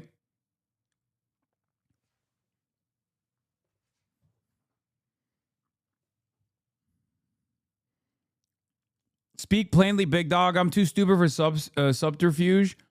I think that Iran is not striking randomly at places like Oman or expanding its targets to places like Turkey. I think there's another party involved here that wants to make it more difficult for Iran to continue pummeling their little country the size of New Jersey. I'm saying it's Israel, okay?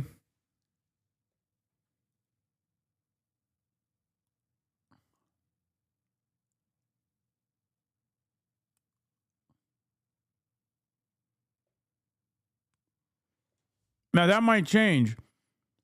But I think you'll know if it's Iran doing it, they'll say it.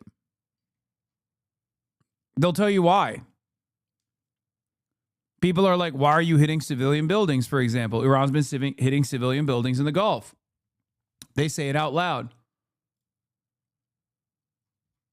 İranlı meslektaşımla bu son olaydan sonra da Turkish Foreign Minister Hakan Fidan, who wants to be like Arakshi but can't be like Arakshi. We also spoke with my Iranian counterpart after the latest incident. They, again, do not claim responsibility for the event and say they did not give any such order and have no connection with such an attack. Of course, there's also technical data available. We are frankly discussing with them the contradiction between their statements and the reality. Görüştük, haberleştik.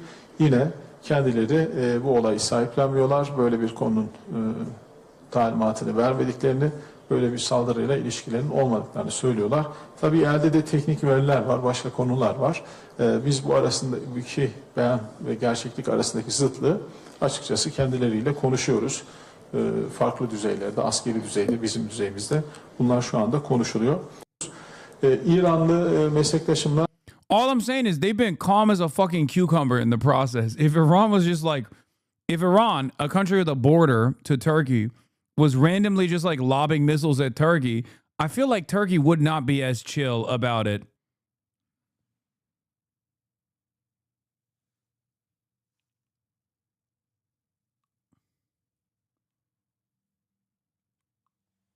And no, these aren't drones either. The ones that hit Turkey weren't drones. The ones that hit Oman were drones.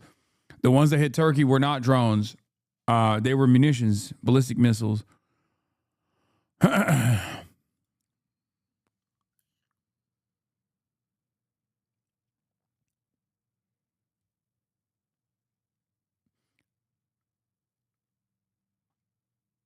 Hasan, they did hit their own fucking civilian plane before, so don't put too much faith in their competence with these things. True. This is also true. Also, the mosaic structure implies that there are uncontrollable elements as well. So there's a range of different options here of like what could have taken place.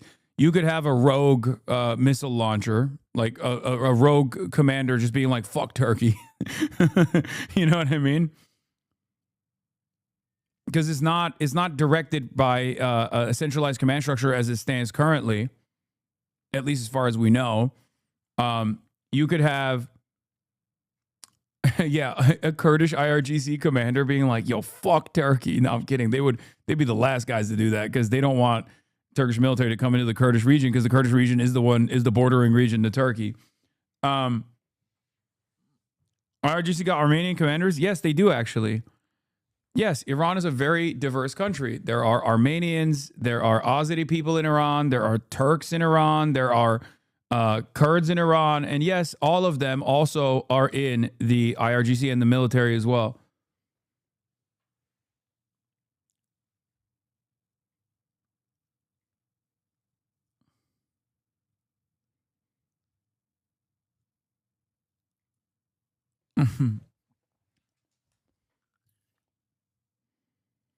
Motherfucker, if there's a Georgian general, Turkey is fucked. A Georgian general.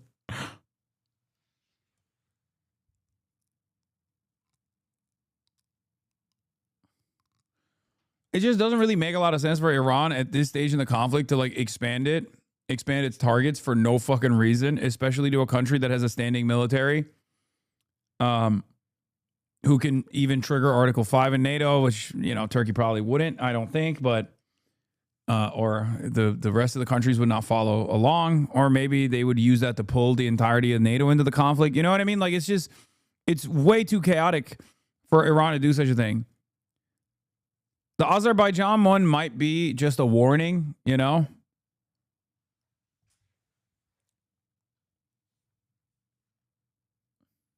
But then again, I don't know. Would you advise people cancel future travel trips to the region, including Turkey? To Turkey? No. What do you mean? All the Iranians that are like escaping Iran fly out of Turkey. What part of Turkey are you flying to? I wouldn't suggest you fly to Adana, but I don't think any fucking tourists are going to Adana, right? Imagine. What's going on? I'm an American from Kentucky, and I heard about Adana. I would like to go to Adana. I heard they got Cuba Day is what they call it. The Iranians call it Cuba Day. Turkish people call it Adana kebab. The only Americans that go to Adana because the Incirlik base is there, okay? Every American dreams of going to Beşiktaş, which is in Istanbul, so you're fine.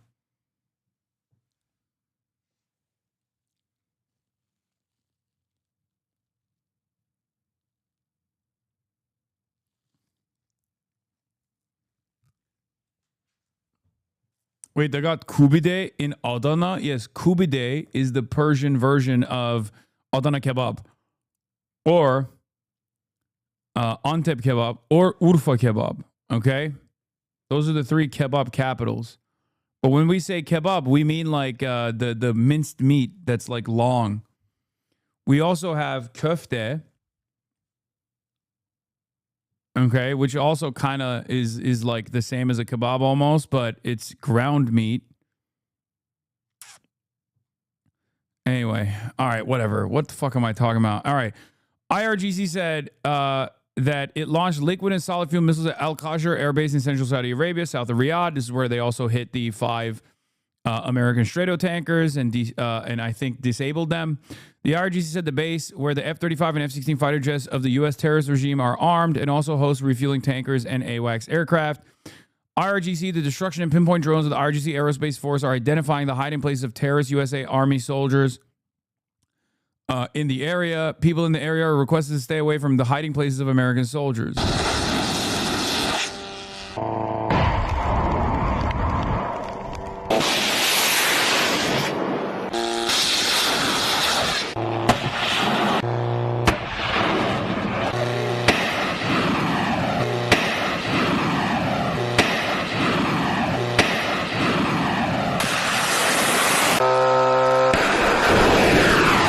Smart IRGC video, they blurred the surroundings as opposed to the Patriot missile in Israel from earlier. Yeah.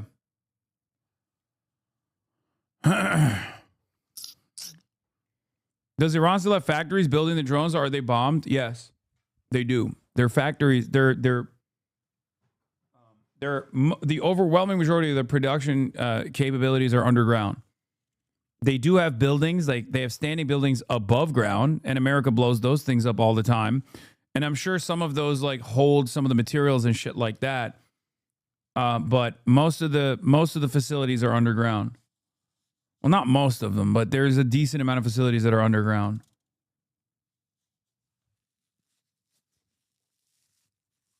You were right. They do sound like lawnmowers. Yeah, I mean, it's not a very complex machine.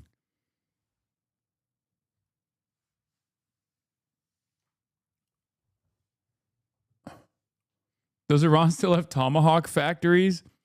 Yeah, famously, the Tomahawk that they used on the Mina school was the Iranian Tomahawk.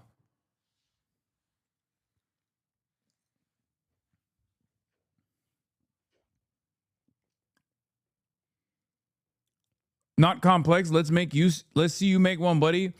Brother, are you trying to get me in the crosshairs of the federal government? We already went through this last week when these motherfuckers were like, I was talking about how drone warfare has dramatically changed the way that like wars are, the commercial availability of drones have dramatically changed the way that people conduct wars and have rendered suicide bombing totally unnecessary, a relic of the past. And famously, Canary Mission and all these other like pro-Israel ops were trying to make it seem like I was in favor of I was educating my audience on how to use drones to do suicide bombing missions or something. Fucking idiots. The US is not going to achieve its goals in this war. What did you mean by that? And let's remind ourselves, what are the real objectives here? They keep changing. Is it nuclear rollback, regime change, regional dominance? Is it a coherent story of what the goals are? Well, the story that the administration tells is not coherent because they bounce around from one rationale to another. But the main goal here, for sure, is regime change. Because if you don't get regime change, if you don't put a regime in place that is subservient to the United States and the Israelis, then you can't get Iran to give up its nuclear enrichment capability. You can't get Iran to give up its ballistic missiles, and you can't get Iran to stop supporting the Houthis, Hamas, and Hezbollah. To achieve those particular goals, you need a new regime that will cooperate with the United States and Israel. The administration thought that it could achieve that end, the end of regime change, by decapitating the regime early in the conflict. Well, it decapitated the regime, and the regime remains intact. Now it's punishing the Iranian population. It's hitting all sorts of targets across Iran. And you have to ask yourself whether or not you think this punishment campaign that's now in place is going to produce regime change. And the historical record tells us very clearly that a punishment campaign executed by air power alone has never succeeded in producing regime change. This tells you there is no reason to think that we're going to get regime change in this case with air power alone. We're going to have to put boots on the ground as we did in Iraq if we want regime change. And we're not going to put boots on the ground. So I don't see how we end up winning this war. And I don't see anybody who can tell a plausible story about how we get fit. Damn. 3 members of the Iran's women's football team who sought asylum in Australia have decided to return to Iran, leaving only 3 of the 7 players who initially asked for protection to remain in Australia. 35 players, all offered asylum, and now down to 3.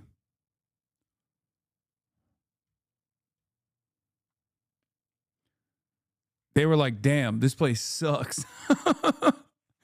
I miss Cuba Day. Favorable regime change. So airstrikes alone will not get the United... No, they didn't, dude. They did not choose Iran over Australia. They chose Iran being bombed by Israel and America over Australia. There is a big difference, okay? What the fuck?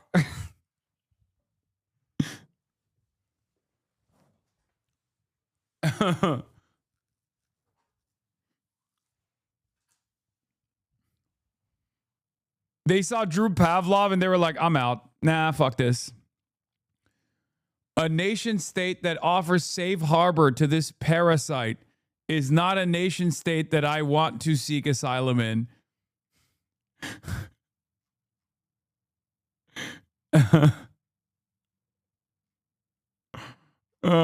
States there, and you're saying that a massive ground invasion is not possible, yet the White House press secretary Caroline Leavitt declined to rule out the possibility of a military draft if the war escalates. You don't see that?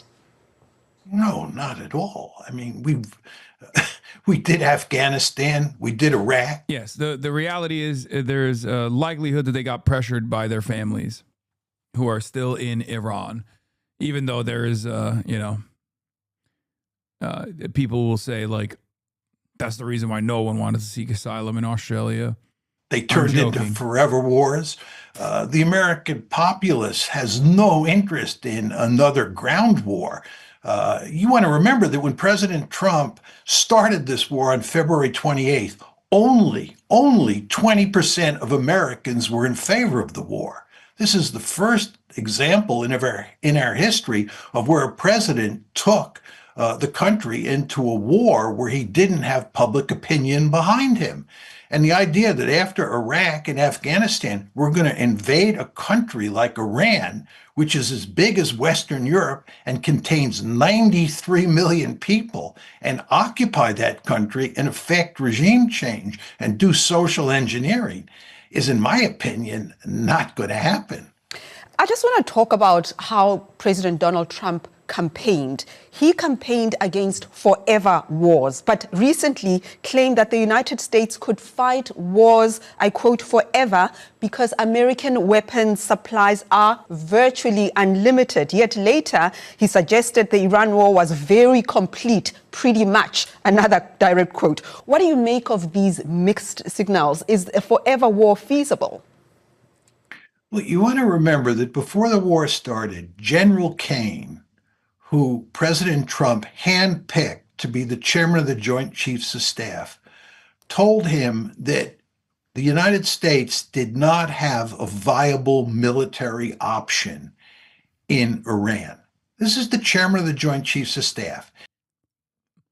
Yeah, not only did he say that, but because no one internally was listening, he went and he sang like a fucking bird to every goddamn mainstream news outlet that he could, consistently reiterating the position over and over again that we had no plan and we were fucked. And he told him that if we fought a long war in Iran, we would be in serious trouble because we did not have the weapon stocks. We did not have enough sophisticated weapons of a defensive sort and of an offensive sort to wage a long war. So the argument that we have an endless supply of weapons that will allow us to wage a protracted war with Iran is in contradiction to what the chairman of the Joint Chiefs of Staff said. Furthermore, if you look at the Ukraine war, one of the reasons that we were so upset about the fact that we were pouring huge numbers of weapons into the Ukraine war is because we were running down our stocks to dangerous levels. To take this a step further, go to the Pacific. Almost everybody who's looked at what a China-US war over Taiwan would look like understands that after 30 or so days, we would, in good part, run out of sophisticated munitions. So this idea that we have this inventory, this endless inventory of sophisticated weapons that we can use against Iran is simply wrong. Final question to you. The war with Iran already has a global impact on the economy, the global economy, on diplomacy, on military. What does this mean for countries like Russia and China, non-Western powers? How do they respond to this political moment? Well, I think if you take the Russians, this war is good news. I mean, as a result of the oil crisis. Why is the Strait closed? Once we figure that out, should be fairly easy to reopen it. This is a brilliant strategy, Ryan. Thank you. I didn't even consider that. We should think about that.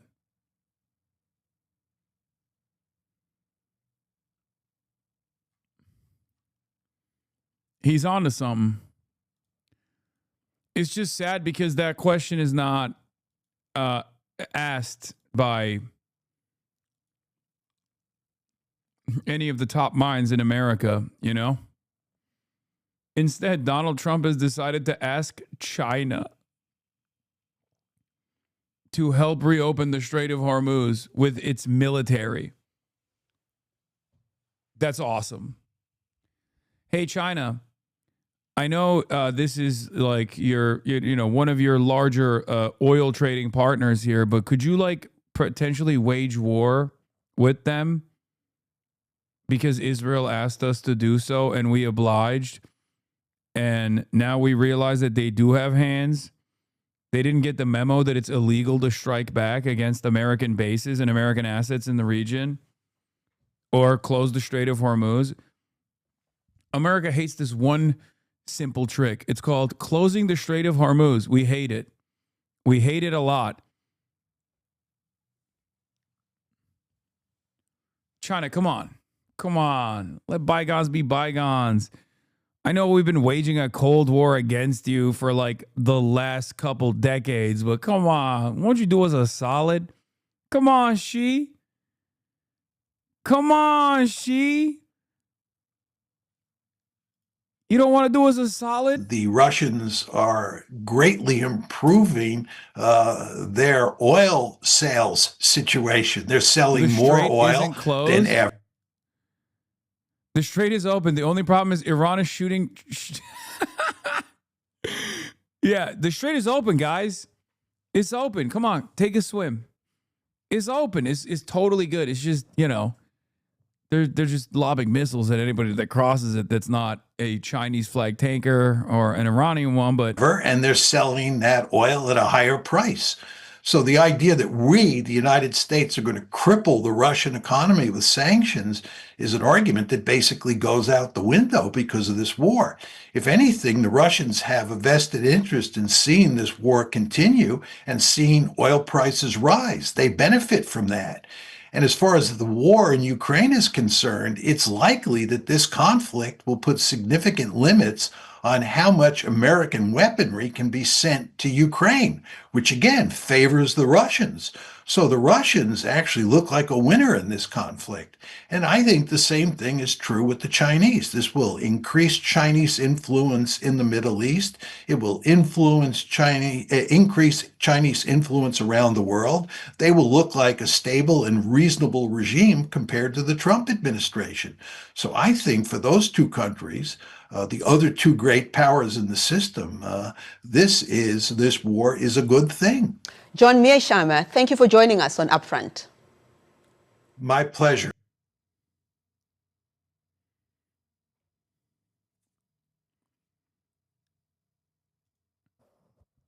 Dude, this is not real, okay? This image is very obviously AI generated. Like, is this the reason why people are saying Benjamin Netanyahu's dead? Like, there's so many people that have come into my chat. It's real. I was there. It's real. I was the missile. It's just like I don't know if it's AI or if it's Photoshop. It's just not real, okay? Imagine if Netanyahu isn't dead, but he just barely survived the strike, but now he's R-worded. They'll patch him up with the organs and limbs and genetic material of obliterated IDF personnel, and he'll show up again. He'll seem a little off, but will be able to serve his purpose. Yeah, he comes back, John Fetterman. Comes back, brain looking like John Fetterman. Bro, we need this. Let us have this. Brother, that's not how this works. Okay? Evil never dies. And no, the video that they released of him doesn't have 6 fingers. I don't know where the fuck people counted 6 fingers. I watched that video. Okay? He did not have 6 fingers in that video. You're wrong. Oh.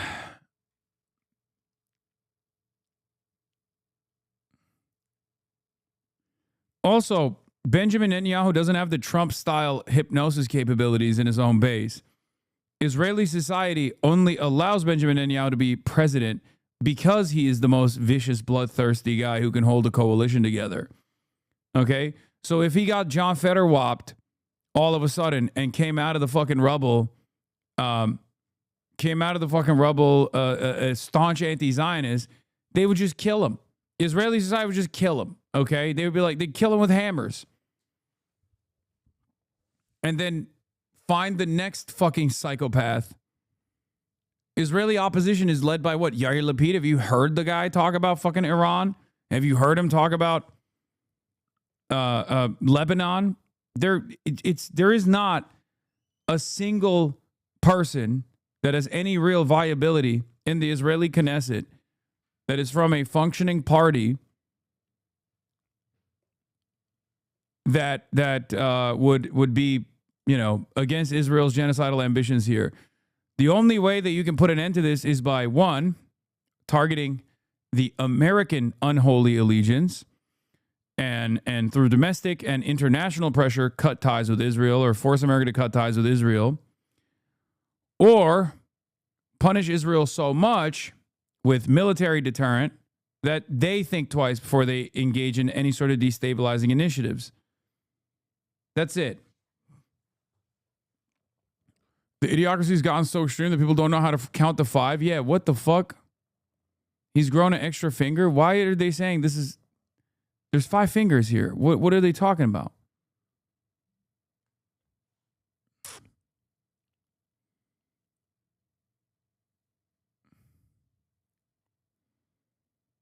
It was a different picture? Yeah, it's bullshit. Y'all are crazy. Thank you for having me. I love that people are saying other hands sincerely, like there is any sort of, there's any sort of like, you know, truth to.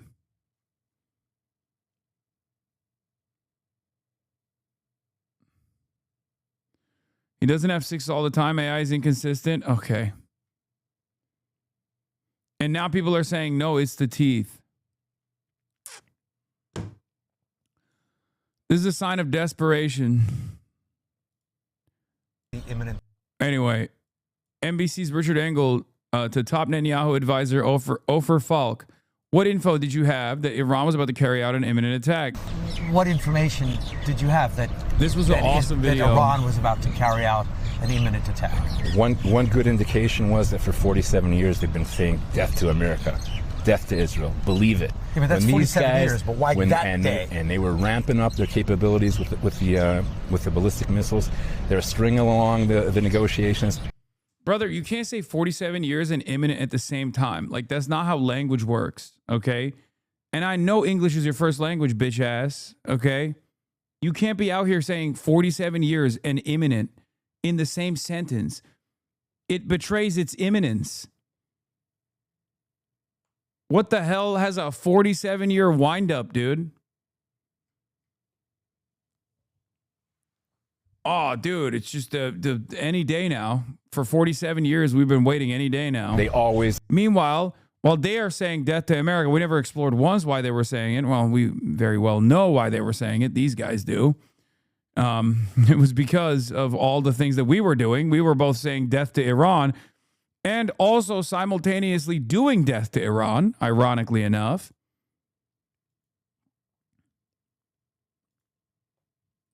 It's crazy to me that Americans are still duped by this shit. Like, they hate our freedoms. Lie. Listen to your negotiators. They'll tell you the truth. They're stringing them along. They always lie, and it was an imminent threat. And we removed that imminent threat. I still don't understand what the imminent threat was, that they were going to attack Israel, attack American bases, attack the U.S. An imminent threat of what? All of the above. All of the above. They were threatening their neighbors. Look at what they're doing now. They're shooting at all their immediate neighbors. All the, you know, the mask is revealed. These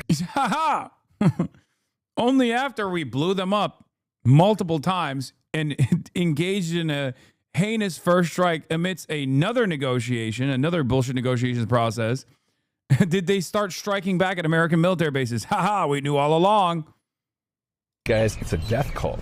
There's literally no leg to stand on. There's no argument, dude. It's crazy. They not only called and killed Americans for 47 years and Israelis for 47 years, now they're killing their neighbors. Of course they're attacking, they're firing now because they're under attack. There's a hot war going on. I'm trying to understand what started this war. They slaughtered thousands, tens of thousands of Iranians. They slaughtered them on the streets. 30,000 innocent people were slaughtered on the streets in a matter of days.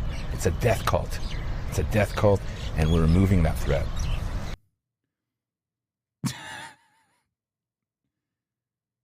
Come on, this slaughtering. Come on.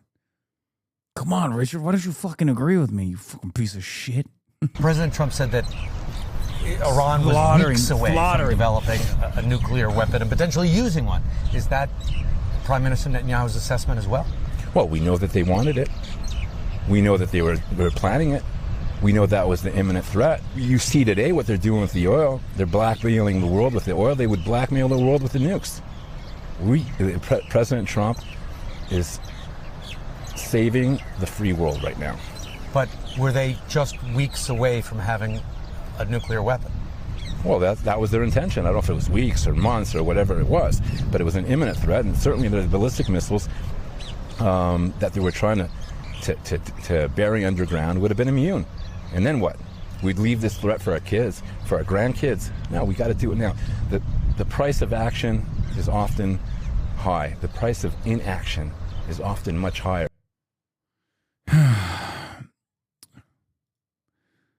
Yeah. Trump has turned down offers by Turkey and Egypt to mediate to end the conflict. I believe it is because he plans a dual operation and wants to see how it plays out. Takeover of KHARG Island by the Marine Expeditionary Unit, an international coalition of the willing to escort ships through the Straits. This is unlikely to work. Even after an operation, if successful, the Straits will remain an Iranian kill box due to drones, missiles, and sea mines. Even with escorts, the U.S. might only be able to protect 10% of normal traffic, which would not resolve the global energy crisis. No, the KHARG has nothing to do with controlling the Strait. KHARG has everything to do with offering a pressure point to the Iranian government and a launching pad for further military operations on Iranian soil. The problem, however, is that it's going to be very difficult to hold anyway. But that's not going to actually help aid in opening the Strait at all.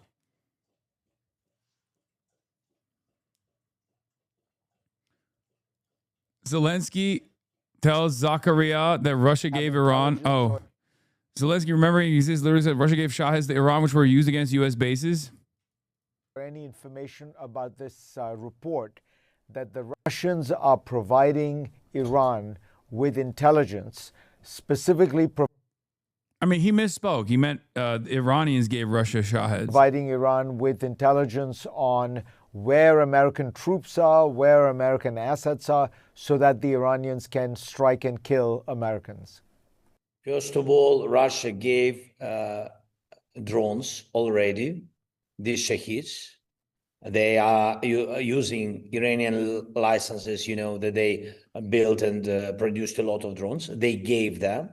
I have 100% facts that that Iranian regime used against American bases and against our Middle East. Yeah, bro, you're pro-Israel. Like, if you can understand, if people who are pro-Ukraine can constantly come into my chat and be like, "Whoa, like, what are you gonna do? I mean, what is he supposed to do? He just needs fucking aid." Then you can now understand why North Korea or Iran would be aiding Russia. If it's the eastern flank versus the Western imperial powers, then yeah, of course, all these other smaller countries or regional powers with their own goals are going to aid and abet the other side. 47 years of American domination over Iranian society, the Iranian economy, directly engaging in proxy wars against the Iranian population. And yeah, no shit, Iran is going to fucking aid whoever is fighting back against America or American agents or engaging in proxies. That's just how it works. Do you think your country deserves another Cuban Missile Crisis? I mean, the first Cuban Missile Crisis. Wait. I totally read that differently. I thought you were talking about Turkey. Because that's why the Cuban Missile Crisis started. And yes, oh my God, I wish Cuba had nukes. Are you fucking kidding me?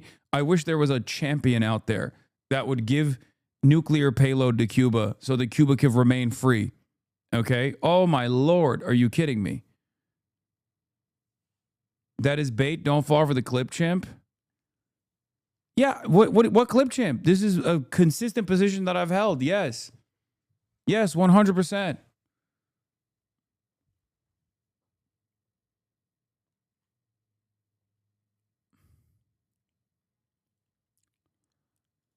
Looks at China with intent. China will never do that. Xi does not have that dog in him.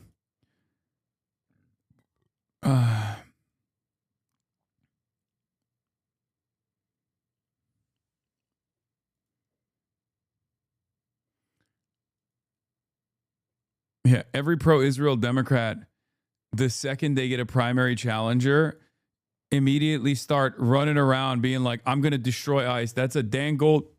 That post was about a Dan Goldman flyer.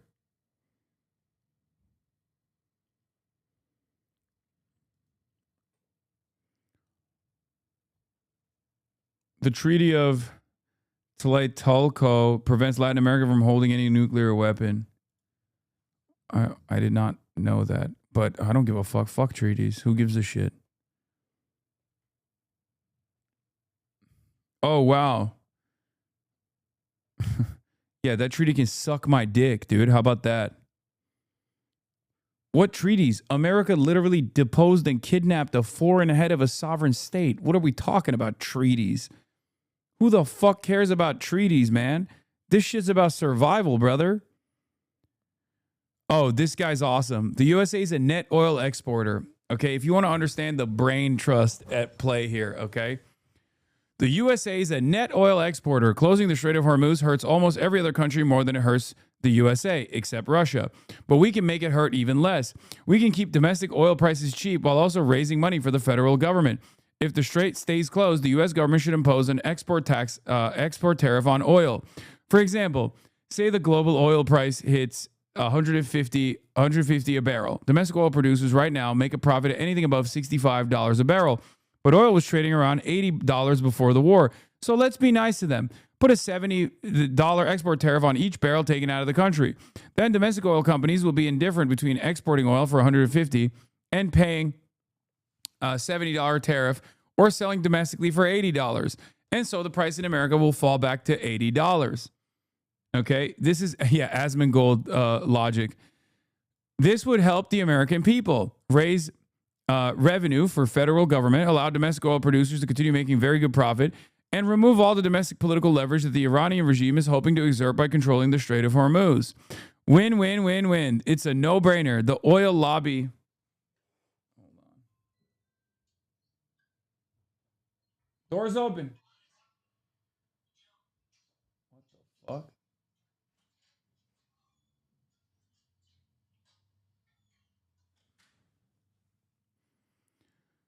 It's a massive package.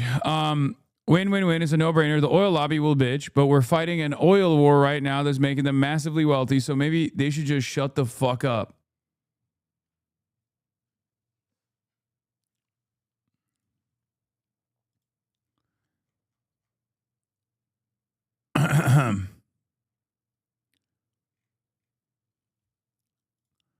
I'm pretty annihilated off the homemade Dayquil I've been brewing and want to work with the dynamic thinkers such as yourself. What if we make it illegal to pay refinery workers until the oil is sold and also suspend the practice of currency exchange? 2 words. Price of the barrel goes down.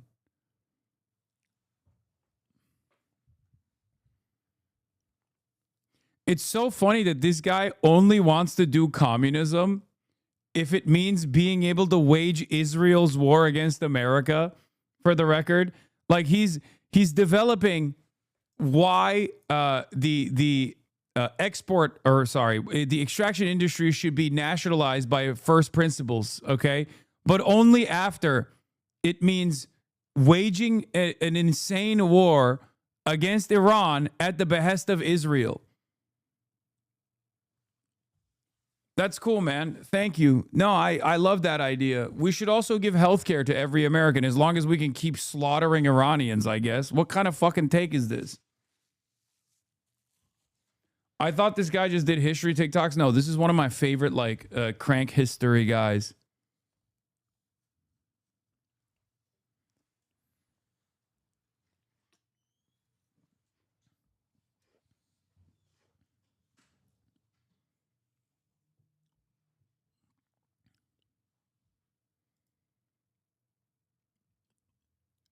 Ostenox really wants Bushra to drop out and cross endorse Cat.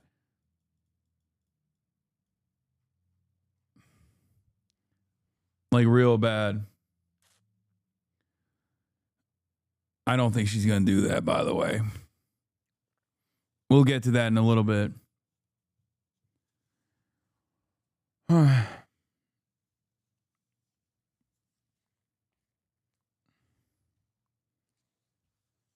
I'm assuming you saw the AIPAC ad for her, right? Yes. She's chasing the bag? No, she's not even chasing the bag. It's more petty than that, I think. That's what it is.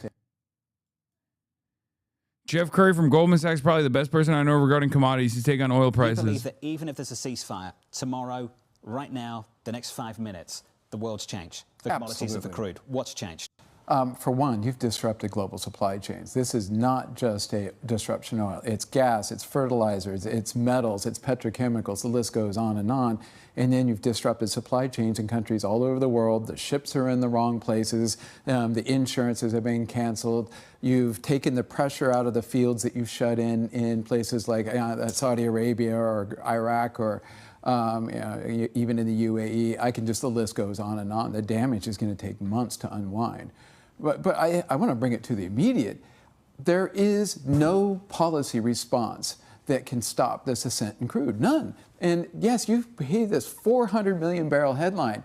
Flow rate is what matters. You know, the maximum sustainable flow rate is 2 million barrels per day. So 400, that'll take them. Gotta be honest, a lot of Chicago left thinks what they're doing to Bushra is extremely annoying. Yeah, well, has the Chicago left thought about growing the fuck up and leaning into the only viable anti-Israel candidate? No, of course not. Of course not. Because it's all fucking petty drama bullshit. Because Kat also is like a little bit of a fucking a drama queen. Not a drama queen necessarily, but like, you know, people just think she's a carpetbagger. She's not like OG from Chicago. Who gives a fuck? I don't give a shit, dude. And it turns out a lot of the Chicago left is not significant enough of a number of voters, considering a lot amounts to 6%. It's crazy. Yeah, she's just an influencer. I don't give a fuck who it is, okay? Wake up. I don't give a fuck who it is, and neither should you. You're going against Mike? No, Mike already went against himself. But the problem is, a lot of you watch one fucking Michael from Pennsylvania video, and then you think that's still the same, you know, attitude that he has. Mike already apologized for his takes.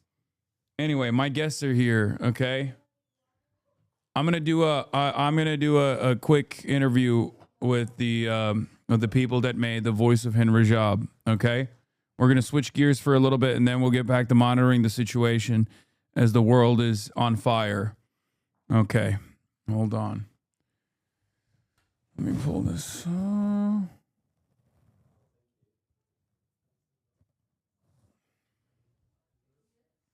How many people we got? Hello? How many people want to... Oh, we're just going to do one-on-one. Okay, all right. You. Let me get you a seat then. We start right? Yeah, well, I'm already live. So.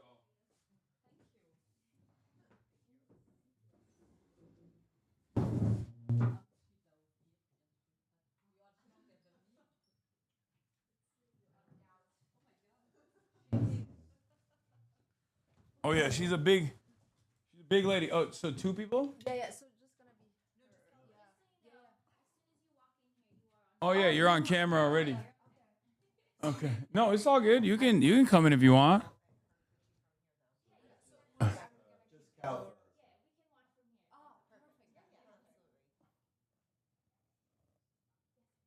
Okay. All right. All right, let's bring you in. All right, let's do it. Here we go. Let me move this trash out. This is my base of operations. There's a lot of chaos here. Okay. Let me do some stuff here as well.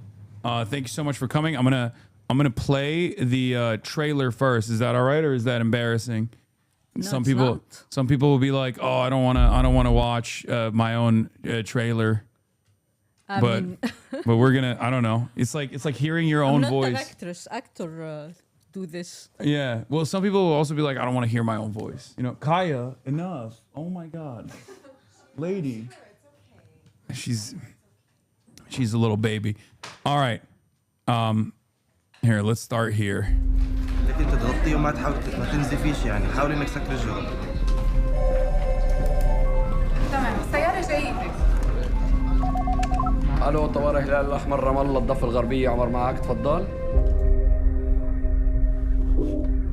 الو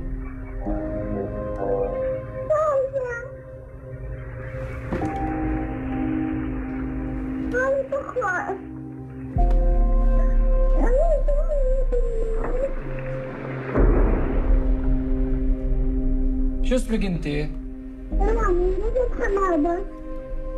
كل دم أمامك فيني. ماما غيرت حالي. مهدي احتمال احتاج سيارة اسعاف. عمر حبيبي احنا مجبرين نأمن له مسلة كامل. اذا ما فيش معها وقت. شايف هدول يا شاب؟ خسرناهم كلهم. 8 دقايق ممكن تكلفهم حياتهم اذا ما عملناش التنسيق وعماره.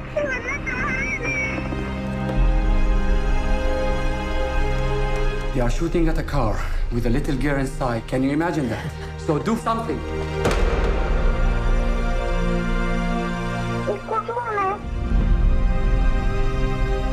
انت في التمهيدي؟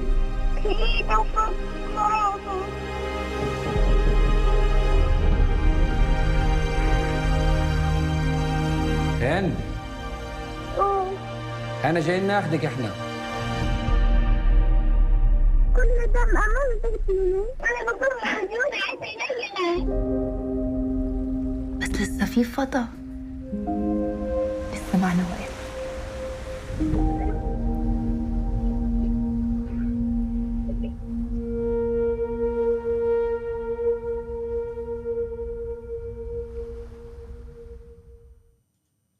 All right. So what's been happening in the sorry. Okay.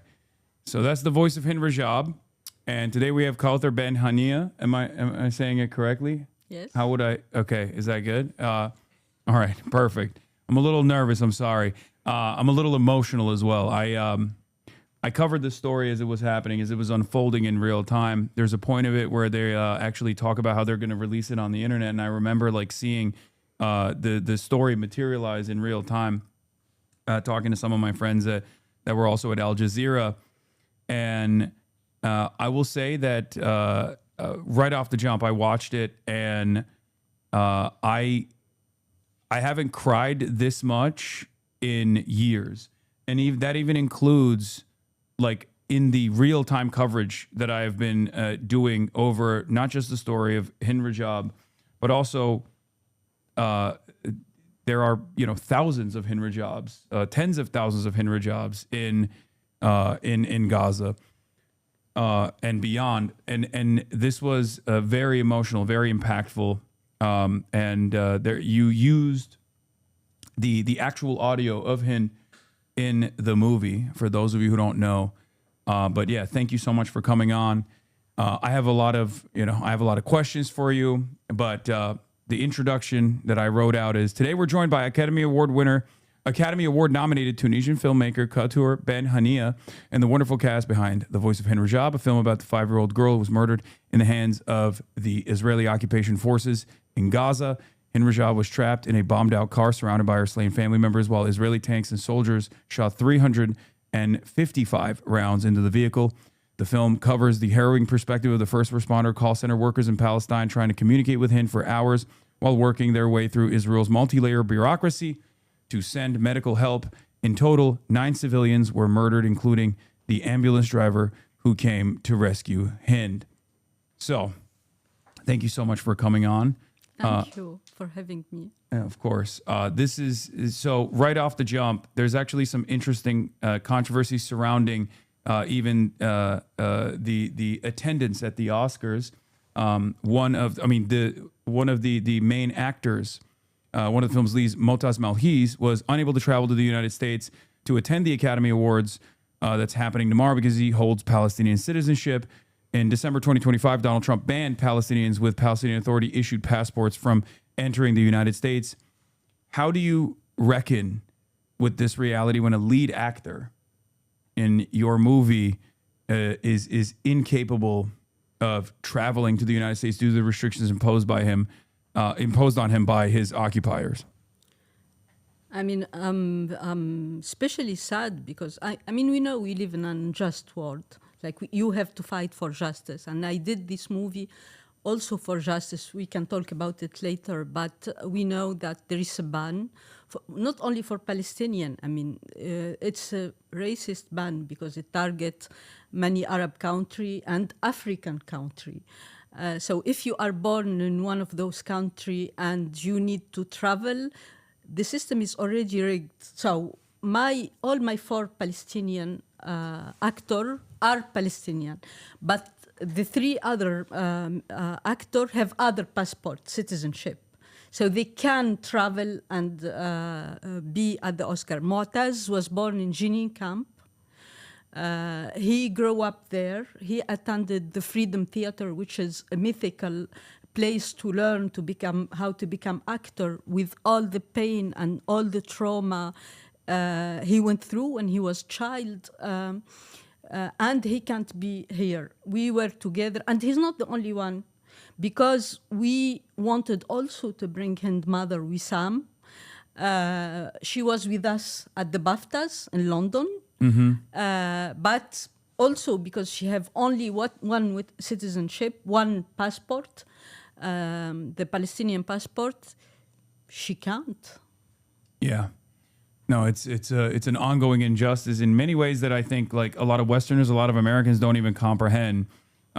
It's one of the many different ways, and one of the many different invisible ways in which Palestinians are still subjected to. I totally agree, and I wanted just to add something because now I'm Tunisian. I'm from Tunisia, so I have a Tunisian passport, and at some point, because I studied and I worked in France, I had the French citizenship. It's a little like opening about, and I was so tired about me going to present one of my movie when I had the Tunisian passport, asking me visa all the time, asking me question. I did a movie, my first movie nominated for an Oscar, The Man Who Sold His Skin. It was about visa, like the main thing. So as you know, people who are privileged never think about those things. Yeah. How to travel. They go to the airport, they book a plane and go. But for the half of the earth, it's something very, very complicated. So when you are an artist, when you are a storyteller,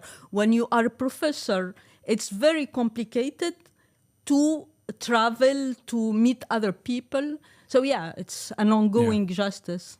Yeah, I have. I'm fortunate enough to also have an American citizenship as well as a Turkish one, and my family members have always had a very hard time coming to the United States of America, even though I live here, to come and visit me. And it was really funny because when we were traveling to China this past year, that was the first time my American partners that I have a podcast with had ever had to go through a rigorous visa process, and they were shocked. They were like, "What do you mean we have to like?" release our passport to the government, to the Chinese government? That's crazy. It's like, what do you think the American visa process looks like? It's way more rigorous than the Chinese one. You need to have like numerous family members that can vouch for you on U.S. soil, tell them exactly where you're going. I mean, and for Motaz and Hind's mother, we were like ready to do all the visa process, but we have a ban, which is another level. Yeah, no, absolutely. It was disastrous. There was Heal Palestine is one of the groups that I was working with for medical transfers of Palestinian children that were harmed by our taxpayer-funded bombs that Israel was using on them. And Laura Loomer is this one Trump administration advisor's crazy woman, total Islamophobe, and she was able to single-handedly command Marco Rubio, the State Department, to deny Palestinians even medical transfer into the United States of America, an organization that is already working with the State of Israel, already working with the United States of America as well, and they stopped it altogether. One of the most evil things I have personally been a part of, personally encountered. Speaking of evil, I think you showcased through the almost perfect recreation of events, the way, the ominous presence of Israel at every step of the way, in every aspect of Palestinian existence. One of the things that I thought was very fascinating was, much like Zone of Interest, Israel is ever present. And we have the producer of Zone of Interest here.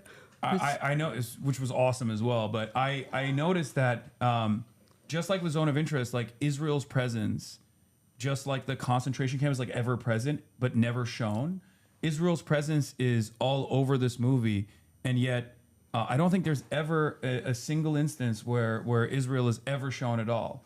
And yet it plays a massive role in the day-to-day existence of Palestinians. And I thought that was like very ominous. Was that a deliberate choice? Yeah, because since I made this choice of, because how you portray Israel, the soldier in the tank, the fact that you will show him it will be Israel. No, it's like, it's a huge system. And me, as a filmmaker, I've been always interested by the systemic violence, the silent one. Yeah. Because a lot of people told me, why don't you show, it's a war movie, show the gun, show the tank, show the, I was like, no, I'm not those kind of filmmaker. There were a lot of war movie. When I heard why you have an ambulance 8 minutes away and you can't send the ambulance, for me, this is way more interesting, because nobody is talking about the laws imposed by the occupation on the Palestinian, because this little girl is Palestinian. You can't send an ambulance. You have to ask the permission of those who killed her family through, you see in the movie, a lot of intermediary, so they can tell you, okay, now you can send an ambulance. And the dilemma, the moral dilemma of taking this decision, should you like follow all their, we are talking about bureaucracy, Kafkain bureaucracy, but it's bureaucracy by design. It's not like the Soviet bureaucracy. It's done by design to make their life impossible and the life of this little girl impossible, but in a literal way. Yeah. No, absolutely. It's there's a complex web of communications that you perfectly showcase in it, where the Palestinian Red Crescent is communicating with the Palestinian with the Red Cross, and then the Red Cross is communicating with either the Israeli government or KHARG directly. And then KHARG is the one that's like allowing deconfliction to happen. There's no movement for EMS systems inside of Palestine, inside of Gaza, without the go-ahead by Israel. And of course, one of the other aspects of the story is that even with the deconfliction that takes place, Israel still ends up shooting and killing. They don't respect their own rule. Yeah, exactly. And they've done this with even Westerners as well, with the World Central Kitchen. They've done this with Americans in the West Bank as well, American Palestinians.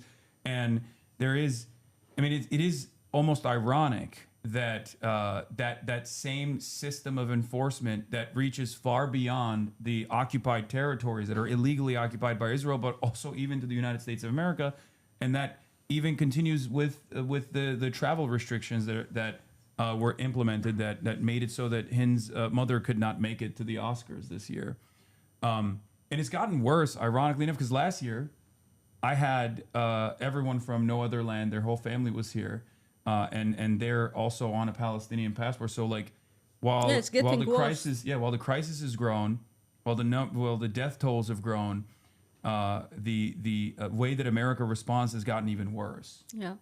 It's unimaginable. So you were, before attending Venice, you were receiving countless attacks.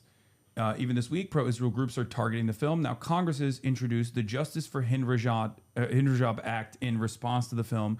How does it feel to make a piece of art so powerful that the U.S. government is playing a role in finally responding to this unconscionable murder? It's incredible. I mean, this is a win. This is something I'm very proud of, because I was thinking a lot about my job as a filmmaker and what does it mean to tell stories when the unthinkable is happening in reality, and how to portray this reality, and how to make impactful movies. Can movie change things? You know, we often think about movie as entertainment, you know, to escape. And what about something telling you this is happening and this is painful? So the act, this bill is something, it's a premiere. It never happened. And it's something about justice and accountability, not only for Hind Rajab. The bill have the name of Hind Rajab, but it's also something about the thousand of the killed children and civilian. And it says something, as you said, we are in things are getting worse, but we have like a glimpse of hope because we have this act. It's something starting right now, and I think that justice and accountability are something very, very important. And this bill is calling for this, and I want to thank the representative who proposed this bill, and it's proposed in the Senate and in the Congress. Yeah. If the congressional act is passed, the bill will require Marco Rubio and Pete Hegseth to produce a report within 45 days that explains whether or not this murder violates the U.S. Foreign Assistance Act and the Leahy Law. These are two things that would actually render all aid to Israel inoperable in our state. And there are already laws in the books. We've just never applied them over the course of the last 2.5 years where Israel was conducting this genocide. Some members of Congress are eager to see justice, yet since October 7, the United States has sent $21.7 billion to the state of Israel. But there is another bill, stop... Block the bomb, bill. Block the bombs as well. But as far as things goes, we were talking about art's impact and your role to play. Do you feel like every person, no matter what, because this is a question I receive all the time from a lot of students when I visit college campuses, like, what am I supposed to do? I'm an artist. What am I supposed to do? I'm just a filmmaker. What am I supposed to do as far as like, is this actually moving the needle in some way, or is it just causing people to feel like they're participating in activism? Do you have a message for people like that? I did this movie because I felt helpless. And when you feel helpless, you should feel angry because you are not helpless. I mean, we are talking today about a bill, with the name of this little girl, a bill for justice and accountability. So I think anybody who can think that they are helpless, they should canalize their anger about being helpless in something. Anybody can do something. And I believe really in the power of the collective action. And this movie, it was a great journey because when people watch it, it's like witnessing a crime. When you witness a crime, you feel responsible, You should do something. So I have a lot this question, like after the screening, what can I do? And I always tell everybody, you can do something. Talk to your representative. You can donate. The smallest thing you can do can have a huge effect. It's better than saying, I can't do anything and things are the way that they are. Yeah. This is a question that I ask people like Bilal Khaled as well, who's from Gaza, who's a Palestinian photojournalist, very famous, and I interviewed him in Doha. He had escaped Gaza with most of his family, but some of his family still remain behind. And I asked him like how he felt about the situation. Is there like, do you feel conflicted, or is there like a sense of a shame almost. It's something that I've heard from a lot of people that do a lot to broaden the outreach and broaden awareness. Did you feel a little conflicted at any point while you were making this movie that victims like Hind Rajab, I mean, it's outside of your power, but victims like Hind Rajab are ever present and still very much trapped in Gaza? Like, was that a part of, did that play a role in your creative process? Did that change the dynamic a little bit for you at all? Like, why specifically Hind Rajab, not... No, just in general, like, was that, did that complicate things for you? That, like, this is a real story of a real person that you were shedding light on, and like, initially, I believe their family was still stuck in Gaza as well. No, they've been evacuated, Hind mother and her family. I'm a documentary filmmaker. I started doing documentary. I did narrative and documentary. I did both hybrid film. And I know that when you do documentary, you portray real people life. It's very different from fiction as we know it. Like fiction, it's actor. You hire actor, and then when the shooting and the promotion is finishing, everybody go to his life. When you portray real life stories, and especially a story like Hind Rajab, it's for life. It's a commitment. Like, I knew when I picked up the phone in the beginning, because I was asking myself, I mean, this story affected me beyond words. So, and as I said, I felt helpless, I felt angry, and I thought, what can I do? I'm a filmmaker. I have the tools to tell a story, but I have no legitimacy. Like, who I am to tell this wonderful little girl from Gaza. So the first thing I did is to call her mother, to call the family. And we had a long conversation about Hind, and one of the first things she told me, she talked about justice. I want justice for my daughter, and if this film can help in a way, please do it. So for me, it was something beyond making a movie, making a movie, but making an impact behind it, and thinking about justice and accountability. So, yeah, I mean, the idea to tell how to tell this story, this was my job as a filmmaker, asking myself what is the best way to tell this story. And it's like, it's a very complicated thing when you think about it, because, as I said, it's a real story, it's a war crime, and also it's an open wound. It's very sensitive, but at the same time, I was afraid to maybe I'll not do a very good movie, or it will be, not. So all those elements, but not doing the movie wasn't an option for me. Like, I needed to do it now. Ask me why, because a lot of people told me, wait, like, the movie we see about World War II, wait several years, and then you will, like, things will settle down. And I was thinking, in which way things will settle down? Like, we will have trial, like, we will have accountability. So I thought about this sentence of Hind mother, I want justice for my daughter, and if this movie can help in a way, please do it. And today we have this bill asking for justice and accountability. Yeah. So, it was an incredible journey, but it's not all, it's only the beginning, I think. Yeah, there's also the Hind Rajab Foundation as well that's like, that documents the numerous war crimes that the Israeli occupational forces have documented themselves on their social media, and then released that information to European and other governments around the world if there are dual citizens that have participated in these war crimes. So it's one of the many different ways where people are seeking out justice. I do want to talk about utilizing Hind Rajab's own voice in this.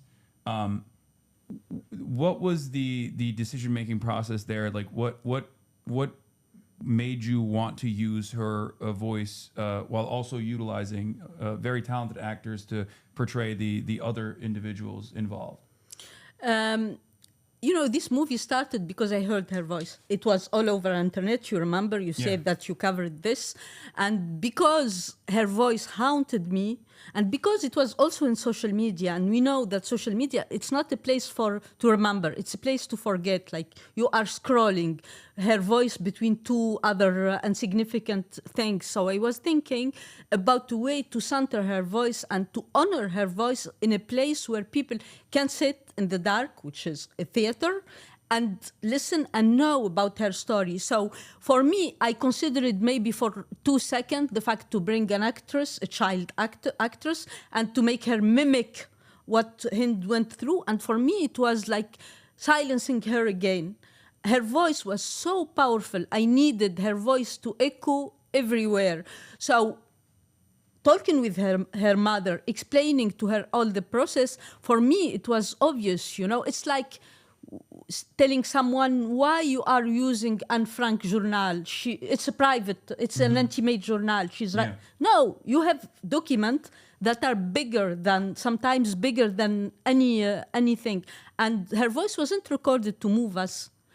Her voice was recorded because she called the call center, the Palestinian Red Crescent, and they record all the, you know, the phone calls. So it was recorded because it happened. So what you do with this? This was the question I asked myself.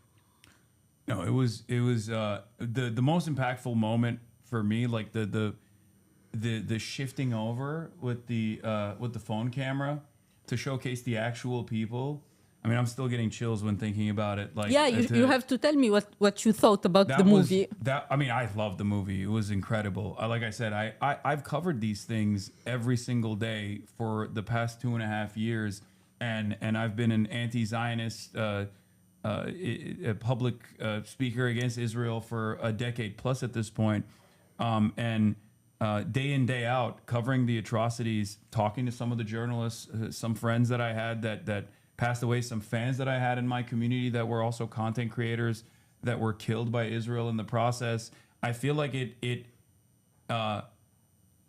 has this weird effect on your humanity and the way that you receive this information, because I feel like I have a job to do. And my job is to like educate people to the best of my ability in the moment. And like, I'm constantly battling, you know, people who are coming into my community with a lot of hatred towards Palestinians, with a lack of information.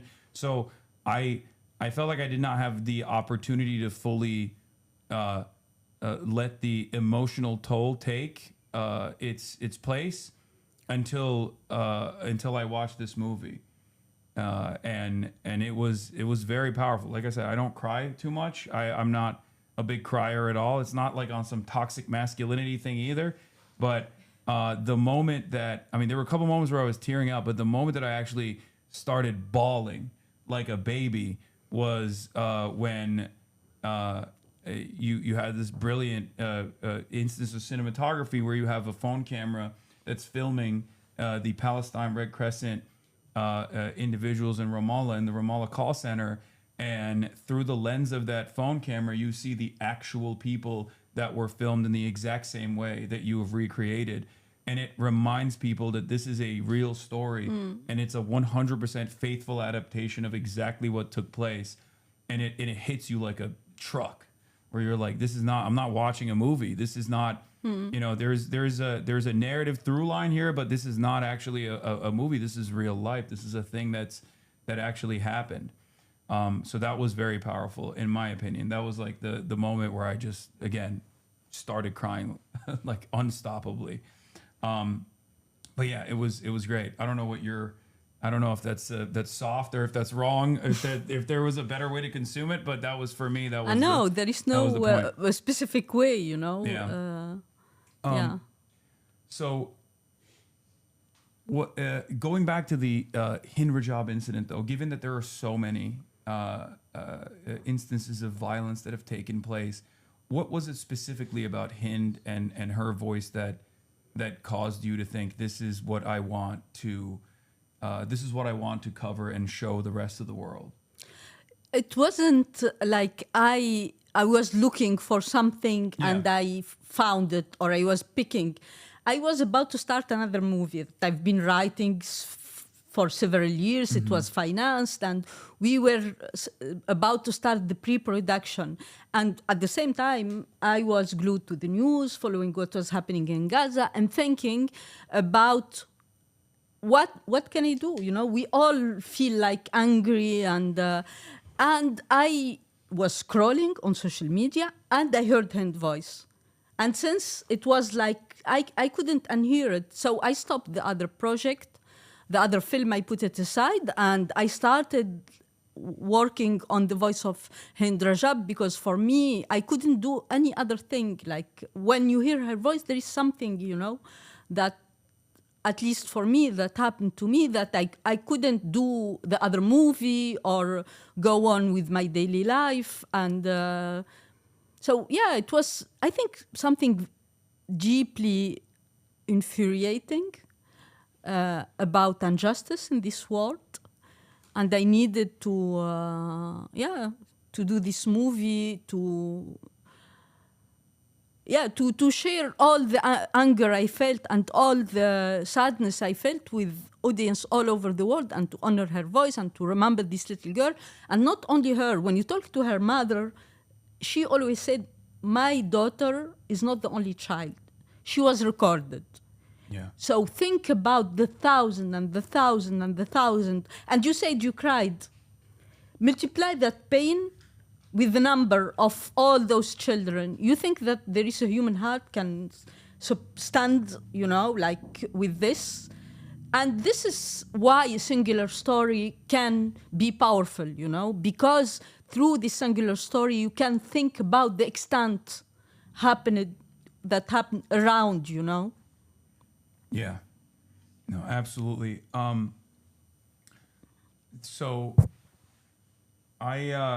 you chose not to accept the Most Valuable Film Prize at the Cinema for Peace Gala. Under what conditions would you have considered accepting it? And if you win tomorrow, will you accept the Oscar? I'll not win tomorrow. I know it. For the prize, Most Valuable Movie of the Year, it was a very special award because that room was full of politicians. Mm-hmm. A lot of them, they gave cover for the genocide in Gaza. And there was something about using cinema to absolve themselves, like. And I was, no, I'll not be part of this. And always I remember Hind's mother word, I want justice for my daughter. So you want peace? You guys are talking about peace. And in general, I get very suspicious when I have the word peace in the name of something. You know? Yeah. There is something always. So I was thinking that if you want peace, let's have some accountability. Where are the guys who killed Hind Rajab, the person who gave the order? Not only Hind Rajab, all her family, the paramedic who came to save her, Ahmed Madhoun and Yusuf Zainu. I mean, and not only them. If we talk about peace, you can't have peace without accountability. It's not like a step you can skip. No, absolutely. The film has been embraced by international film festivals, but much like other Palestinian films, like No Other Land, it faces challenges in U.S. distribution. Can you speak about the industry's reluctance to support Palestinian stories like this one? I think that there is something shifting. The industry is still very conservative. Yeah. But people want to hear the Palestinian perspective. There is curiosity. And this year, there was not only my movie, but two other wonderful movies, Palestine 36 and All What Is Left of You, done by two wonderful women Palestinian director. And there is a hunger for to know the Palestinian story and the Palestinian perspective. I mean, the market is very scared, and because, you know, we talk about the market because we live in this world where when you do a movie with no star and with subtitles, yeah, you can stay in a very small place, in a niche place. So you have to fight also to show your movie. Mm-hmm. You know, like my movie, we were thinking if it was another topic, like another topic, not about Gaza, not about Palestine. We had the longest standing ovation in Venice Film Festival. We had a big award in Venice Film Festival. And, you know, with all the award track record, you will have the biggest studio who wanted to distribute your movie. It wasn't the case. But we were distributed by Willa, which is also our executive producer, and we found the place, you know, and people watched the movie, actually.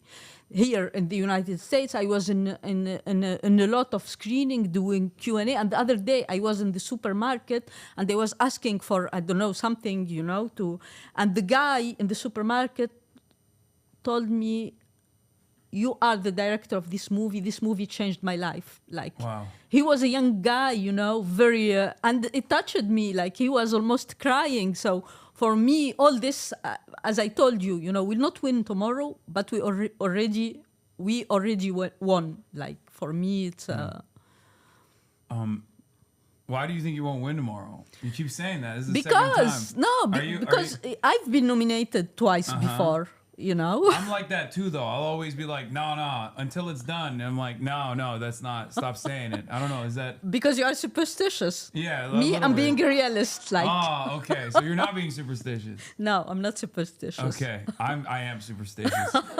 Maybe it's a Tunisian thing. I don't know. Turkish people are very superstitious. No, we are related. We are also very superstitious, but I'm trying like to be a little bit rational. Okay. But we are all superstitious in a way. So. Yeah.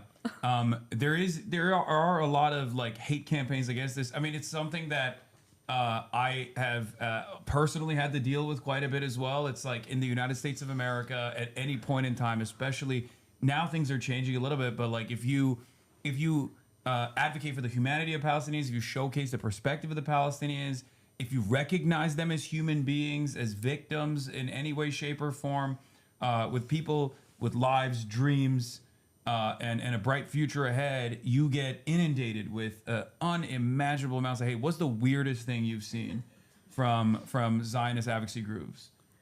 Like I've seen someone saying Layan, the cousin Cole, she's killed in the phone. Yeah, it's an actress. It's not true.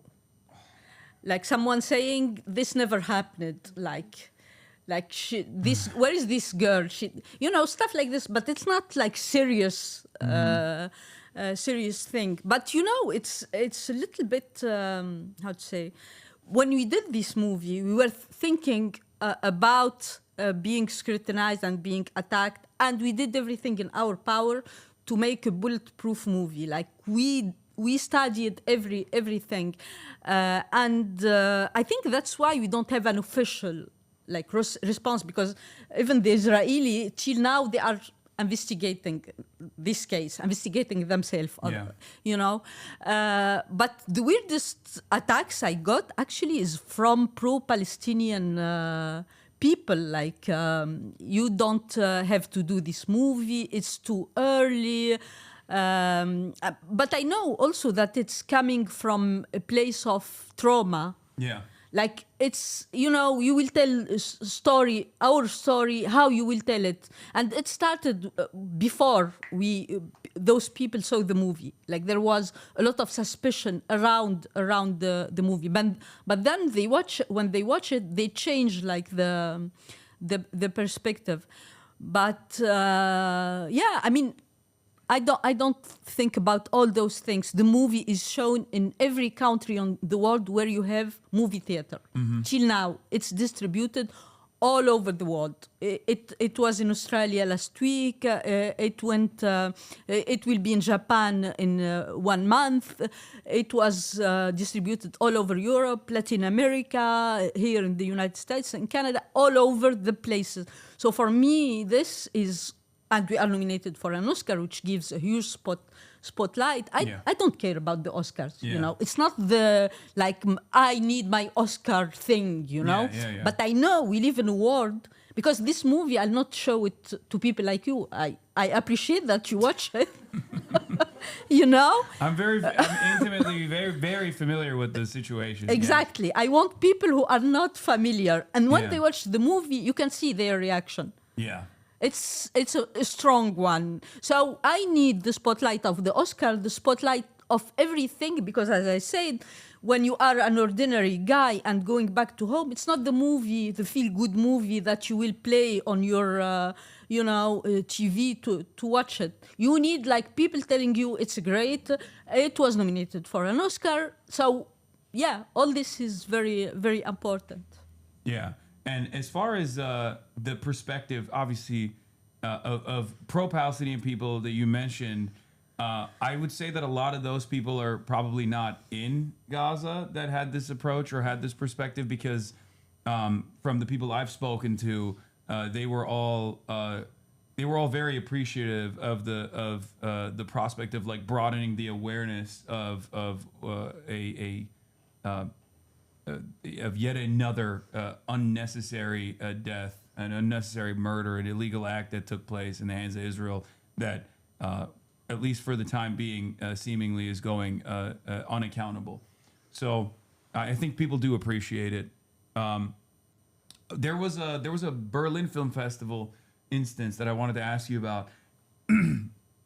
They asked some of the actors and some of the directors that were there about their political perspectives, and they said this is not supposed to be a political place. Like, this is not a place to talk about politics. How do you feel about that? No, it was Wim Wenders who was the jury president in the Berlinale, and he said film are not political, and I don't agree. You know, the fact that you say film are not political is already a political position in itself, you know. So I think that anything that deals with a human being, unless you film plant and trees, is political in a way. Yeah. Even if you say it's not. Well, even planting trees is political, especially in Israel. Yeah, I was talking about something about like the sun and the link between the sun and the tree. But you see, even trees are political. Yeah. So, what about movie with a human being? Yeah, no, absolutely.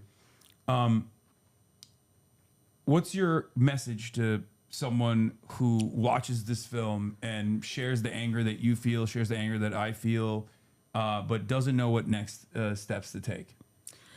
As I said, you know, this movie, the movie is yours. Like, use it, first of all. And the movie was used in a very, very great way by all the NGO. And so show it to your friend, talk about it, and organize yourself. Do something, donate, join, join other people, talk to your representative.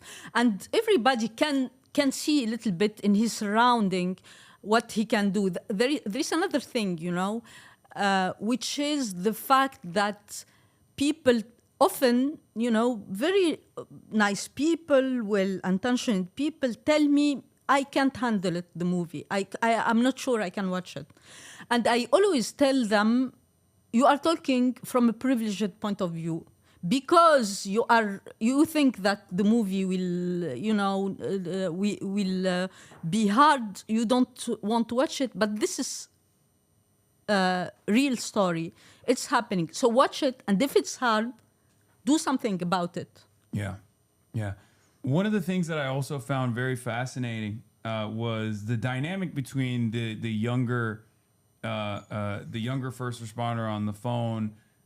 Versus like the older person at the call center that was like in control over the communications. There was almost this pragmatic approach that he had to take because he had gone through this experience so many more times. Versus there was a reluctance to abide by the systems in place and like wanted an understandable need to immediately intervene. Which would have potentially put the ambulance in harm's way. How did you feel about showcasing that juxtaposition? Because like Palestinian society is very diverse in both the ways that they handle living under constant Israeli occupation, and sometimes people do. There is the more pragmatic approach in instances that's necessary, but there's also like the immediate rise to the occasion. Was that deliberate, or was that just like something that happened in real life, so you just chose to put it in the documentary. Yeah, I mean, my job as a filmmaker, I tried to stay very close to reality. So this screenplay is written through the testimony of real Omar, real Mahdi, the real dispatcher and employee of the Red Crescent. But they told me a lot of things. So my work as a filmmaker is to write something coherent that have meaning, because you do a lot of things that don't have meaning, you know. I was curious to know about everything that happened that day. So for me, it was very meaningful, and it's normal, you know. Omar is on the phone with this little girl. So he wants to do anything to save her. Mahdi, his job is to send the ambulance. He's not on the phone with the girl, you know. So he's afraid and he lost already colleagues. He sent them to their death. And in the movie, we see Mahdi. He says, if there is another photo added to this wall, he have a wall of all his killed colleagues by the Israeli army. And by the way, the Red Crescent, they lost 56 members of their crew in rescue mission like this, you know. So he said, if there is another photo added to this wall, I resign. And the real Mahdi, this is what he did, you know. After he sent, his job is to send those guys. He sent them to save this little girl, and they were bombarded by an American bomb, by the way. When they were bombarded, he resigned after, because he was an impossible job. And all this is to say, for me, it was very significant when you see that in both cases, you lose. The game is rigged. Yeah. Like the Israeli are there imposing all this set of rules. They don't respect those rules. You follow them or you don't follow them, you are killed at the end, which is something very, very, very cruel if we think about it. So for me, it was very important to say, and you know, there is this narrative that Palestinians are always divided, you know. You can see that when you are occupied, you don't have much of choice, you know. So I needed to show, you know, how this systemic oppression, because the two guys wanted the same thing. They wanted to save this little girl. They want the same thing. But both of the decision, Israel is there to say no. Both of things don't work. You will not. It's not working for me, you know. Yeah, no, but I'm just saying, like, I thought it was interesting that, like, yes, they're singularly focused on the same goal, which is saving Hind Rajab's life, but they had a different way of going about it due to lived experience, and yet, you know, they're still united under the same with the same singular goal, focus, because that's just what it looks like when you are living under constant colonial oppression. Well, thank you so much for coming on. Thank you. This was remarkable, and I hope you guys go watch it. And look, all I'm gonna say is last year No Other Land was here, and what?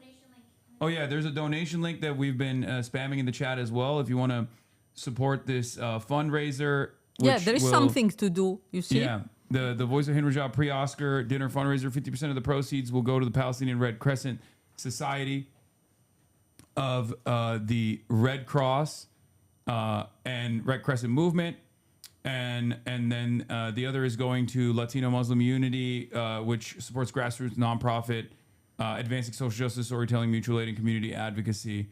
That is for those who are being targeted by ICE here, because you know, it's that struggle that similar style of violence also exists here in the United States of America, maybe not to the same degree.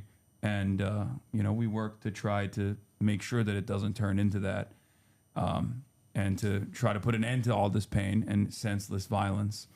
But yes, thank you so much for coming on. And this was wonderful. And I hope I did a decent job of trying to, you know, get your voice across. Thank you. Yeah, I already messed up with the camera because it was, you know, I'm in front of a director. I didn't even frame it correctly. I'm not working, so I don't. Okay. Yeah. What? Yeah. Oh, how can people watch the movie? The movie is still in some theater, but they can buy it in Apple TV, Amazon. It's available so they can, for streaming. They can buy it and watch it and share it and talk about it again, and meet together, watch it together. Yeah. It's a good experience. I mean, I've been in a lot of movie theater. People arrive together in group of friends so they can watch it and they can talk about it after. Yeah.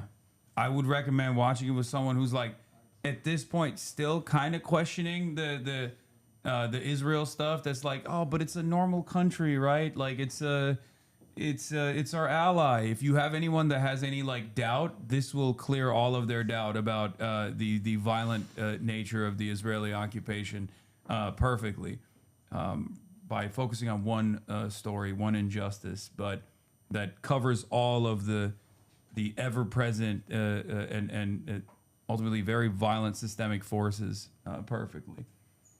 Well, thank you so much. Thank you. All right. What? Yeah, Oscars are tomorrow at 4 p.m. Tune in, everybody. Okay. All right.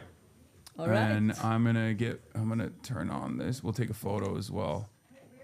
But here on our end, on the stream side, I'm just gonna turn this on. Happening in the Middle East as we reach day 15 of the war. There were more strikes on Tehran overnight, and US forces struck KHARG Island, where almost 90% of Iran's oil passes through. Yeah. Donald Trump said military targets there were totally obliterated, but its oil infrastructure was spared. Yeah. The Lebanese authorities confirmed that 12 medics, including doctors and nurses, were killed in an Israeli strike on a health center in Burj Kalawaya. There were also Israeli strikes in the Musharraf district of Beirut and the Harat Saida area of Sidon. Iran launched missiles towards central and northern Israel, and Hezbollah rockets were fired towards northern Israel. The US embassy in Baghdad was also struck by an Iranian missile. A drone also hit the port of Fujairah on the Gulf of Oman in the United Arab Emirates, which houses one of the Middle East's largest oil storage facilities, and Iran threatened further attacks on ports in the UAE. The Saudi authorities said they had intercepted multiple Iranian drones and a ballistic missile fired at Al-KHARG. Our international editor, Lindsay Hilsum, is in Lebanon for us and reports now on the day's main events and the US targeting KHARG Island. The US said it attacked only military targets on Iran's KHARG Island, including the runway. Not the oil storage units, nor other infrastructure from which Iran exports more than 1 million barrels per day, about 90% of its total energy exports. A warning strike, then. But Iran's Revolutionary Guard is already attacking oil infrastructure in the Gulf, today targeting Fujairah, the UAE's major bunkering hub, located at the east of the Strait of Hormuz, so not restricted by Iran's selective blockade. So much for President Trump's declaration that 100% of Iran's military capabilities have been destroyed. We announced to the leaders of the UAE that the Islamic Republic of Iran believes it to be its legitimate right, in defense of its national sovereignty and territory, to strike the launch points of enemy American missiles located in shipping ports, docks, and military hideouts sheltered within some UAE cities. Hard to know who will be convinced by this propaganda video promising that God's storm is on its way. But the Iranians may calculate that they have the greater staying power. More strikes on Isfahan. Having knocked out Iran's defenses, the US and Israel have almost total freedom of the air. But it's not clear they're significantly disabling the Islamic Republic's strategic position. They are, however, terrifying civilians, like this woman who wants to remain anonymous. When Israel or the United States issue warnings asking people to evacuate certain areas, we simply don't see them. How are we supposed to know? Our lives could be in danger. We are constantly worried about the safety of our families and loved ones. Video released today shows Iranian Red Crescent rescue crews removing the bodies of 4 members of one family who died after a strike in Tehran. So much jeopardy in this war. The price of oil, the destruction of infrastructure across the Gulf, the danger of it spinning out of control, and the Hold on. There's a lot of movement in the house still. We're gonna do more. Sorry, we're doing situation monitoring. I hope you guys. I tried to do my best there on that interview. I was a little nervous for sure because it's like very. Oh, the mic is quiet. Yeah. Okay. You guys are such little bitches, by the way, about the mic situation. Looks like Iran got India to cave. Iran allows Indian tankers through the Hormuz amid consultations with India. Indian media announced Tehran today allowed 2 Indian flag LPG carriers to pass through the Strait of Hormuz, a rare exemption amid the current disruption to shipping in the narrow Gulf waterway. IRGC Navy Commander Aliza Tangshiri said on X that several tankers carrying Iranian oil 1,000 kilometers away from the country have also been released from seizure. Yeah, remember when I told you guys this? Block India. No, I told you they had Iranian tankers, so India released the Iranian tankers that they had seized. Hold on.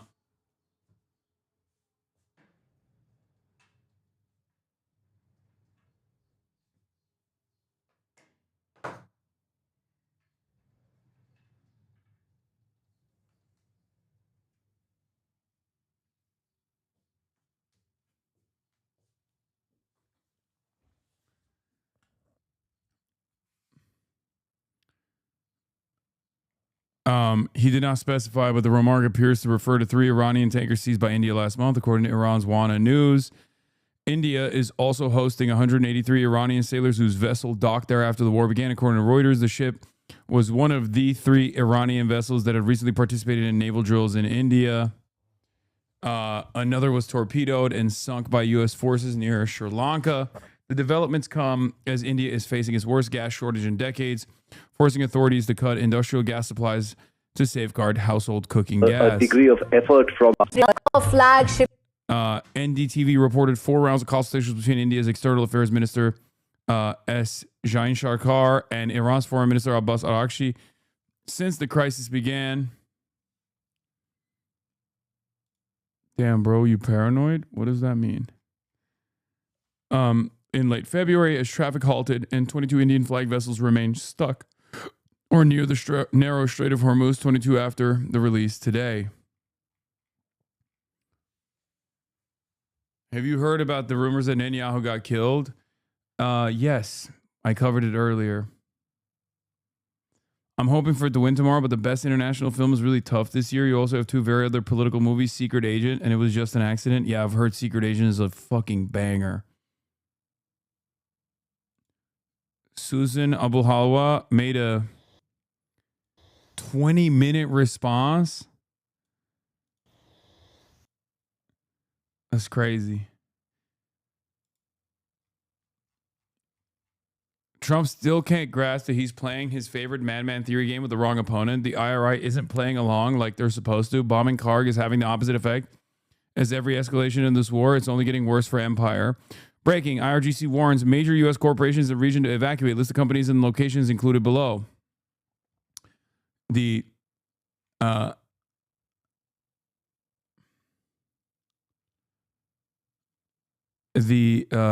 Iran's Islamic Revolutionary Guard Corps says, we warned the American regime to evacuate all American industries in the region.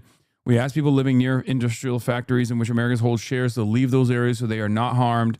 An accompanying graphic circulated by the RGC, shared by the RGC-affiliated Fars News Agency, lists U.S. industrial tech, energy, and the financial firms operating in Jordan and the UAE, including specific office locations. Examples include Lockheed Martin, Amman Military Liaison Office, Abu Dhabi Global Market, Boeing, Amman Diplomatic Area, Dubai South Aviation District, Microsoft, Amman Business Park, Dubai Internet City, Oracle, Abdali Financial District, Amman, ExxonMobil, Amman Energy Office, Citigroup, Abdali Financial District, Amazon Web Services, Abdali Boulevard, NSO Group, KKR, Boston Consulting Group, Bain & Company, Trafigura, Uptown Tower, First Al Khalil Street, Dubai. I'm noticing a lot of these places are in Jordan and Dubai. Qatari Cat, why is this only the UAE and Jordan? Is this the full list? For all the golf chatters, this is seemingly just the list that they've released so far. Not sure if if you work in an American company or live near an American corporation or something. Not sure if you're spared, but I don't know why they have so much smoke for. I mean, I do know why they have so much smoke for the UAE and for Amman, but President Trump said he was surprised that Iran decided to attack other Middle Eastern countries in response to the U.S.-Israeli strike operation, and the U.S. strikes on KHARG Island on Saturday totally demolished most of the island, but that we may hit it a few more times just for fun. During his interview Saturday with NBC News.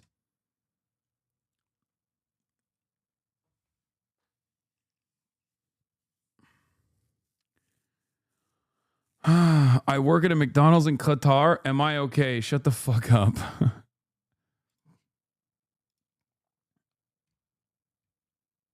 Is it safe to go to McDonald's? Bro, are you guys being for real right now?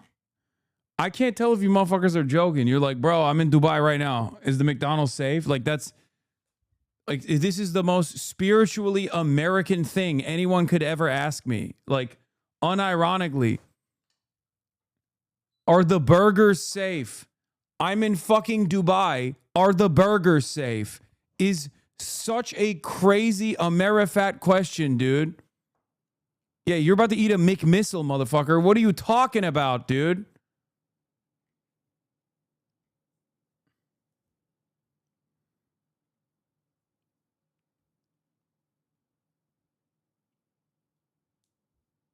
Susan Abu Hawa fell for the collar smear. Wait, what?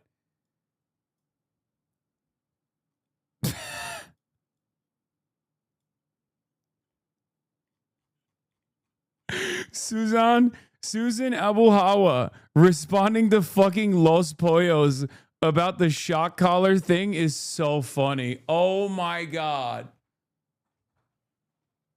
Oh my God.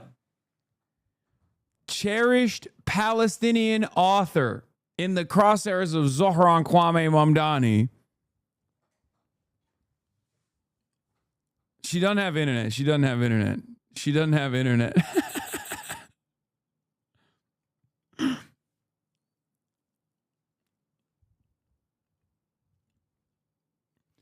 Responding to Los Pollos is fucking hilarious. Like Susan Abu Hawa is a Los Pollos subscriber in my headcanon.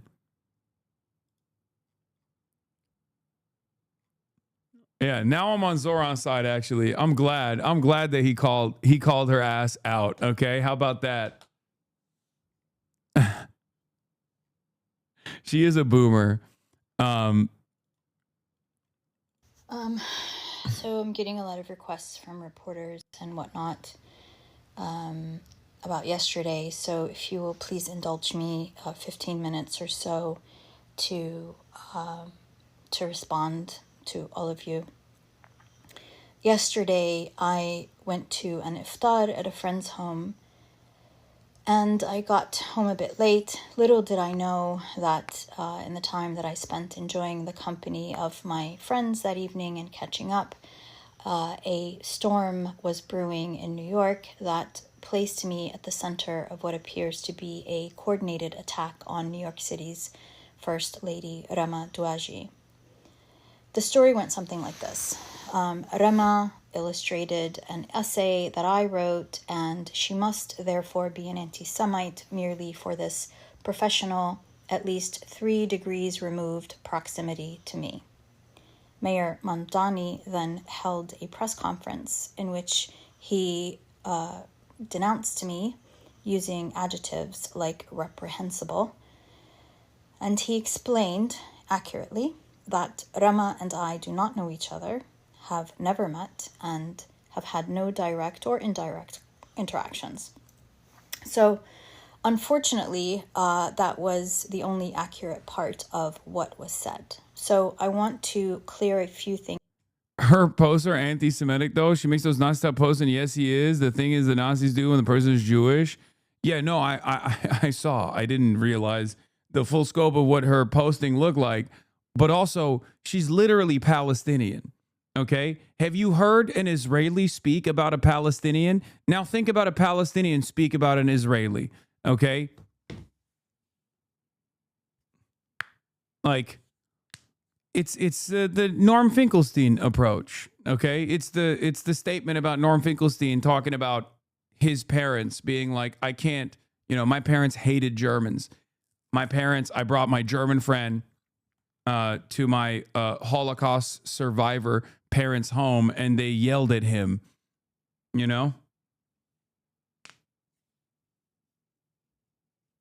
It's just like, what do we think is the more impactful, what do we think is the more what do we think is more damaging societally? I wouldn't speak like that. I don't think anyone should speak like that. Having said that, I'm not going to sit here and literally tell a Palestinian author that has already had to suffer through untold amounts of cruelty to cut it out,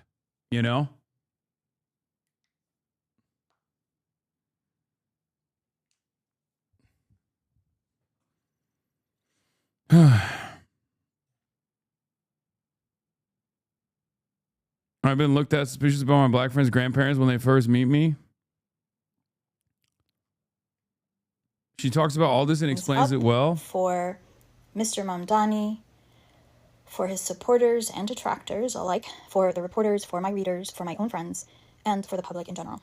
So let me start with the essay itself. For the record, this is still going on, okay? Is not, in fact, an essay. It is a short story, and I am not the author. The story is entitled A Trail of Soap. It was written by Diana Slayeh, a brilliant young woman in Gaza who survived and continues to try to survive Israel's genocide and unceasing attempts at ethnic cleansing of Palestinians from their homeland. Diana is one of a couple dozen young people. She used the word tentacles, I guess. No, she said a bunch of shit. She was like, they're fucking rootless cockroaches, stuff like that. People whom I mentored over the course of 8 writing workshops that I conducted in Gaza in 2004 during 2 trips that I made to Gaza in the middle of Israel's relentless bombing campaigns to obliterate Gaza. It was not an easy feat for these young people to gather for the workshops, but they spent hours walking, cycling, or taking donkey carts to get to our meeting places for the writing workshops. There were times even when their lives were at risk to get to and from the meeting places.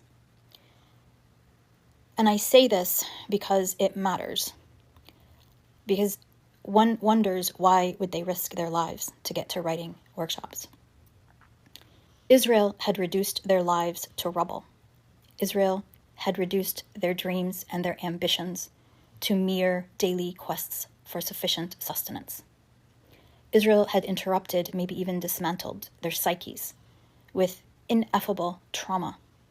They had stripped them of the most basic human dignities.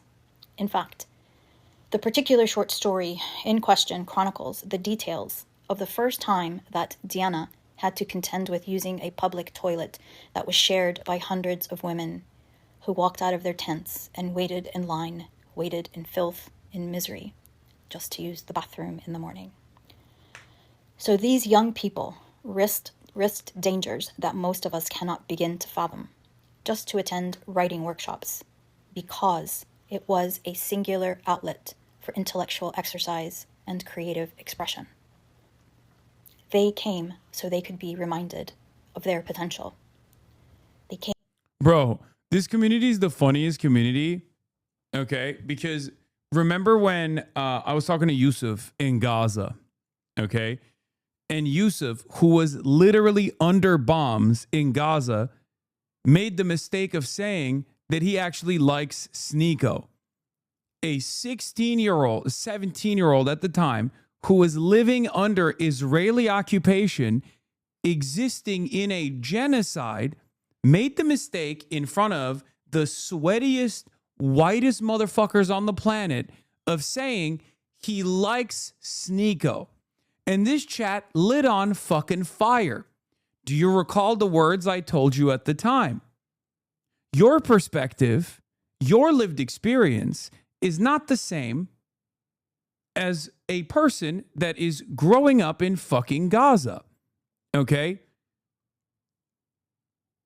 It is shocking to me, personally, that Palestinians every day aren't saying things that would make Hitler blush about Jewish people. The fact that Palestinians are some of the most restrained and the most resilient people, in spite of the fact that their oppressors adorn Judaism like a cloak and also simultaneously wield it like a sword. And yet, the overwhelming majority of Palestinians are some of the wokest people when it comes to anti-Semitism, given their, lived experience and given their shared experience under similar, if not damn near identical, Nazi exterminationist policies of an overwhelming state force. It's remarkable, really. Okay? So that's my position on this stuff. Before you freak the fuck out.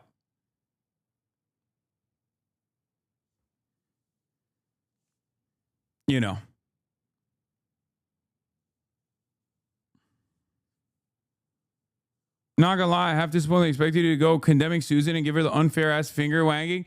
No, it's not equal. Like, I wouldn't do it. I don't think anyone should do it. But I'm not gonna fucking, if someone were to check me, if someone were to say something like that, if a Palestinian person was like engaging in this kind of behavior, like, I'm sorry, there is one form of systemic violence that is literally causing people to look the other way as people are being fucking slaughtered en masse. Okay, their livelihoods being taken away, their homes being stolen or destroyed and bombed. Like, I just spent the last hour talking about Hind Rajab. Her mother cannot come to the United States of America right now. The main actor of the Voice of Hind Rajab, because he has a Palestinian Authority issued fucking passport, cannot come to the United States of America. They're up for a goddamn Oscar. Palestinians are being starved to death, and you're like, well, have they changed their tones? Like, your metric for bigotry is just stable. It's neutral, right? Like, and mine is too. You can hold me to that account every day. I grew up in Turkey. I grew up in the United States of America. I'm Turkish, right? But of course, there's a difference between, like the version that the oppressors choose to use and adorn themselves in, and how that response works. Like, how that how the response to that is going to sometimes be problematic. Aim to feel that they are more than creatures seeking food and water and shelter, that they have a place in the world, that they have a voice, a relevance, something to contribute. They came to touch the lives that they thought they might still have, even if it was just for a few hours. It is important that you know this about the story that Rama Douaji illustrated, because it has been my honor and my privilege to know these young people, to have instigated, compiled, translated, and with my friend Hosama Habayeb edit. Mohammed El-Kurd has a piece on this, by the way. That's brilliant. I mean, he wrote for Mondo Weiss. I mean, someone's linking it in here already. Jewish settlers stole my house. It's not my fault they're Jewish. Palestinians are told the words we use dwarf the decades of violence enacted against us by the self-proclaimed Jewish state. A drone is one thing, but a trope is unacceptable no more. He wrote this in September 26th, 2023. Okay, September 26th, 2023. When we were growing up in occupied Jerusalem, the people seeking to expel us from our neighborhood were Jewish, and their organizations often had Jewish in their name. So were the people who stole our home, scattered our furniture in the street, and burned my baby sister's crib. The judges banging their gavels in favor of our expulsion were also Jewish, and so were the lawmakers whose laws facilitated and systematized our dispossession. If you remember, I jokingly sometimes refer to this as, everybody always says, oh, Jews control the media. Jews control the media in Israel, okay? Jews control the government in Israel. That's because Israel is a Jewish ethno-religious supremacist fascist state. And not only are they doing this, but they're also saying we're doing this for Judaism. Although it's incorrect, it doesn't change that dynamic one bit from the perspective of the victims, okay? I've spent a good deal of time talking about this when it comes to the Star of David, right? When people go to Jewish homes in France, in America, and spray paint the Star of David outside of their homes, that's likely that a hate crime could occur there, an anti-Semitic hate crime that could occur. That's what you're signifying, right? You're marking the Jew. In the West Bank, it's the Jewish settlers themselves that go and spray paint Palestinian homes with the Star of David to get them to leave that house before they firebomb it. That dynamic is very real for Palestinians. Palestinians have never experienced a world where their oppressors were not Jewish, okay? That's the dynamic that exists on that side of the world in general. A lot of people have made, a lot of hay about the Ansar Allah movement, like, oh, they have a curse upon the Jews in their banner. This is a conversation that has happened over and over again, okay? This is how it is. In that part of the world, Judaism and Zionism is inseparable. It's not something, at least in contemporary society, Judaism and Zionism is in exchange. It's not separate from one another. Okay, it's not, and that's what the Israeli state does. The Israeli state also does that here in the Western world in an effort to engage in propaganda. Yes, inextricable was the word I was looking for. I just didn't roll off my tongue, so I just gave up on it. Okay? That's it. That's the design. The bureaucrats issuing and sometimes revoking our blue ID cards was a Jew, and I especially despise him because of the stroke of his pen stood between my father and my father's great-great-grandfather's city. As for the soldiers who were frisking us to check for those IDs, some of them were Druze, some Muslim, most of them Jewish, and all of them, according to my grandmother, were godless bastards. Those who administered the rifles and handcuffs, those who wrote the meticulous and murderous urban plans were, you guessed it. This was no secret. We lived under the rule of the self-proclaimed Jewish state. Israeli politicians were have exhausted this line, and their international peers nodded along. The army declared itself a Jewish army and marched under what is called a Jewish flag. However, this is not a religious conquest, regardless.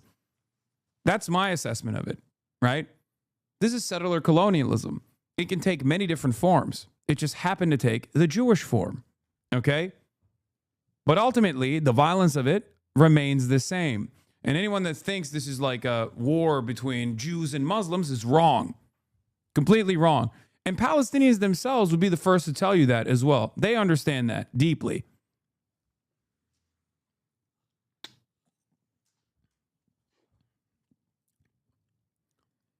This is the reason why, for many American Jews that go to the West Bank, like Cameron, for example, and he talked about this as well, so I don't feel bad revealing this, but like it's almost like a shameful experience because here in the United States of America, you could say you're an anti-Zionist Jew, and you don't have much connection to Israel, right? Maybe you learned that Israel was good and it was awesome, and maybe you believed it for a little bit, but then you like woke up to the reality and you no longer fuck with Israel. But like that is no longer a thing that you can shed yourself of when you're there. The shame grows from, at least from all of my Jewish friends that I've talked to that have experience this in real time. When they go, they're like, this is shameful, a real shame. And that shame also comes from something that it almost feels like it's something that you can't wash off because you're there. And this is what the state is doing. And from the perspective of the victims, like the state is saying, we're doing this for Judaism. You know? It's like being a Jets fan. But everywhere you go, everybody knows you're a fucking Jets fan. And also the Jets are doing a genocide.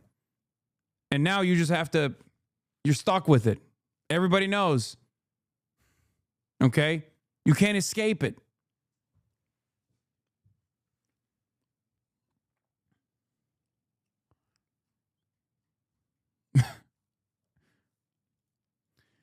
Anyway, the Israeli nation-state law explicitly enshrines Jewish settlement as a national value to encourage and promote. Still, though, this was no secret, we were instructed to treat it as such, sometimes by our parents, sometimes by well-meaning solidarity activists. We were instructed to ignore the Star of David on the Israeli flag and distinguish Jews from Zionists with surgical precision. It didn't matter that their boots were on our necks and that their bullets and batons bruised us. Our statelessness and homelessness were trivial. What mattered was how we spoke about our keepers, not the conditions they kept us under, blockaded, surrounded by colonies and military outposts, or the fact that they kept us at all. The reason why obviously, like, I take a very different approach when I'm talking about these issues is because, one, bigotry is important to me. I think bigotry is a bad value, a bad way of thinking, right? And it will inevitably produce the wrong results. But also because if you're in fucking America, right? Like, this is not something that you are personally experiencing. Okay? So you can't lean into this shit. Because then you're leaning into a different form of oppression. Okay, regardless of there being no systematic form of discrimination that Jews experience en masse right now, even though there was systematic forms of discrimination that Jews experienced in American history and certainly throughout the world, as it stands in contemporary society, this is not comparable to Islamophobia, not comparable to anti-black, anti-brown versions of bigotry, right?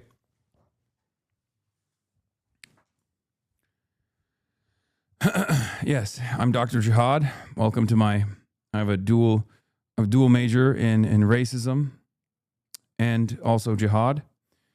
Welcome to the racism component of the Dr. Jihad broadcast.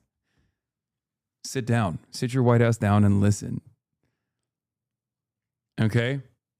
Bigotry is important to me. I contain multitudes.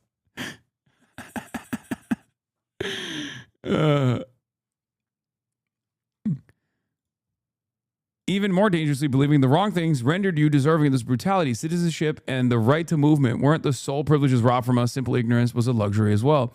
As Palestinians, we understand from a young age that the semantic violence we practice with our words dwarfs the decades of systemic and material violence enacted against us by the self-proclaimed Jewish state. A drone is one thing, but a trope is unacceptable. We learn to internalize the muzzle. So I heeded these calls. What else is a 10-year-old supposed to do? And I learned about Hitler and the Holocaust. I learned about the no stereotype, the poison wells, the bankers, the vampires, the snakes, and the lizards. I found out about the octopus. And I learned that when speaking to diplomats visiting our zoo of a neighborhood, the settlers squatting in our home must be secondary point in my presentation, second to an effusive denunciation of global anti-Semitism. And when my 80-something grandmother addressed those foreign visitors, I corrected her mid-sentence when she described the Jewish settlers in our house as, well, Jewish. A decade and some years later, and not much has changed. The boot remains there, so are the bullets and batons, and I would be remiss not to mention the innovative genius of the AI-powered robot firearms recently added to the Jewish state's arsenal. The government titles its project in the Galilee as the Judaization of the Galilee, and its quasi-institutions do the same. As for the council members that promise to take house after house alongside their success in stealing houses in Sheikh Jarrah, the Old City Silwan, and elsewhere, they routinely march in our towns with megaphones and flags chanting, "We want Nakba now." The judges still bang their gavels to ensure the continuation of this Nakba, still rule in favor of Jewish supremacy, and despite disagreeing with Supreme Court on various things, parliamentarians legislate in accordance. Yeah, by the way, this is before October 7. Just so you guys understand. Like, this piece was written actually very close to October 7. 2023. This is September.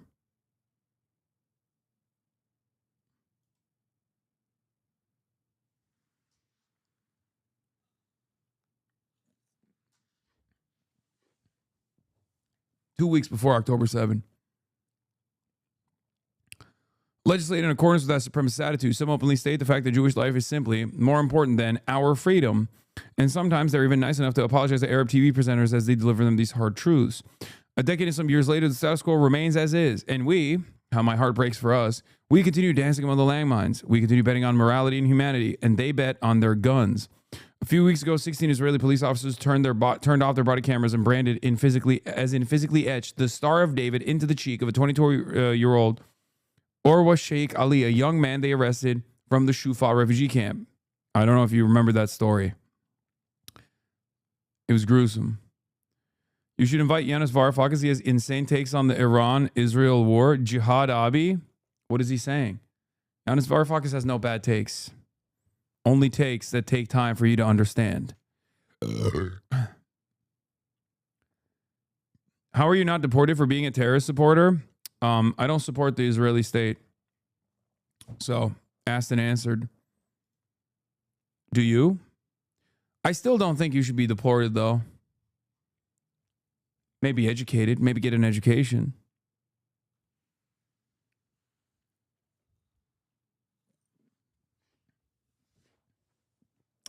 Yup, I find Western leftists effusively mention their fight against anti-Semitism. They give it the same energy regarding anti-black hate. They'd make John Brown proud, but they do that to protect their brand of leftists. That's cynical, at least if you're talking about me. Because I literally combat all versions of bigotry all the same. I'm very careful. Regardless, look what that has done to my brand, right? I obviously don't do it because I'm like protecting my brand identity or something. I don't do it because it's going to give me like a tactical advantage. I do it because I think it's right. Especially because for most people, there is no, Neek skit. Look. So basically, be more nuanced with the reaction depending on context. Like, don't cancel a veteran shot by the Taliban for being a little Islamophobic, even while understanding that it's bigoted or wrong. Do you think that the veteran? Do you think that the person that like invaded Afghanistan that got shot by the Taliban is right to be Islamophobic? Do you think that the Palestinian is invading Israel with their existence in this equation? You can't be this stupid, right? There's no way. No, of course not. Oh, of course not. So why'd you use such a stupid fucking, why'd you use such a stupid example?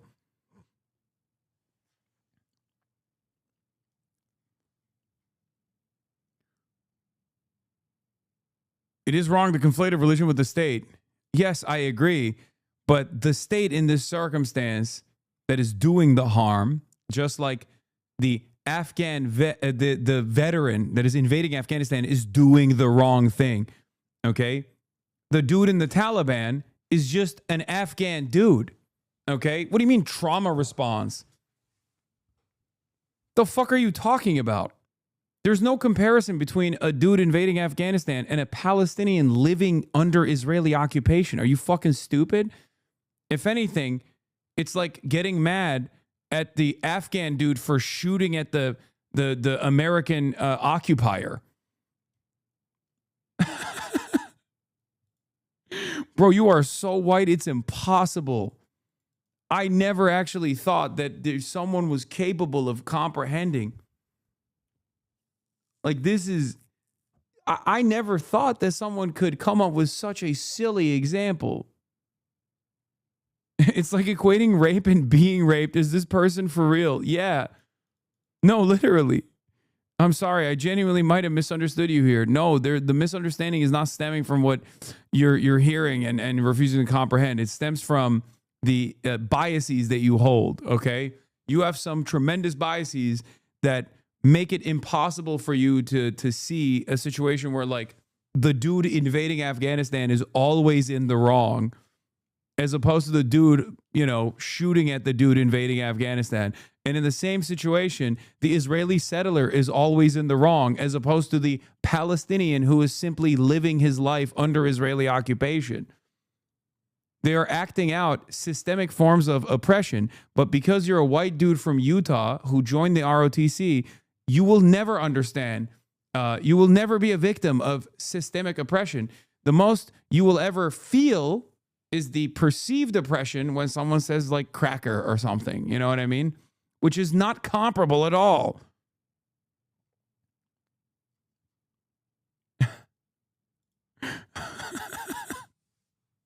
Bless your heart for trying. Give it another 2 years. Neek Skip will be in here scolding you like a bad empanada viewer. That makes sense. I definitely need to do more reading. It's not about reading, brother. Just close your eyes and think.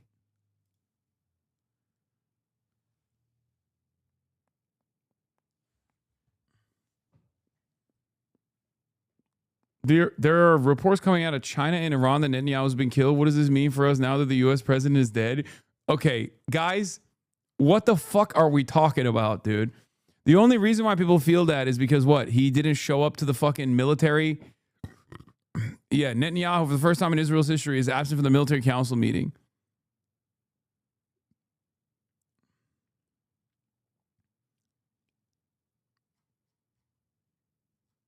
I don't know why you guys are like setting yourself up for tremendous sadness when you find out that he is very much alive, okay? Yeah, source, I hope.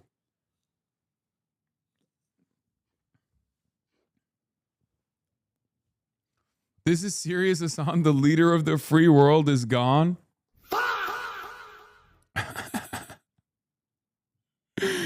I don't think he's gone, man.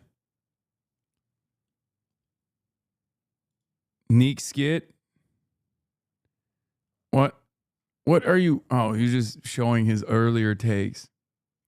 You haven't seen the AI video that has 6 fingers?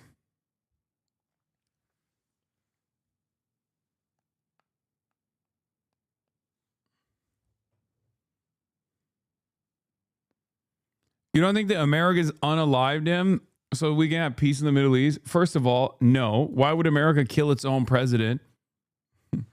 Okay? It doesn't work that way. It only works in the opposite direction. Okay? America will never kill its real president. Okay? That's number one. Number two. Yeah. Number two. I said real president. People are talking about JFK. I said America would never kill its real president. But American presidents could die potentially. Like Charlie Kirk. I'm, of course, talking about Charlie Kirk. That's right, ladies and gentlemen. We are Charlie Kirk. Yeah, that's okay. It was revenge. It was Revenge of the Kirks.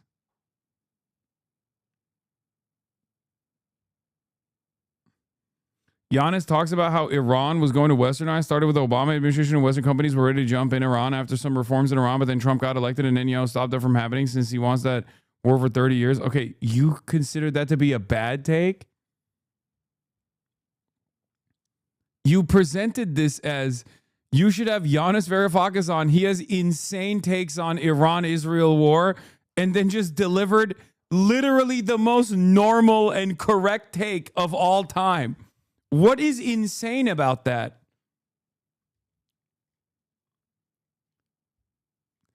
That is a terrible take. It's not a terrible take at all.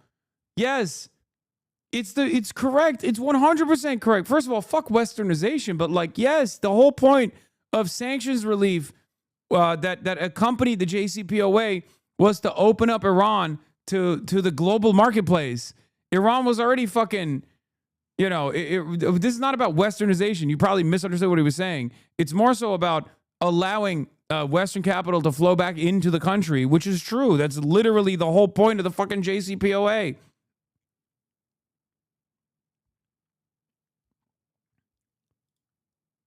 Maybe the Iran wanted to align with the West thing. That's also not incorrect.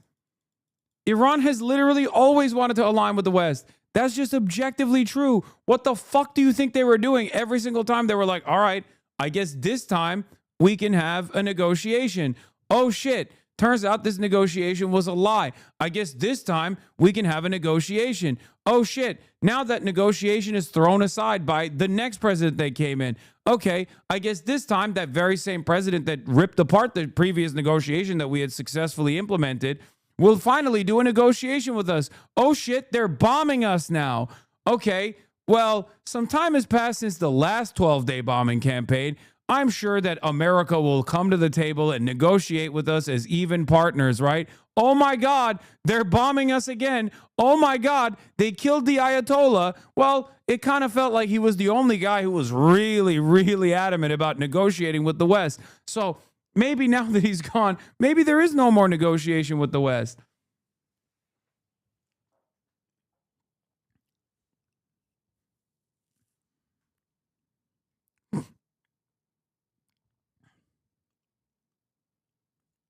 I don't think he's dead because I don't think he's in Israel in the first place. I believe he didn't show up because that would look bad for him being outside of Israel with the population or under war that he started.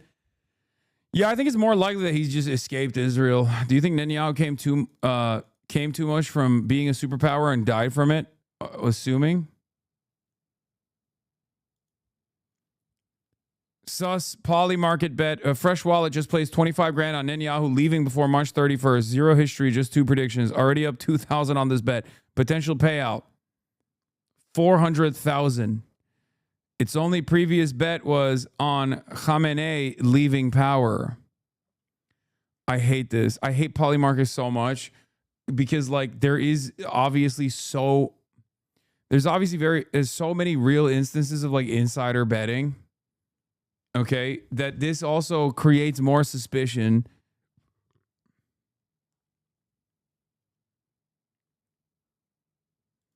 What is this? I don't trust any of this shit. Now in one of the locations. Yeah, I don't believe that. I don't believe that. God, you guys already believe this, so you're just like looking for anything. You're looking for anything that you can hold on to.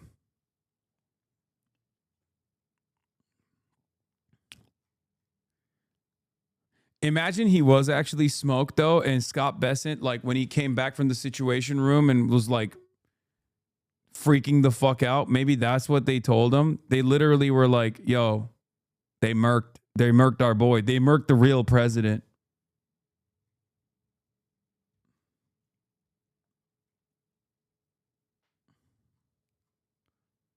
By the way, none of this changes Israel at all. Like, I don't know what the fuck people are thinking. Did you believe Bernie Sanders when he said Benjamin Netanyahu's war? Like, are you fucking stupid? You think he's like one guy that was really invested in bombing Iran and everyone in Israel fucking hates it? No, if they murk them, they're going to be extra hardcore.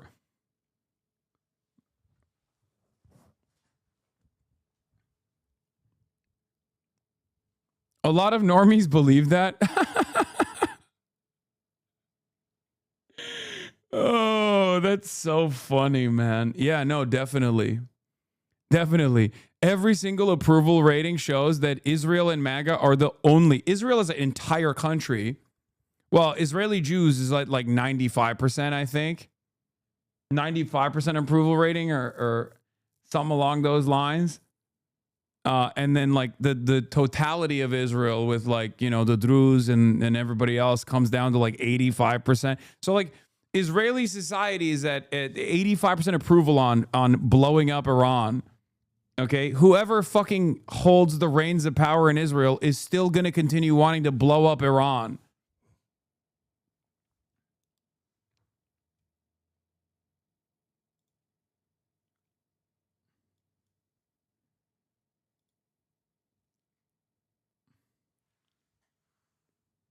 Yeah, here. While people are speculating about Benjamin Netanyahu's death, here is the fucking leader of the opposition, Yair Lapid, saying that Israel should depopulate and destroy every village in southern Lebanon, with the yellow line in Gaza as the model, and that it may not be pleasant to scrape off 2 or 3 Lebanese villages, but they brought this on themselves.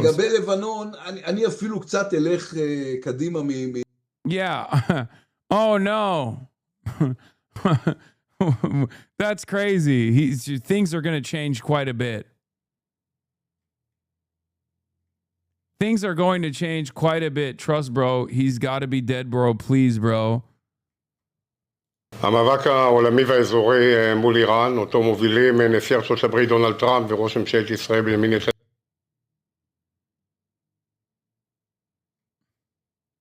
Yeah, in Israel there is no lesser evil. Ironically enough, like it's, you know how you do the fucking thought experiment every 4 years in America, where you're like, do I want like 50% Hitler or like 99% Hitler? And everyone's like, well, I guess 50% Hitler is not that bad.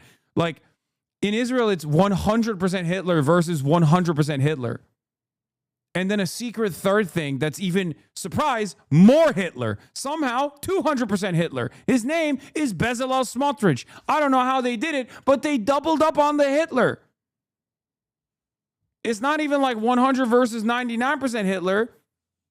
It only goes up from 100%.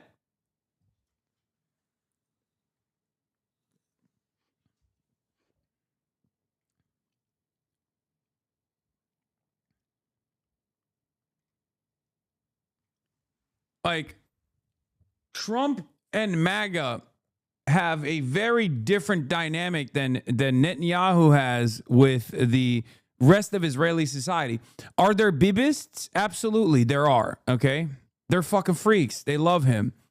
I don't know how hard they would go for him if he was just like, I am now an anti-Zionist. But, like, the rest of Israeli society would kill him. They'd be like, fuck you. Okay, you're dead now. We're going to murder you. And by the way, that's not an exaggeration. They literally murdered their fucking prime minister that was like, oh, maybe we'll do like a kind of a state for the Palestinians. And they fucking killed him.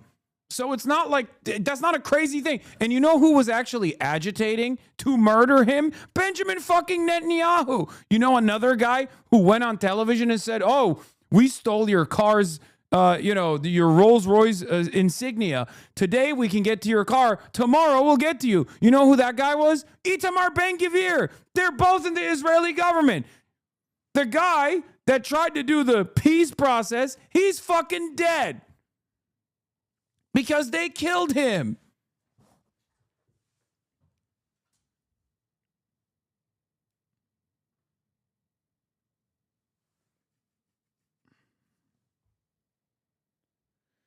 I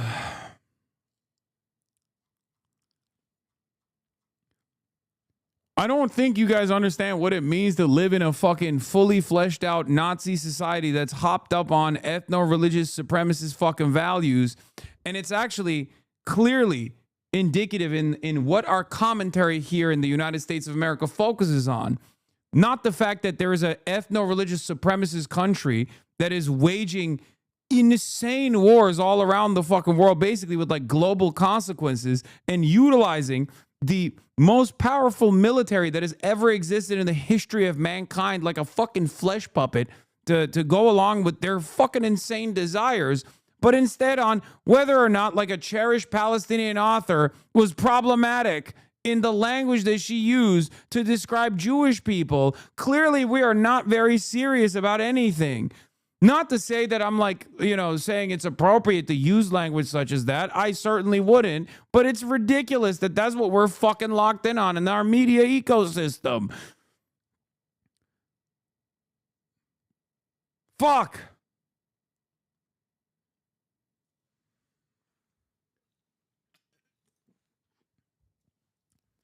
It's funny because, this reminds me of the Zog shit, right? It's like, I want to make sure that this is a habitable space.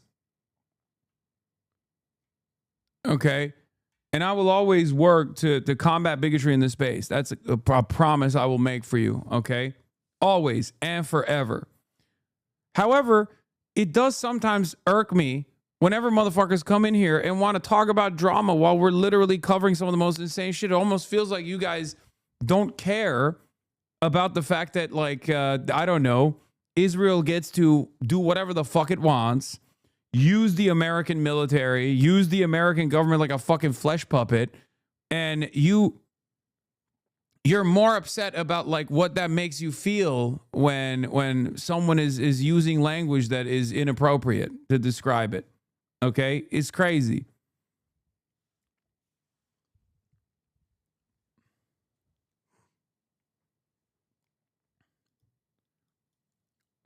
Still better than being Christian in Pakistan. Better than being Christian in Pakistan. What about the 40,000 people killed in Iran? Yeah, they're trying to avenge 40,000 people. What the fuck does Pakistan have to do with anything? What the fuck does... Bro, what do you think Israel does to Christians? You deserve to be spit on in fucking Jerusalem, by the way. You do. You should open your mouth. If you ever visit Jerusalem and you walk past some settlers in Jerusalem and they spit on you, you should open your mouth and go, "Oh, please, sir, can I have some more?" What the fuck are you talking about? Christians in Pakistan. What the fuck does that have to do with the conversation we're having right now? Oh, dude. You should try to be a swagged out white boy in Baltimore. Walk a mile in my shoes, dude. It's crazy out here. What the fuck? Okay. What is the connective tissue here?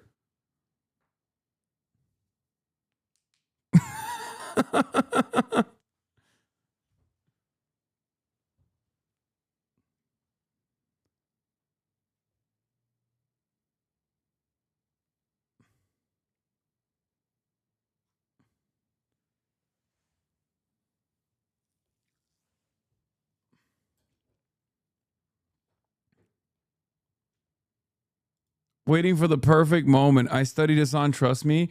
What is this? What is this fucking here? I'll click on it. There you go.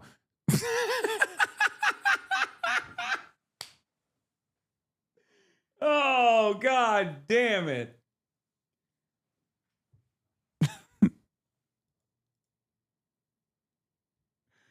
Oh, come on, man. Come on, man. Oh, that's how you know he's dead. It's done. He's done.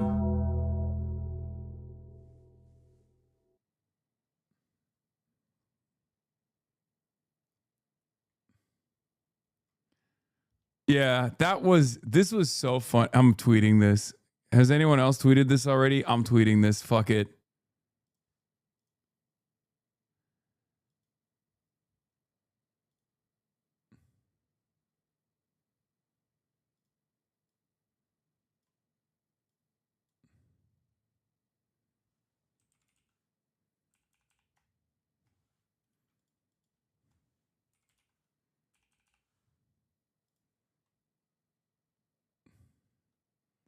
Crop out the date? Nah, fuck it. Let's just keep it. Let's just keep the date on too. It's funnier. No, it's funnier with the date. It's funnier with the date.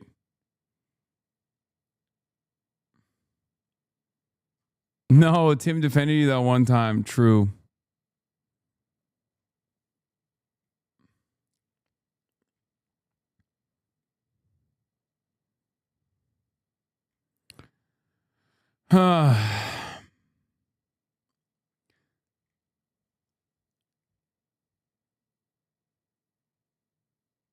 Anyway, he wasn't wrong about Kirk was stable. He could have moved. That's crazy. That's crazy. That's crazy you said that.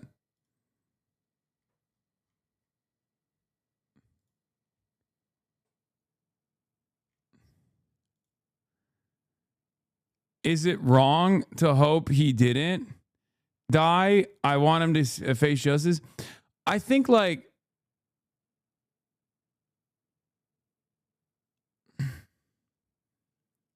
I think it doesn't really change much, but I guess it would make a lot of people happy.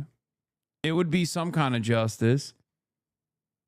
Because there's never going to be real justice. Let's be fucking real. You know what I mean? Like, look at what's going on. Deaths of civilians in Iran and beyond, the toll growing higher by the day.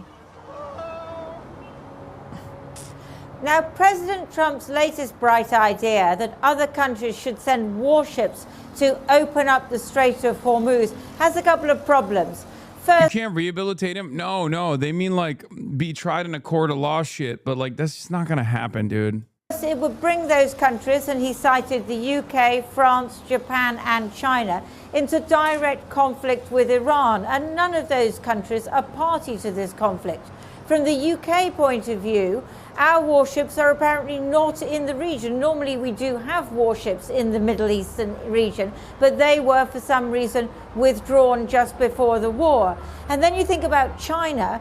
Well, the Iranians, who export most of their oil to China, are allowing those tankers through the Strait of Hormuz. So China really doesn't have any incentive to do anything because its tankers are getting through. So I think there may be a little problem with President Trump's logic in this one. Now, at the same time as all this, there was an attack today on the U.S. Embassy in Baghdad. If anything, I feel like as Bibi's passing would give our media a chance to go, okay, he's dead, we can move on from all the Palestine stuff. We're just like, no. If anything, it would have the exact opposite effect. Everyone will be in the fucking streets celebrating. I know my ass will be fucking dancing, okay? And then there would be a swarm of like, is this anti-Semitic style think pieces? Then everyone would dunk on those people, okay? Everyone would laugh at those people. They'd be like, oh, R.I.P. Bozo, smoking on the Benjamin Netanyahu pack. And then, and then it would be really sad for the likes of Bernie Sanders because he could no longer say Benjamin Netanyahu's war, right? So who is he going to say? I guess he'll say, oh, this is Yair Lapid's war, or this is who, I don't know, who would be this is the Bezalel Smotrich's war. This is Itamar Ben-Gvir's war. This is Naftali Bennett's war, right? Like he would just say that, right? And then people will be like, why are you just using other people's, why won't you say Israel? This is Benny Gantz's war. I hate this Benny Gantz war. Benny Gantz's war is so fucked up. And then people would be like, Zoran Mamdani, you went on the broadcast of a person who knows another person who celebrated that Benjamin Netanyahu was killed. What do you have to say about that? And then Zoran Mamdani would be like, I'm so sorry. I've never been more sorry in my life than this very moment. Can I please get on my hands and knees? Actually, you know what? I quit. I should quit being the mayor because you just told me this unthinkable cruelty has taken place. I'm going to quit being the mayor. I'm just going to give up my life as the man. I'm going to kill myself, actually. Fuck it. I'm killing myself publicly. Okay? I condemn myself for being in the vicinity of a content creator who was in the vicinity of another content creator who a week prior to being in the vicinity of the other content creator had thought such unkind thoughts about Benjamin Netanyahu possibly dying. And yeah, that's what I think will happen.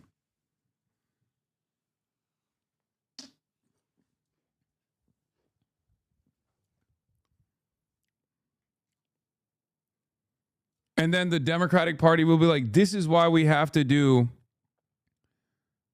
This is why Democrats would come out with a Benjamin Netanyahu bill. And they'd be like, this is why we have to give $700 billion in defensive weapons to Israel, which they can use for offense because any kind of defense spending is fungible.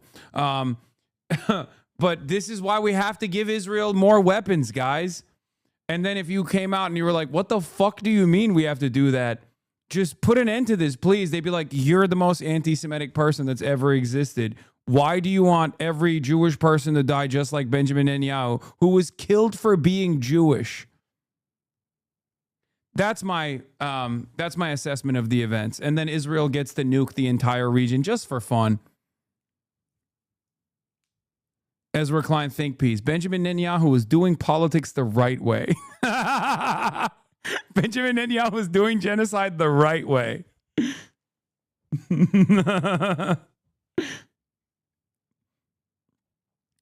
Oh.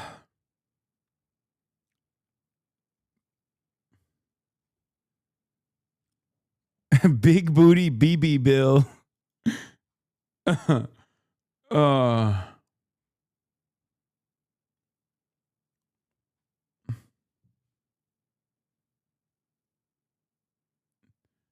New interview dropped. Strait is open, and they tracked the origin of the rockets that hit KHARG. Yeah, we did that interview already.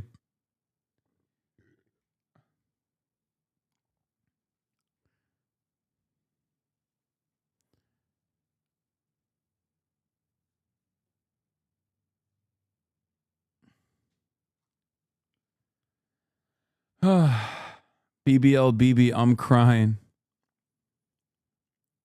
Strait is open, you just get sunk. That's what P. Heggs said. Missile, it's not clear whether it was fired from Iran or whether it was fired by one of the Shia militias in Iraq, which are allied with Iran. But what it indicates is how this war is widening and how difficult it is for President Trump to contain it. And Lindsay, what is happening where you are in Lebanon?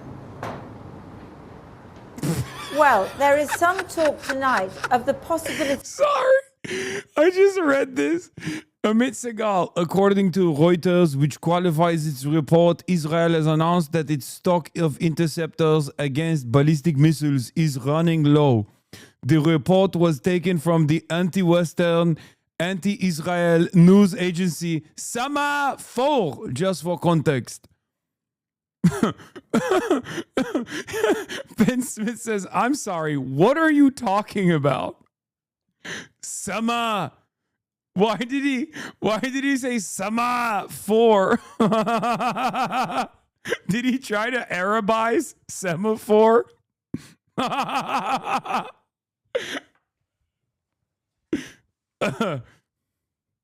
Shut up, you are anti-Semitic.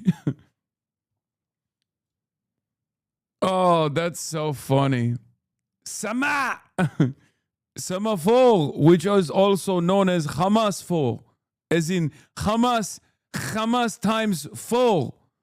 Very scary.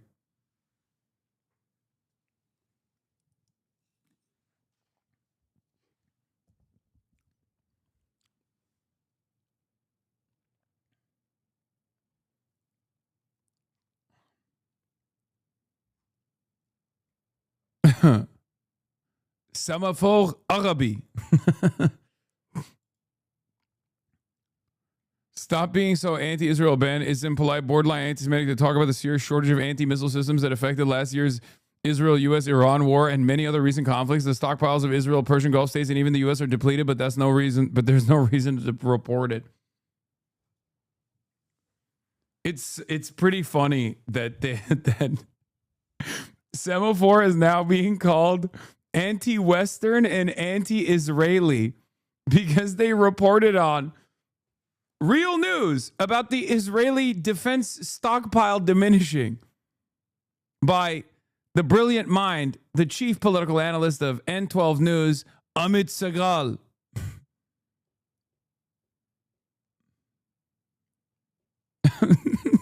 I can't get over this. Sama.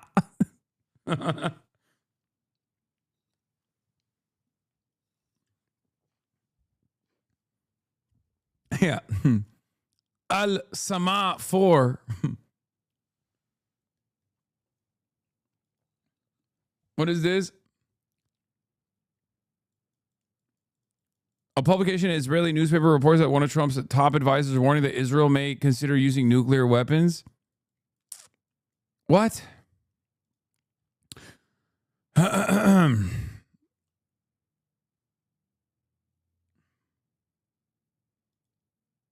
They said this about CNN a couple days ago. Yeah, Ryan had a reporter, in air quotes, on the ground in Iran because Dropsite is a billionaire-funded mouthpiece for Islamic terrorism run by a billionaire Nepo baby that side hustles as a stenographer for the Iranian regime.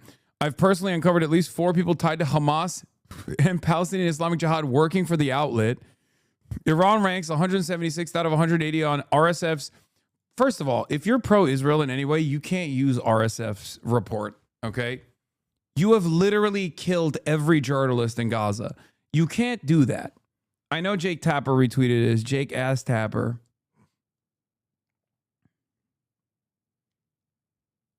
Ay, ay, ay.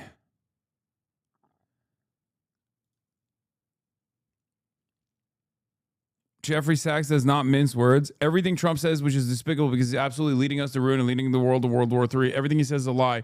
because he says, I'm stopping Iran from getting a nuclear weapon. What he's done is rip up the agreement that already existed to ensure that kill, assassinate Iranian leaders repeatedly, kill the religious leader who for decades has said that a nuclear weapon would be against Islamic law, killed that person, invader bombed the country with carpet bombing now, and is presiding over what is now already a regional war with Israel behaving as usual in its completely fascistic way of genocide in Gaza, locking up the West Bank, as Gideon Levy told us, and invading Lebanon and already displacing 1 million people and bombing universities, bombing the hospitals, bombing the schools. This is so out of control without any logic, any rationality, even not any humane, moral, legal justification whatsoever. We have not seen anything like this since the fascists of World War II. And it's extraordinarily dangerous what's happening. It will lead to world war the way we're going because we have two malignant narcissists, Netanyahu and Trump, that are leading us to disaster.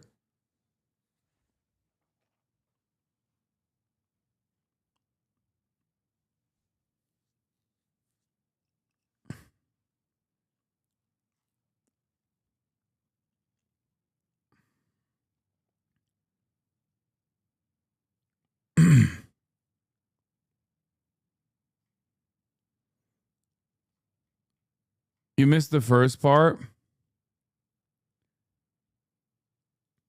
No, Jeffrey Sachs is right. Like, he's right. I mean, America and Israel are behaving in fascist ways, and they're dropping all of the hold on.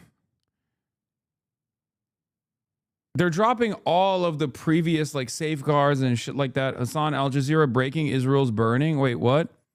Burning with what?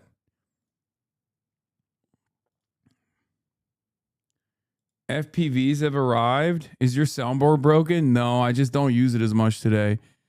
For the first time, an Iranian-backed militias carried out an FPV drone attack in Iraq, an incredibly dangerous new development. Seen here, the FPV munition flies around Victory Base near Baghdad before slamming into a building. Oh, shit. Breaking all pretense. Yes, there is no...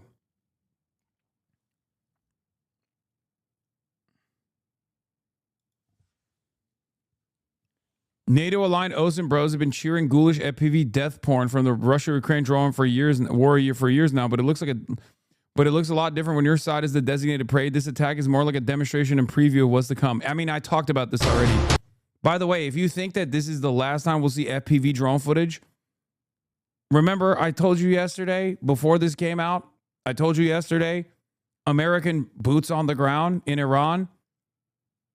It's not going to be the fucking like old Russian guy who's like laying on the ground scared as you see his final moments on the other side of that FPV drone before the fucking image shuts off. There's like that 1 second freeze cut and then the image shuts off. It's going to be American boys, okay?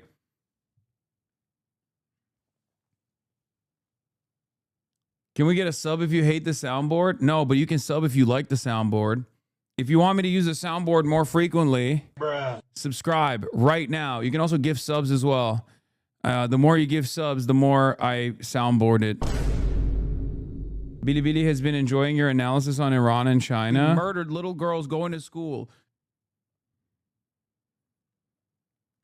The United States was the original shareholder of Germany and Japan. It wasn't some country that rose from the shadows. The old rival immoral. You need to take a break reading this after the last sentence. Where is... I can't see what they're saying. Oh, shit. XVX Colin with the 10. Or no, with the 20. Millennials for Soundboard Rise Up's Essential Committee. I don't hate the soundboards. I just hate the sounds you use. Don't invoke the board. You will not win. We're getting soundboard after soundboard demands right now. Quantum, Frog, Randomish. God damn. God damn. Scroll up. What are they saying? I can't see the comments. Yeah, it needs me to... I need to log in for it. This happened while you were in the interview. Satellite imagery from earlier today, March 14th, captured the America-class amphibious assault ship USS Tripoli and her 2,500 embarked Marines of the 31st Marine Expeditionary Unit quickly steaming towards the Middle East, having already entered the South China Sea.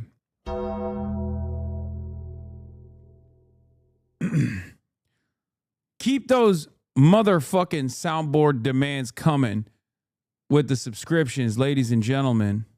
May Allah awaken the people and help them to see the evil doings of Israel. Planty Andy, Midwestern Mom Fedayin. Planty Andy, thank you for the 25 gifted subs. Watch the damn drone video. ADHD's killing me, law. I mean, dude, there's nothing. It's just like fucking slams into a building. Who cares?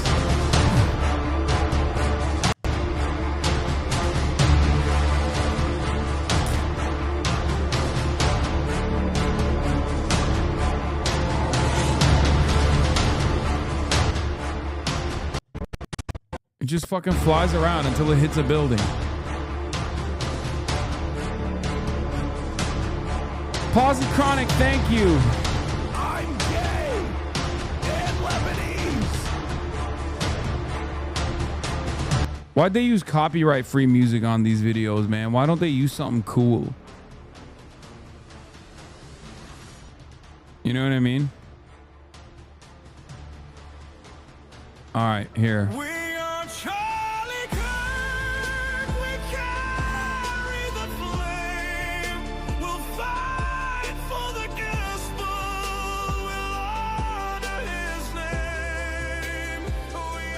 Like, think about how much better that would be. Imagine if the FPV drone compilations accompanied We Are Charlie Kirk playing. They're like, this is revenge for Charlie Kirk. Oh my God, the Iranians are avenging Charlie Kirk. Candace Owens goes crazy. Candace Owens is like, my life to the Ayatollah. I'm no longer Catholic. I've reverted to Shia Islam. Ya Ali. She's like, this one's for Charlie Kirk, says the Iranians.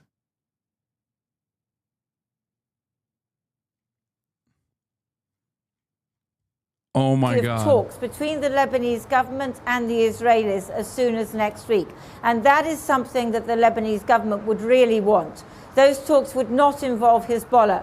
One thing which is being discussed is the possibility of Lebanon recognizing the state of Israel. That might be hard for it to do. At the same time, there is no let-up. Hezbollah still firing into Israel. And Israel attacked a medical facility overnight in the south of Lebanon.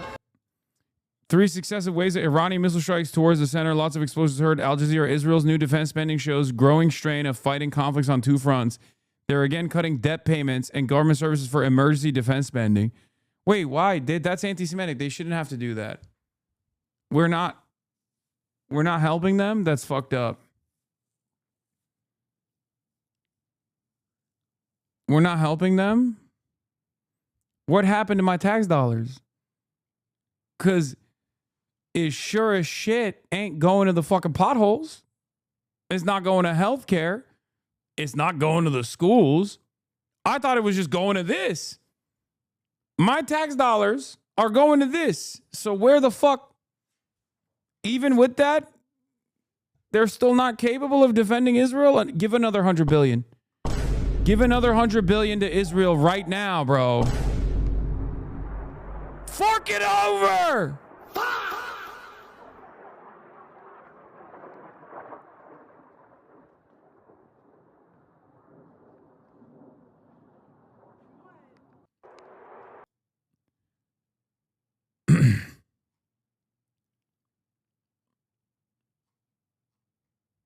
Several fires started from the impacts and fragments.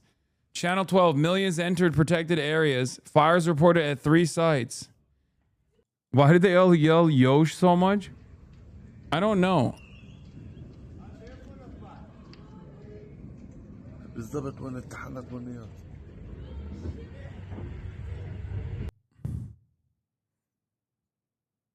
Damn, that doesn't look like one of the fucking cluster strikes either. That looks like a direct impact.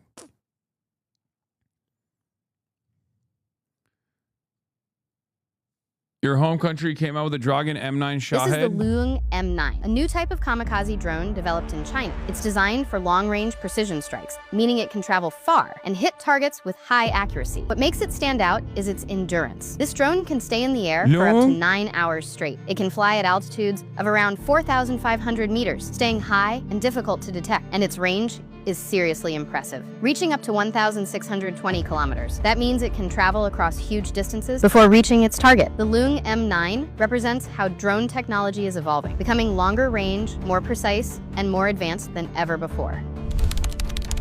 Dubai Daily, that's my favorite. Why did it get so loud?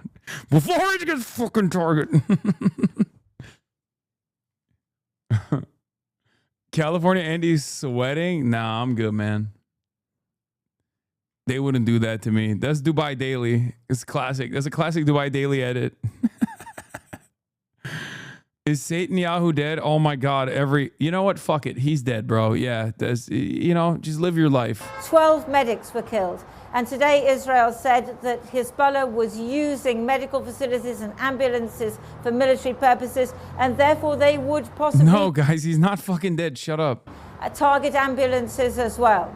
So even if there are talks, there is no sense that the fighting here is going to stop in the short term. Lindsay, thank you very much. Lindsay in Beirut there. Now, the MOD has confirmed that British counter-drone forces in the Middle East shot down multiple drones overnight as part of the UK's operations to defend its bases in Qatar, Cyprus, the UAE and Bahrain. Well, let's speak now to Dr. Bader Al-Saif, who used to be a Deputy Chief of Staff for the Prime Minister of Kuwait. He's worked in the oil and gas sector and is now an Assistant Professor of History at Kuwait University. Thank you so much for joining us this evening. Firstly, I wanted to pick up on that point by Lindsay. What do you make of this call to action, it seems, by Donald Trump to have the UK and its allies help in the Strait of Hormuz? Do you think that's likely? Do you think it would work? Aisha, good to be with you. We're entering week 3 of the war, and this is a very important question and one that should have been posed before the beginning of the war. If the US president and the US in general wanted the support of their partners, it would have behooved them to have explained their motives and informed their partners of that call to war prior to it, because it put their partners in a very dangerous position, right? Here in the Gulf, I speak to you from Kuwait City, and we're getting a lot of attacks. We just had the latest drone attacks a few hours ago. Other Gulf cities as well are suffering from the same predicament. And we have not even opened up our airspaces or any other military bases for use. So to ask for support with the Strait of Hormuz, I just go back to recent history. We had another strait that faced similar issues, and it's Bab al-Mandab by Yemen. And you saw the same dynamic. You mentioned the Chinese safeguarding their own tankers, and they did the same thing a few years ago with Bab al-Mandab, and this is a non-ending cycle. We need to have a clear exit strategy, and the word strategy is key, because what we've been seeing in the past 2 weeks is a lot of tactics across from both sides. From the Iranian side, it's quite clear. Survival to them is a key strategic objective. Stop coming. It's not clear to me where the US and Israeli objectives are, more so on the US side. In terms of what's going on in Kuwait there, you mentioned that you have had attacks. I do wonder, what is the mood like among Gulf states at the moment? Where do you position yourselves? Where do you find yourselves in this war? We are not party to the war, and we've been enforced into this war by both sides, unfortunately. The US side that decided to strike on Iran and Israel, and on the Iranian side that decided to take it on the Gulf states because they're going for a war of existence. So they're going to go after any assets that they think are damaging them. But that's been the message from the Gulf states to Iran all along. There is no proof of usage of any of these bases into Iran. And the attacks, Aisha, frankly, have not even they've gone beyond military sites. I mean, we're talking about hotels, we're talking about civilian infrastructure, power stations, oil and gas installations. So it's far-reaching, and this is dangerous because Iran... sorry to cut you off there. Let me end on this note. Iran needs to also think of the day after. We're not going to go anywhere. We're their neighbors, and we need to work on this together. In terms of an end game then, let's kind of end on that point. Where do you think this situation is going? The UN has called for a diplomatic solution. But you've got Donald Trump saying one way or the other, we're going to have the Strait of Hormuz. And then Iran saying, well, actually, we're going to stop all US ships from going through the Strait of Hormuz. And we've also seen reports of airstrikes over Israeli airspace this evening. Where do you think the end game is? Look, it may need to escalate further before it quietens down, and they will find a way to talk it through. I'll take you back to what happened yesterday in Iran. They celebrated or commemorated what they call Quds Day, which is Jerusalem Day. And this is key because the Palestine-Israel conflict has been used by various parties across the region as an excuse to fight this out. So we need to not only address the issues with Iran, but we also need to address the issues with the Palestine-Israel conflict, because that's where it started. So addressing the root causes will help us then bring in more peace and calm to the whole region. Dr. Bader Al-Saf, thank you very much for your time there. I know we didn't have that much. Good to hear your views from the region. Thank you. So it's day 15 of the American-Israeli war in Iran. Is it day 15? Fuck. Have I been calculating the days wrong? I've been saying day 4. God damn it. God damn it. Fuck, bro. I've been saying it wrong all day, dude. I'm so stupid. Unk is washed. Unk is washed. They're ahead. Is 15 for you tomorrow? No, it's become day 15. Wait, hold up. Is it because time zone? Is it because it's a fucking time zone? Bro, I don't know. I think it's... Nah, I'm going to keep it day 14. Fuck it. I changed the title, but I'm going to keep it 14. Fuck, it's 14 for me, man. We don't count the first day.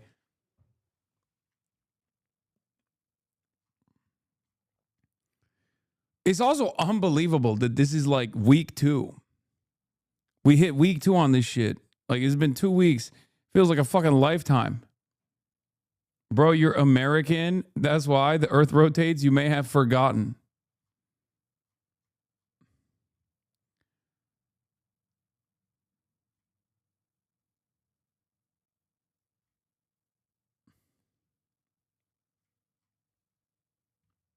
You mean week 3? Yeah, now. Okay, everybody calm down, bro. It's like, yeah, it's going to be the 3rd week now. It's coming up. It's coming up. We just began week 3.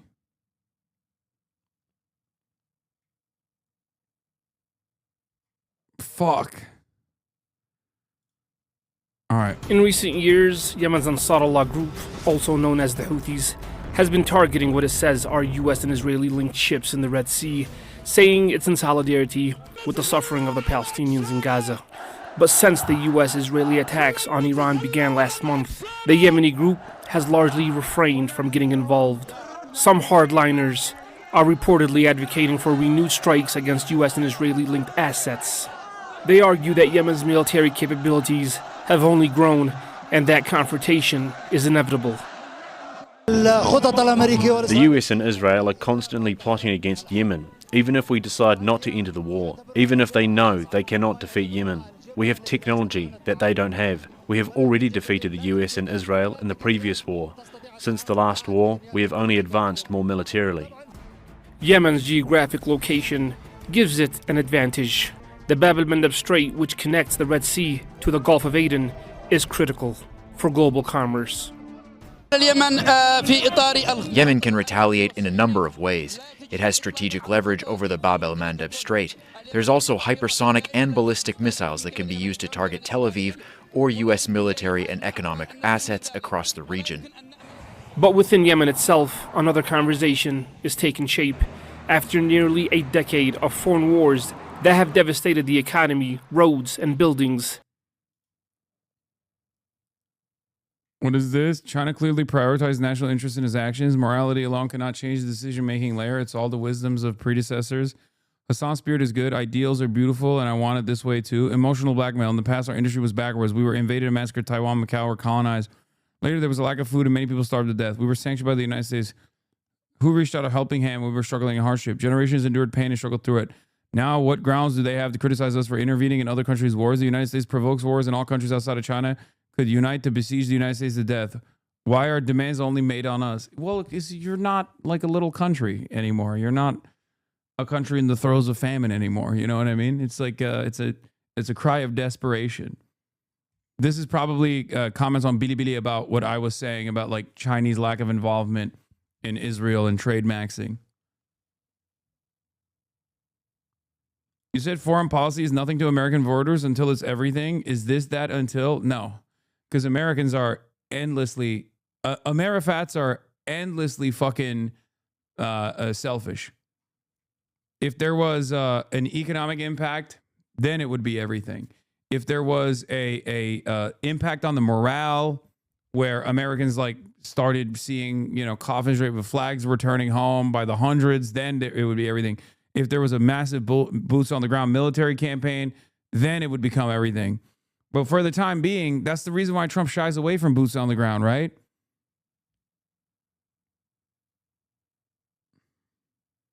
Iran is getting the dick partly because of China? What do you mean?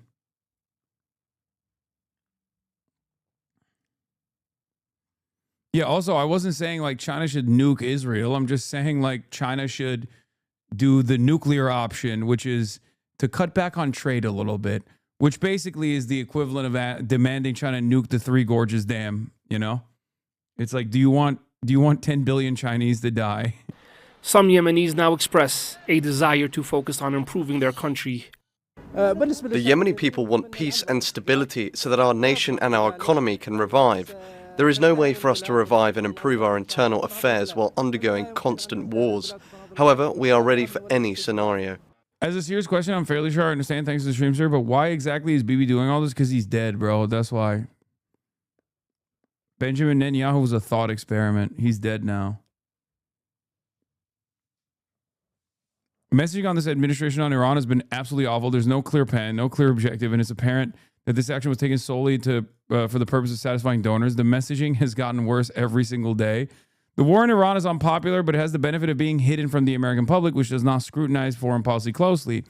The issue is that the escalating economic pressure and inflation due to the disruption of global maritime transit will soon make it very visible, and hard questions about who started it and when it will then be asked, or why will then be asked.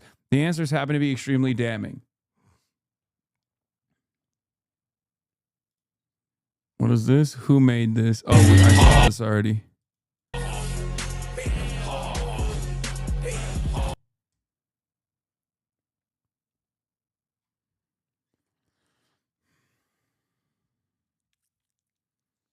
Is Bibi considered a moderate in Israel? No, he's not. There are more right-wing figures than him, but he's not considered a moderate by any means. However, it depends on what issue you're talking about. When it comes to like invading Lebanon, yes, everyone loves it. When it comes to, you know, doing genocide in Gaza, yes, everybody loves it. When it comes to, bombing Iran and getting America to bomb Iran, everybody loves it. Like Benjamin Netanyahu keeps getting voted back into office in Israel because low-key, a lot of Israelis understand that, one, he can put a coalition together. Sometimes if it's at odds, he can get the Orthodox groups to be on board with the coalition. But most importantly, there's two values that Israeli society cherishes with Benjamin Netanyahu. One, he is always the protector, okay? He's the number one protector of Israelis, like, because Israeli society is anchored around like this protection from the enemy within, right? What Nazis call Jews, Israelis consider Arabs. So Benjamin Netanyahu is the best at protecting Israeli society.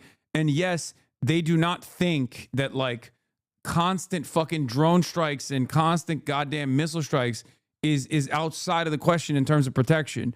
Like they don't think of that as like, oh, Bibi is not protecting us.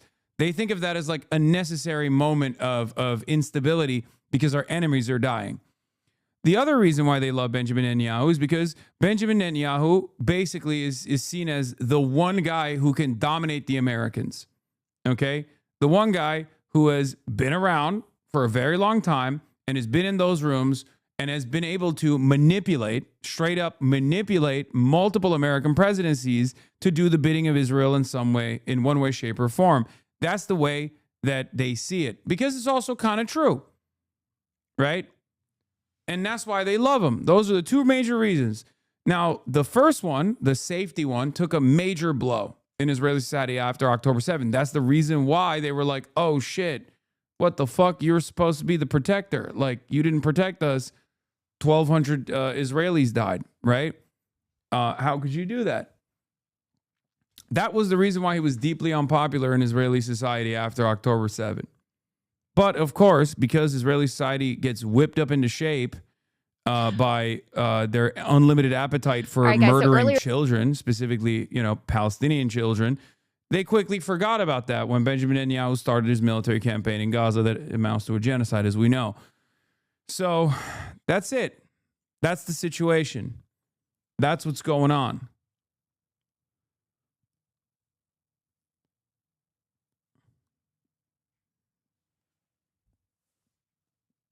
Can Israel really become great Israel?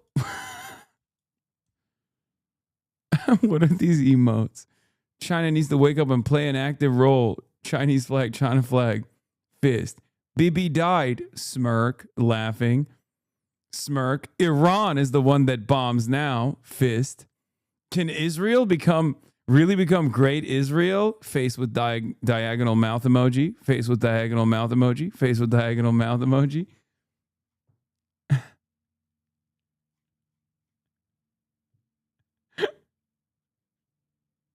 Yes, Israel can become great Israel, which is called Palestine. Inshallah. That's when it will become truly great.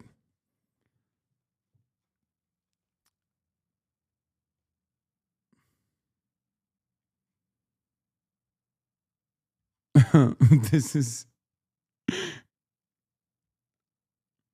breaking points begin the views as of late. You need more political guests. YouTube pushing them hard.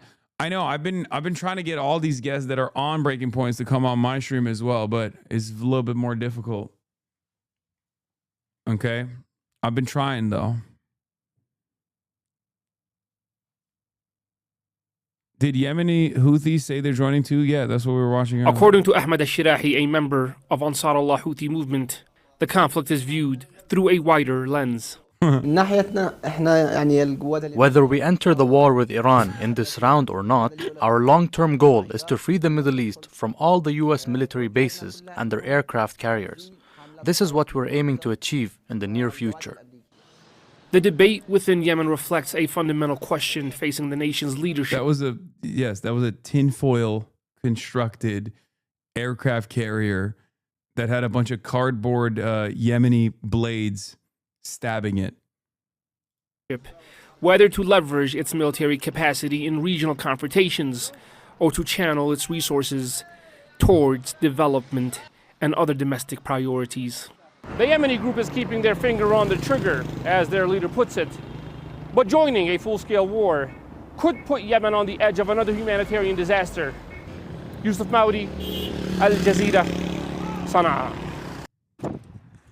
Dude, remember when everybody yelled at me because I interviewed the Yemeni Timothée Chalamet, the Yemeni teenager? And I just kept telling everybody, like, I don't care. Even if he was Houthi, I would still interview him, and it would be perfectly valid for me to do so. And everyone was like, nah, you're just scared that we called you out because he's a Houthi and you're like trying to hide it. And I was like, no, I don't care. Even if it was a Houthi, I would still interview him. We just know that he's not a Houthi. And then people were like, nah, you're just scared to defend the Houthis. And I was like, no, I stand 10 toes down with the Houthis as far as like the blockade on the Red Sea. And then they still do it like to this day. Isn't that crazy?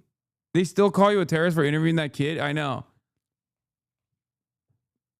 He's just not a Houthi. Like, He's not Shia, he's Sunni.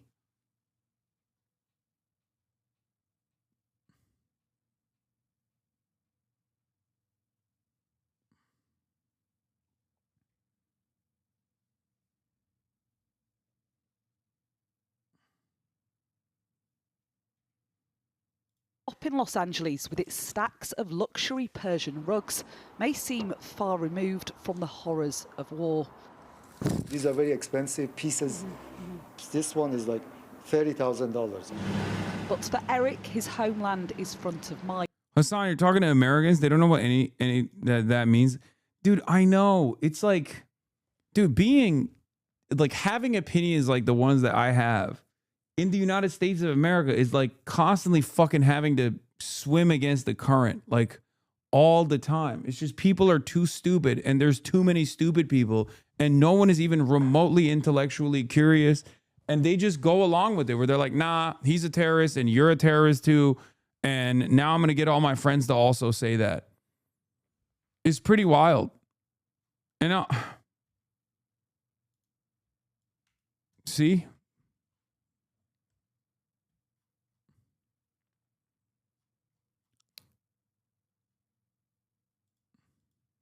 Especially now. God, so dumb. On the wall, portraits of the Shahs, the monarchs who ruled the country until Bro, dick riding. 1979. And in him, an optimism that this war will bring a freer Iran. So do you think Donald Trump did the right thing? Yes. Yes. Donald Trump is doing a favor for the whole humanity, keeping these people off of their hands, off of nuclear bombs. These people, brother, that's your people. Fuck you mean these people? Donald Trump. Donald Trump. Mr. President. Thank you. Thank you. Donald Trump. Thank you. These people, they were going to get a nuclear bomb. And, you know, some people like Democrats, they're full of baloney. They created this monster. Eric left Iran at 15. His father is 91 and still living in Tehran. You must be concerned, though, about collateral damage. You know, it's war. What can you do? There's nothing. If my father, I mean, God forbid, if my father gets killed, I would understand. I'm not going to be against. You would still have the same. Bro. Look.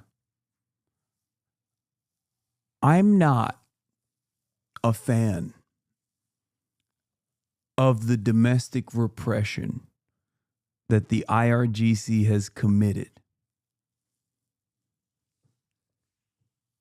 But god damn these fucking monarchists, man. Oh my lord. Like these vibes are criminal, actually. These are criminal vibes. These vibes are criminal. If someone were to do that around me, I don't know what I would do. Okay. If someone was just like saying that about, if someone was like talking about Turkey this way, I would be like, dude, you need to go to jail. You need to go to prison. You need to go. I'm putting you in political prison. I'm doing a citizen's arrest on you.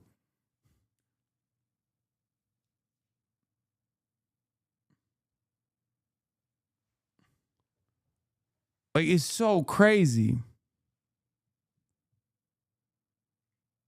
Perspective that it is a price. Bro said, I sacrificed my dad. He's 91. He's about to die anyway. It's worth paying. Exactly. There is a price to pay for freedom. Yeah, this part of Los Angeles is home to the biggest diaspora of Iranians anywhere in the world, known as Tehrangelis or Little Persia. This cafe is in Persian Square. Yeah. Ottari! Great food, by the way. Oh my God. Guess I'm not welcome back there now that I have seen this, but. Part of this tight-knit community. Serge left Iran aged 8. This is Westwood. It's fantastic. I used to live in this neighborhood. They'll spit in your food now.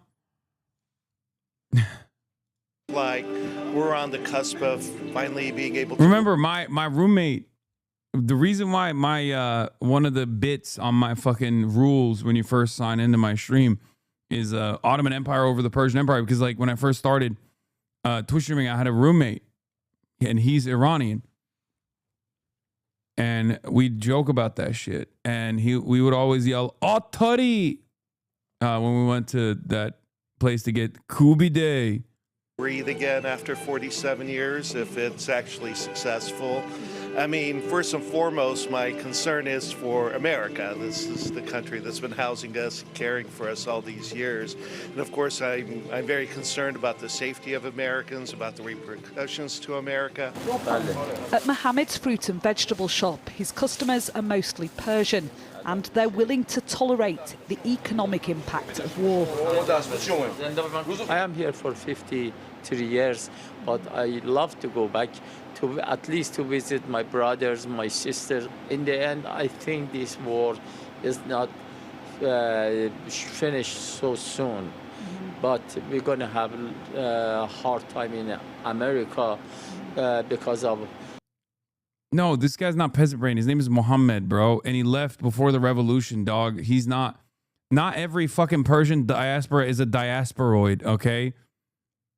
Look at the context clues. His name is Mohammed. Think. The prices goes up, the price of oil going up, price of everything, grocery, everything goes up. The American intervention isn't universally popular here, though.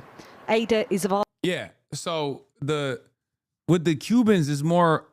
with the Cubans is a little bit more monolithic, but with the Cuban diaspora is... well, even then it's not the case, but like the voices that you hear are from oftentimes like white Cubans. And Miami Cubans will like straight up lie. Even if they fucking left the country during Batista, they'll just be like, oh, Fidel Castro killed my parents or whatever. Whereas with the Iranians, like, is a little different. Iranians is a little different. They're you know, there's like a bunch of Muslim Iranians too. They're not all like, and you know, there's plenty of diaspora Iranians that, you know, might be critical of the government, but still understand that this is ridiculous. Armenian descent. Do you worry that it's actually a full-blown war that might last quite a long time? Oh, absolutely. Because right now, it will be one fighting with the other. How can this end so quickly? Donald Trump wants. He wants. And Iran is coming not going to back down. Revenge. So when revenge is in the game, that game doesn't get over so quickly. Here, though, 7,000 miles from Iran, the overwhelming majority do support the war in their homeland. Dude, what the fuck? And celebrates the US president who made it happen. Martha Kellner, Sky News, Los Angeles. Yeah, America, Israel, and the Gulf Fund, opposition media abroad who parroted their narratives wholesale, lied and lied about what this war would be like, that it would be clean and short, and now reality's bitterly set in. I fear after this, there will be little reckoning. Iran's Khatam al-Anbiya headquarters spokesman says false flag attacks in Turkey, Kuwait, and Iraq meant to frame Tehran. The spokesman said recent attacks in Turkey, Kuwait, and Iraq attributed to Iran are part of the deception campaign meant to drive a wedge between Iran and its neighbors. He said the United States and other hostile actors, having copied Iran's Shahed 136 drone and developed what the U.S. military calls the Lucas drone, are using it to strike illegitimate targets across the region. He added that Iran only targets U.S. and Israeli interests, and when it conducts strikes, it publicly announces responsibility.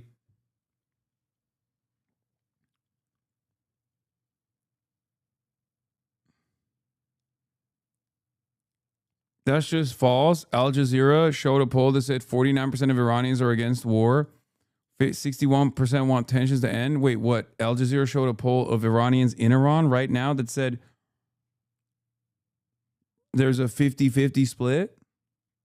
Or are you talking about the diaspora? That was probably the diaspora.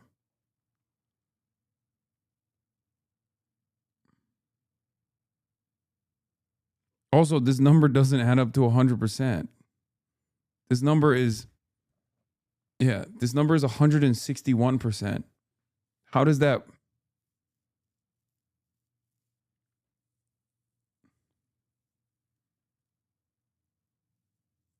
Like, you gave me 3 different numbers. What am I supposed to do with this?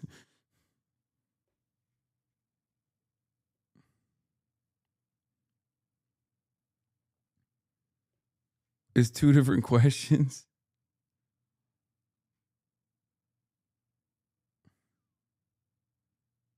158%. Sorry. I saw math. Okay, whatever. I got it close. Close enough. Shut the fuck up. Don't think. Just knee-jerk reactions and...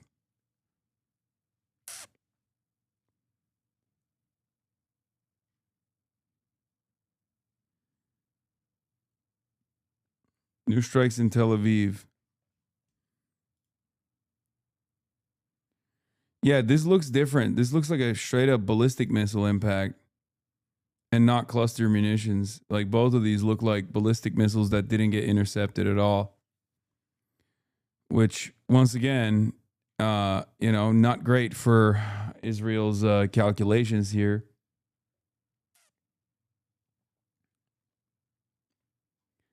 Oh my God, everyone thinks Benjamin Netanyahu's dead. It's crazy to me. We're cooked. We're cooked. We're cooked.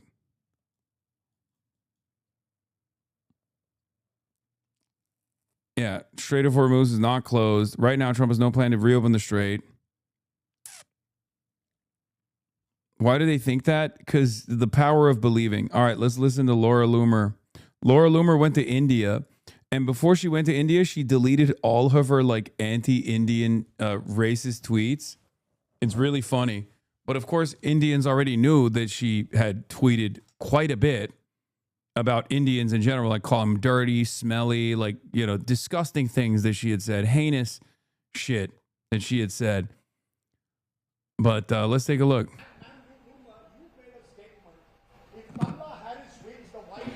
Smell like curry, and speeches will be facilitated via a call center. She said the White House will sweat like curry. Wait. If Kamala Harris wins, the White House will smell like curry, and speeches will be facilitated via a call center. Oh, if Kamala Harris wins, the White House will smell like curry, is what she said, apparently. It's crazy. Not all of them. The average IQ in India is 76, best and brightest, at real Donald Trump. Well,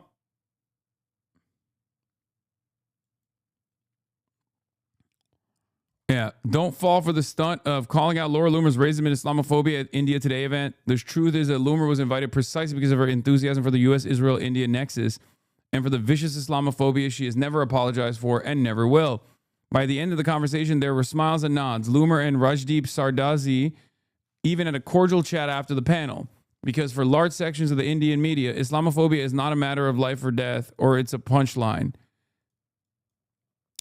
Now that she issued an apology for her anti-Indian comments, she will almost certainly use the moment to launch an even bigger assault on Muslims, along with the Hindu right wing. Also worth noting, check the India Today website. The clip in which Sardazi calls out her Islamophobia has mysteriously disappeared from the video.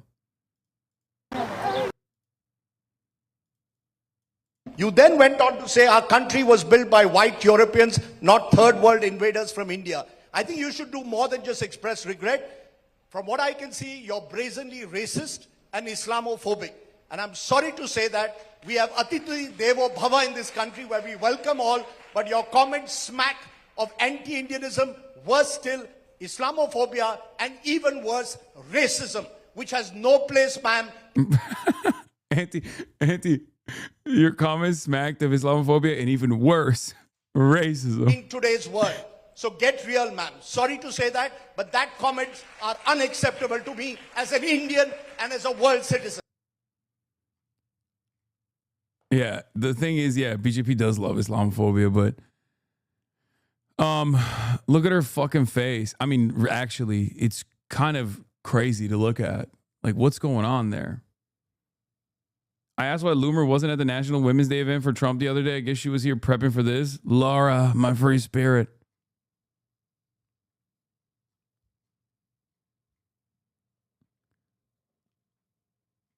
She has no control over her facial muscles. Yeah, it's crazy. Anyway, let's talk about this.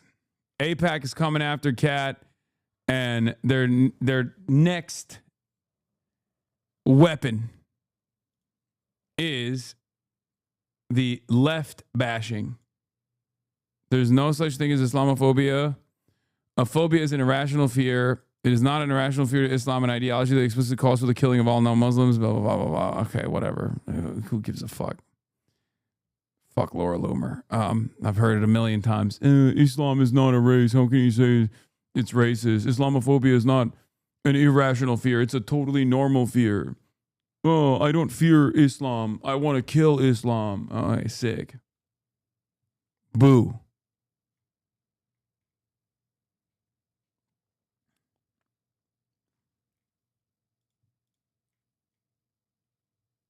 Yeah. Mark Ruffalo also endorsed Cap, but anyway, let's watch this. Bushra Amiwala is fighting for real economic justice. We must break down these oligarchs and monopolies. We must make sure that billionaires, corporations, and these oligarchs pay their fair share in taxes. Bushra's plan?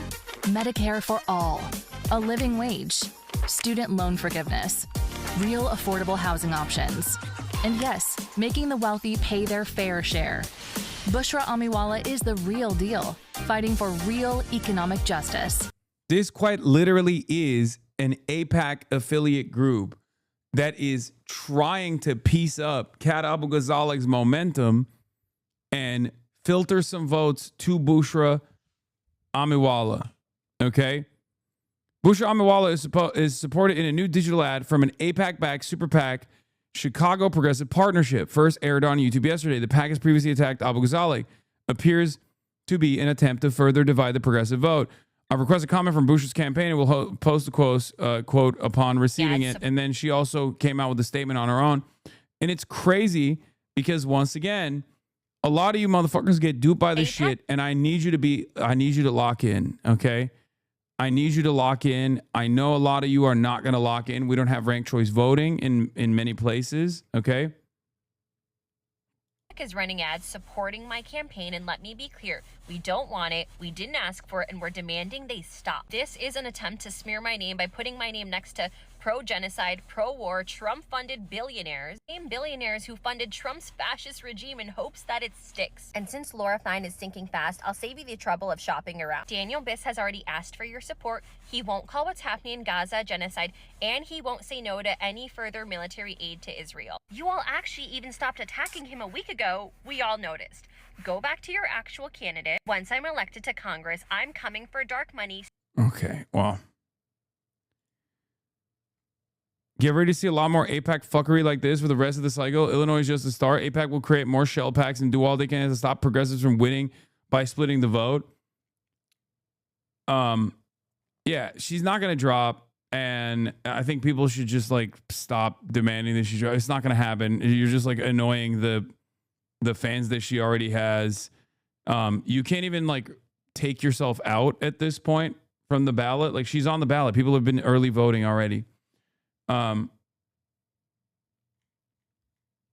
It's just, in my opinion, yes, we should not allow this to happen. As far as like, you know, left flank candidates should not be piecing up the limited voter base. Okay, it would definitely be respectful to ask her to drop. What? It would disrespectful to ask her to drop. I don't know. I just don't. I don't know her like that. Why would someone vote for her but not Kat? I don't know. There's probably fucking a million different reasons. Okay. Kat is the viable anti-Zionist vote.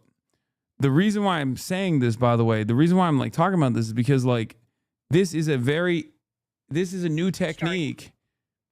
But they're not going to stop, okay? They're not going to stop. AIPAC is not going to stop. It's unbearable, unfucking bearable that this is like something that we have to deal with, that a foreign country can have like this much funds to genuinely manipulate American elections, okay? A foreign country can straight up engage with American elections at this level where they spend billions of dollars in a fucking election cycle at this point. $8 million on just a primary for the Democratic Party in Illinois 9. And it's not even just like attacking, and it's never about Israel. They never say Israel at any step of the way. They have their AIPAC-backed candidates that they pump, and they never talk about how those guys are pro-Israel.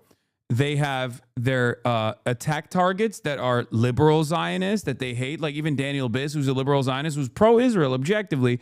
They hate that, so they attack Daniel Biss. But when there's an actual anti-Zionist that outflanks Daniel Biss on the same fucking race, then they will start attacking the anti-Zionists because they made this mistake one time with Anna Lilia Meia, and they adopt new tactics. Okay? It's so fucking insane.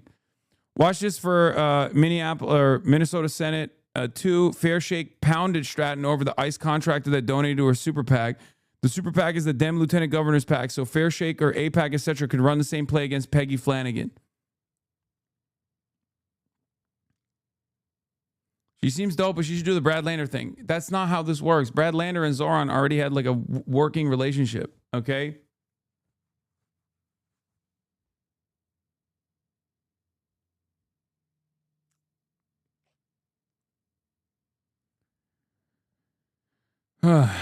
Anyway, the point is, you got to go for the most progressive option possible that has viability.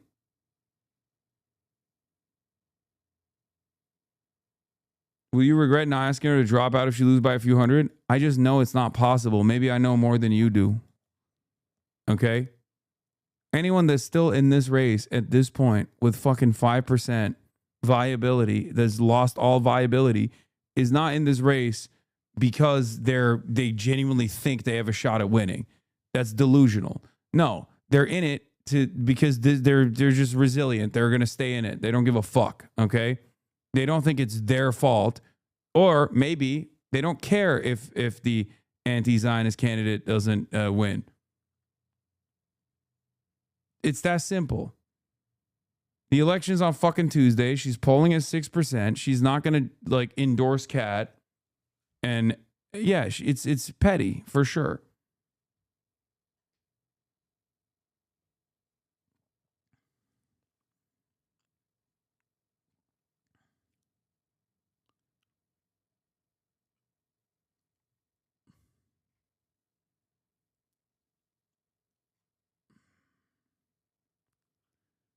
Why do you think voting is a viable way moving forward?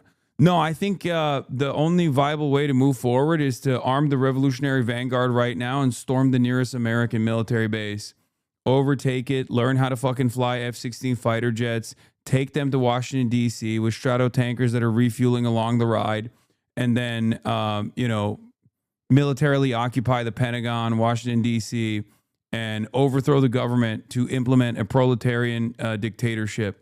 That's what I think. I'm just holding you back from doing that, obviously. You know?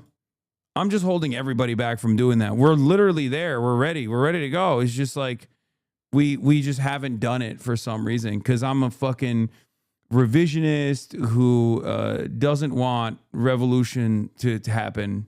And I want to sheepdog you back in the Democratic Party. I just hate having this conversation every fucking day. Whatever you want to think. Who cares?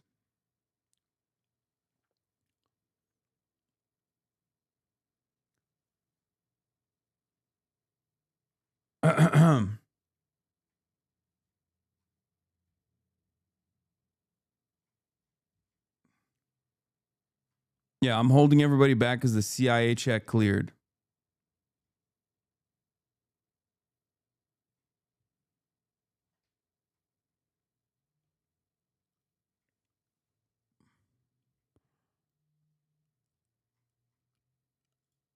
But yeah, the amount of fucking money flowing into these primaries is unbearable. I hate it. Anyway, here's Mark Ruffalo. Don't let AIPAC, a foreign lobbying group, buy our politicians and control what the United States does. Vote for Kat and vote for a politician who will be working for you, not for a foreign entity who drags us into wars and cares nothing for the American people. Don't let Great. Clear. coherent, fantastic. You know? Great. Wonderful. When are you getting Mark on the pod? I've DM'd him before. I have no way to get him on. It's not happening.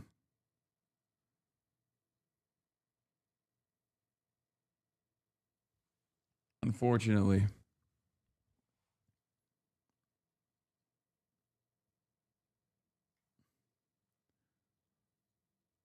Yeah, Mark Ruffalo was an early donor to Kat's campaign for what it's worth, as was Andrew Yang, interestingly enough.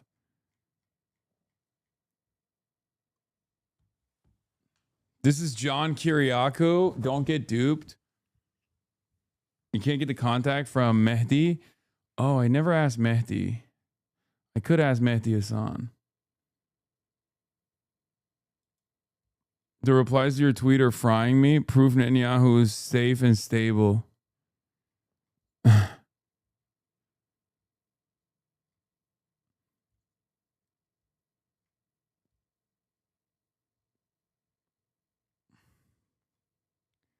Mehdi Hasan got him.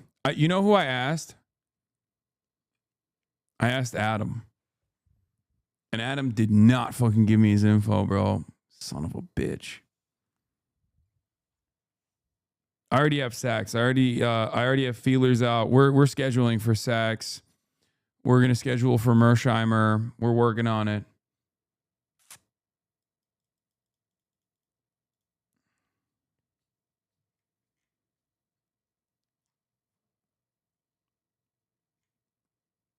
Sources tell me BB is stable. Please God, it's true.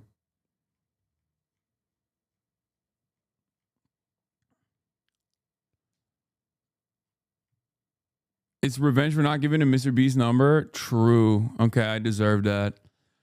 All right, I'm fucking tired. It's 8 hours. I don't think I'll be live tomorrow. Hopefully nothing fucking insane happens. If something insane happens, I might have to go live, but we'll see.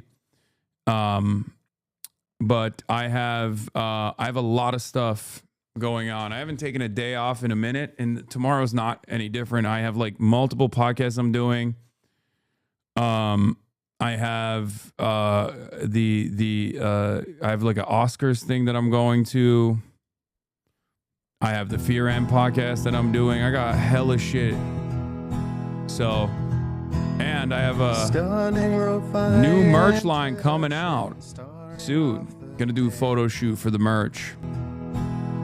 Anyway, love you guys. And I will see you maybe tomorrow, hopefully not. And if not, on Monday. In Los Angeles, California, says Hasan.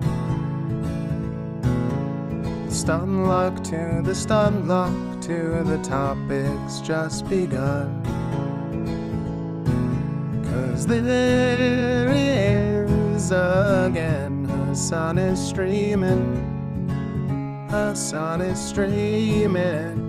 There is again. Hasan is streaming. Hasan is streaming.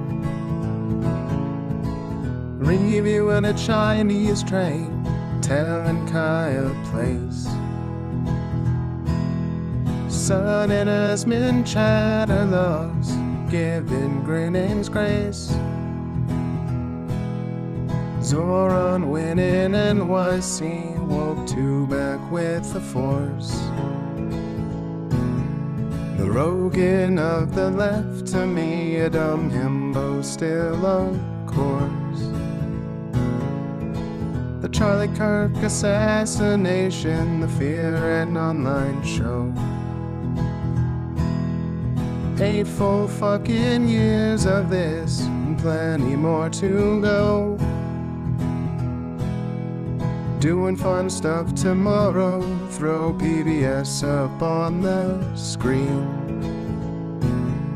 A man-made horror reaction brought to you by this live stream. 'Cause there he is again, Hasan is streaming. Hasan is streaming. There he is again. Hasan is streaming. Hasan is streaming.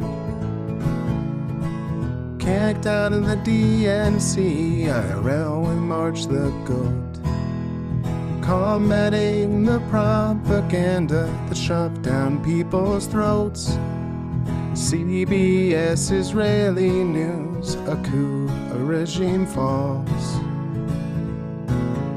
A full-blown fascist takeover, and still the duty calls. Total radicalization coming out to sea. The system will always fail, it's up to you and me.